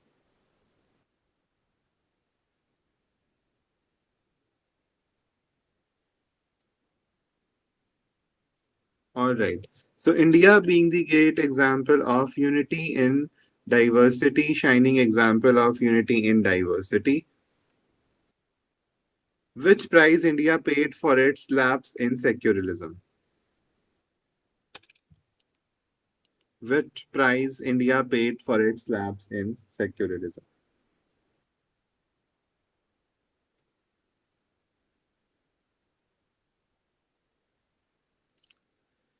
Our country paid a terrible price for its lapse. India got divided into two separate nations, and we lost the father of the nation, Mahatma Gandhi, to the bullets of a degenerative fanatic who had no use for our secular legacy. All right. Everyone got the passage, guys?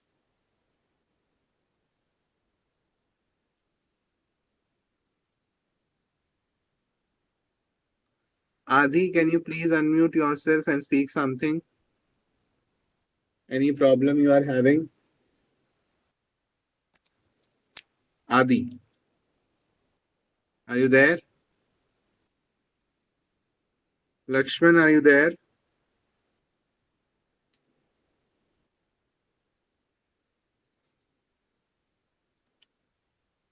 All right. Adi, you can be active in the chat box.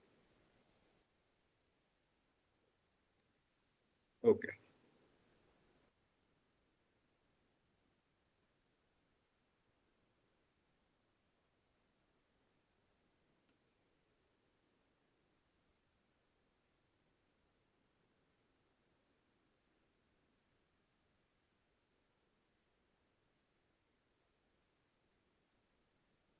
This is one more passage, guys. Just read the passage.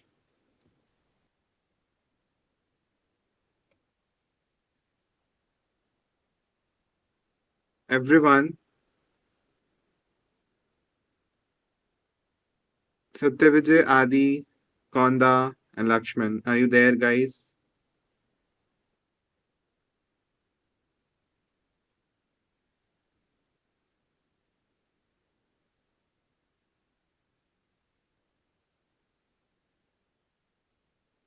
All right. So just read this passage. See, so these are the questions. Let's try to answer these one by one. Hope I'm audible.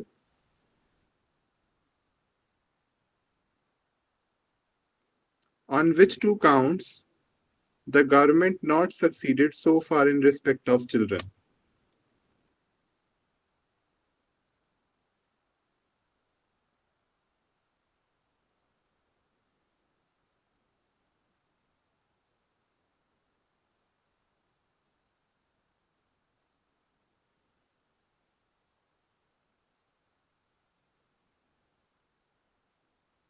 Satyavijay, Adi, on which two Sir, counts has the government? Huh? Yes. Eradicating child labor in hazardous industries. Very good. First is correct. Second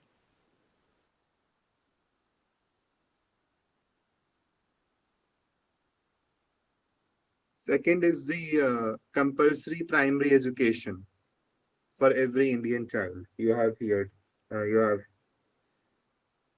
studied in this passage. I think in the first page it was mentioned. I was studying. Okay. First is the child labor thing, and in the hazardous industries, and second one is the uh, this poverty thing. But the correct answer would be compulsory primary education. What makes the implementation of child labor law difficult?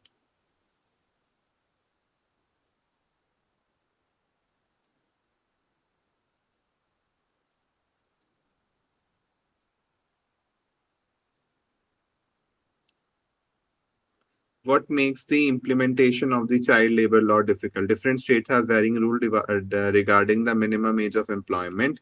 Very good, very good, very good. The varying rules of the different state that they have the different age of employment as well as the sector gap. The law applies to the factory sector but does not cover the unorganized or the informal sector. Okay, where most of the children are employed. Why do industries prefer child labor?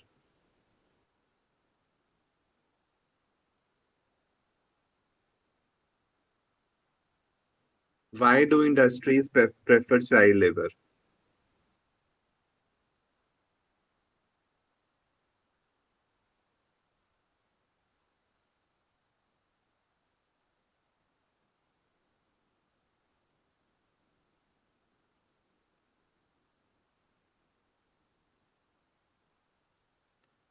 Because their nimble fingers, high level of concentration, and capacity to work hard at abysmally low wages.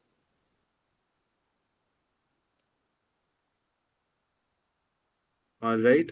What are the adverse effects of hazardous industries on children?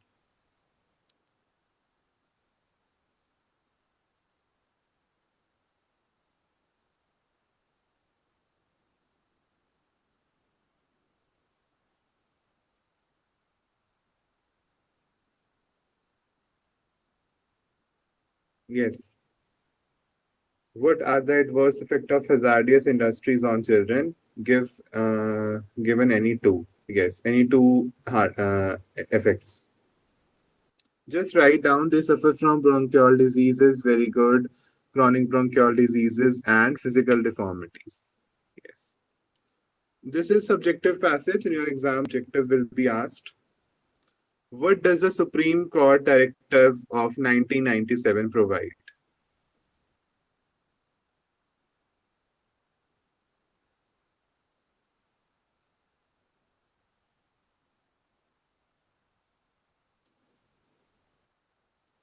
Supreme Court Directive of 1997. Yes.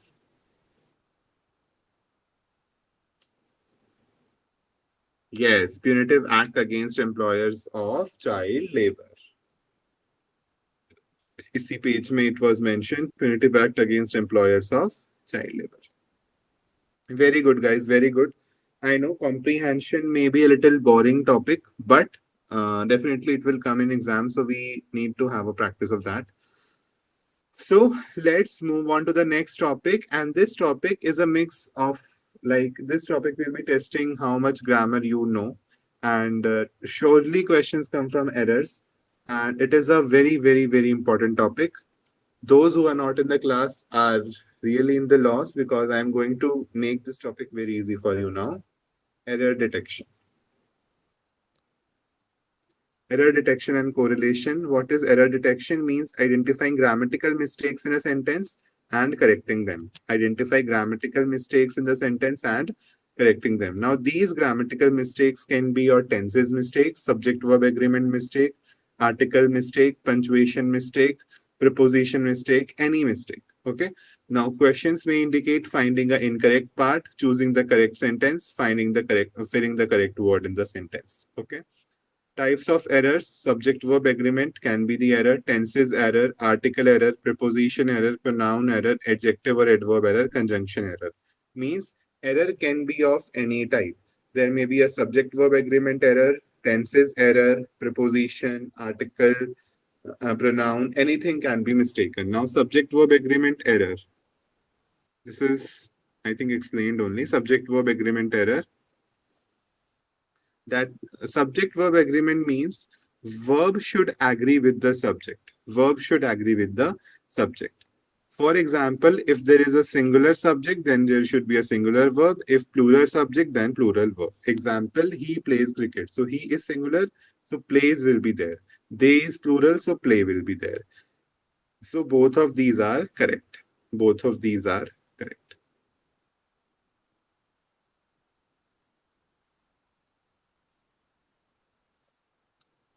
Now, she go to school. It's the incorrect one because she goes to school. She is a singular, so go should be goes.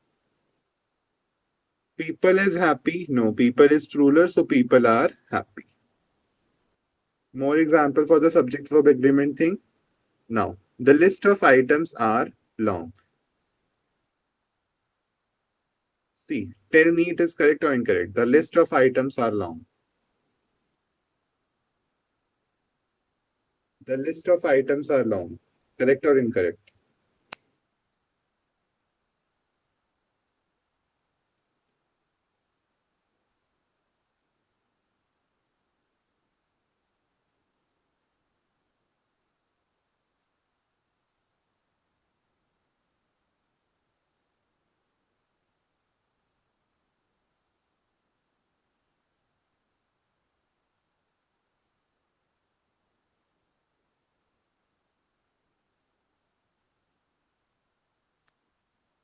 Satyavijay, Adi,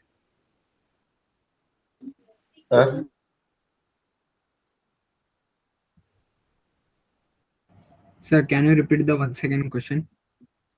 the list of items are long. Here the sentence is correct or not? Correct, sir. Why?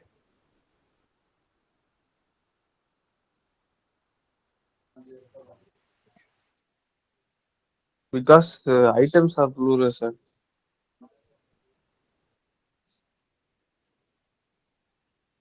See, the list of items are small. Here this R is for list. We are the list of item means we are focusing on list. List is a singular thing. So it is incorrect. The list of item is long. So the correct one is. Got it? Yes, sir. Yes, sir. All right. Each of the students have a book. Now, when we are having each, we take it as singular. Each of the students has a book.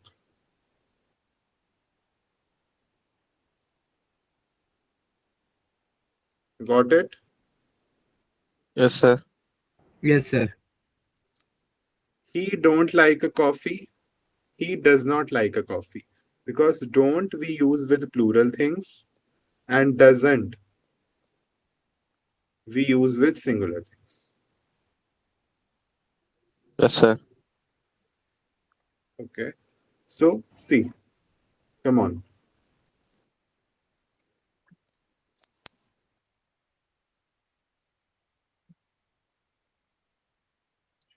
In the subject verb agreement error, we need to see whether the verb is agreeing with the subject. Verb is agreeing with the subject means if subject is singular, verb will be singular. If subject is plural, verb will be plural. He play cricket. No, he plays cricket. He plays cricket. Okay. Okay, sir. They they was going to school. They was going to school. They were going to school. They were going to school. So basic error. The list of item are long. The list of items is long. Is long, yes, because we are talking about list. Yes, sir. Yes, sir. She don't play cricket. She don't play cricket. She doesn't play cricket.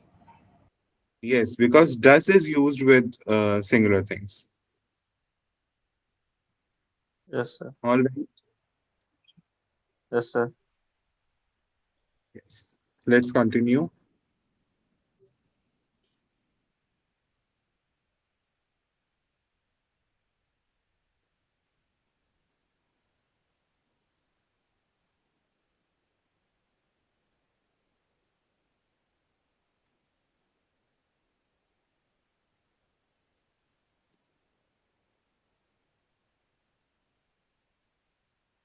Now there can be a tense error. Tenses show the time of actions, present, past, future. He is playing yesterday. If it is yesterday, it is past. So he played yesterday. Okay. He is playing yesterday, Okay, no sir. meaning. Yesterday is in past, so he played yesterday. I will went there. See, if there is will, it will be future. I will go there. So verb first form will be used in simple present. Sorry, simple future is will plus verb first form. She eat food now. If something is happening now, something is happening currently, perfect continuous. She is eating food now.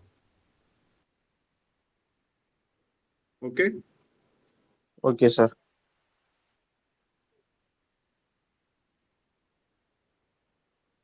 Now, it can be an article error. A and the. A and an are used for general nouns, while the is used for specific noun. A for normal consonant sounds, and an is for vowel sound. Examples: he is best player. He is the best player because best is a specific thing. Best player is a specific noun, so the will be used. All right. Yes, sir. She bought an book. And now an cannot be used with book. She bought a book. Okay, sir. I saw a sun. A sunny. Sun is a very specific thing. I saw the sun. So the will be used with sun instead of a.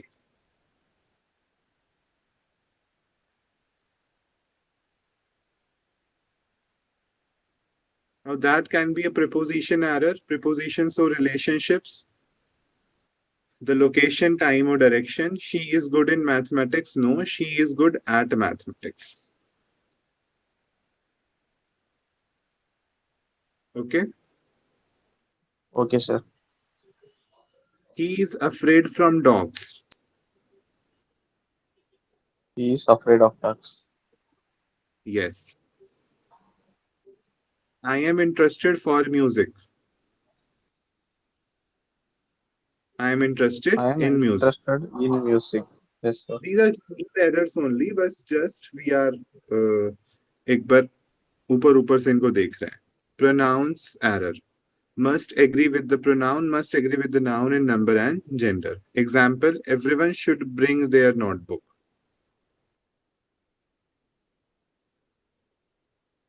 Now see, when we are using everyone, so everyone is used in a singular context. Everyone is used in a singular context. So everyone should bring his or her book, not their book, because everyone is singular and there is plural. Okay? Okay, okay, sir. Everyone has or have their pen with them. Tell me, has or have?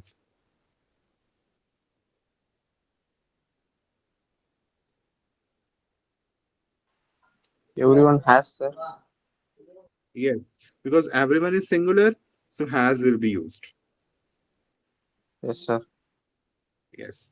Ria lost his bag. Ria lost his bag. Ria lost her bag because Ria is there. Ria is a feminine gender, female.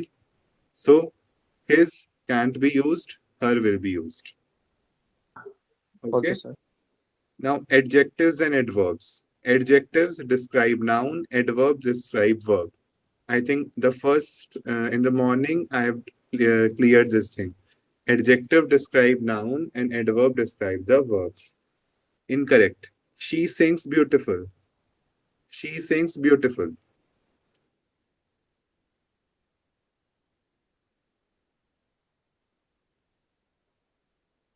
Does it make sense? No, sir. She sings beautifully. Beautifully. Yes. He runs quick.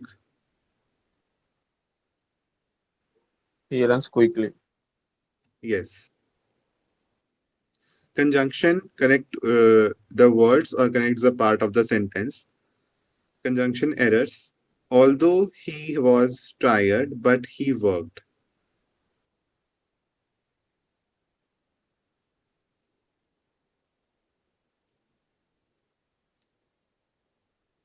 See, the error here is already although is there. Although is a conjunction. So whenever although is there, it already symbolizes that there are two things happening together. So there is no need of but here. Although he was tired, he worked. Okay? Okay, sir. Because he was late, so he missed the bus.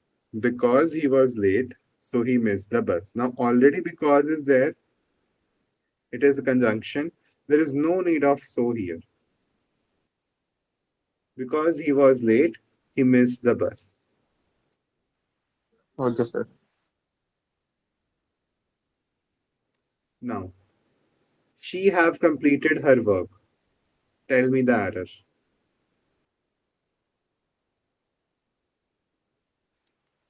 She has completed a role. What is the error here? Have, sir. Have, Yes, sir. Have. Have is incorrect. that is the error. And what is the correct? Has. Has. She has completed work. He is knowing the answer. He knows the answer. Satyavijay, you tell. He knows the answer. And the other one, Adi. Yes, sir. He knows the answer.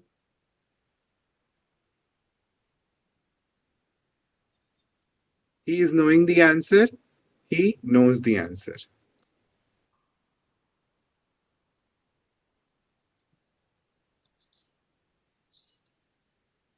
I did not went there.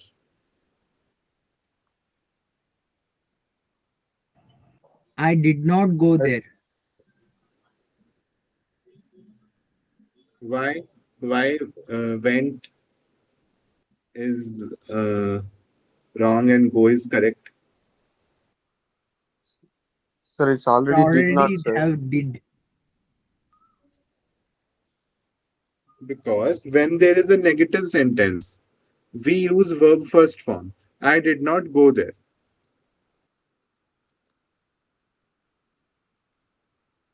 When there is a negative sentence, we don't use the second form. She is senior than me. She is senior to me.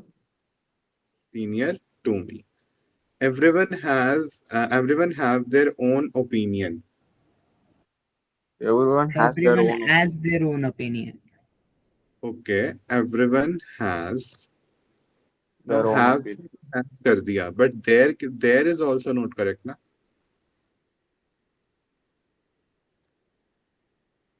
Yes, sir. Everyone has his or her. Anything can be there. Everyone has his or her own opinion.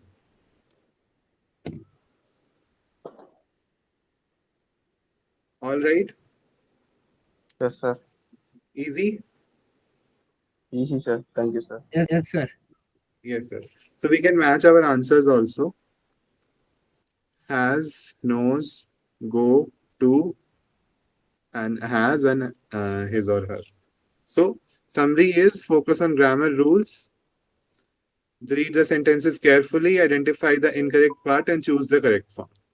Okay. Okay, Main sir. thing here is the grammatical rule.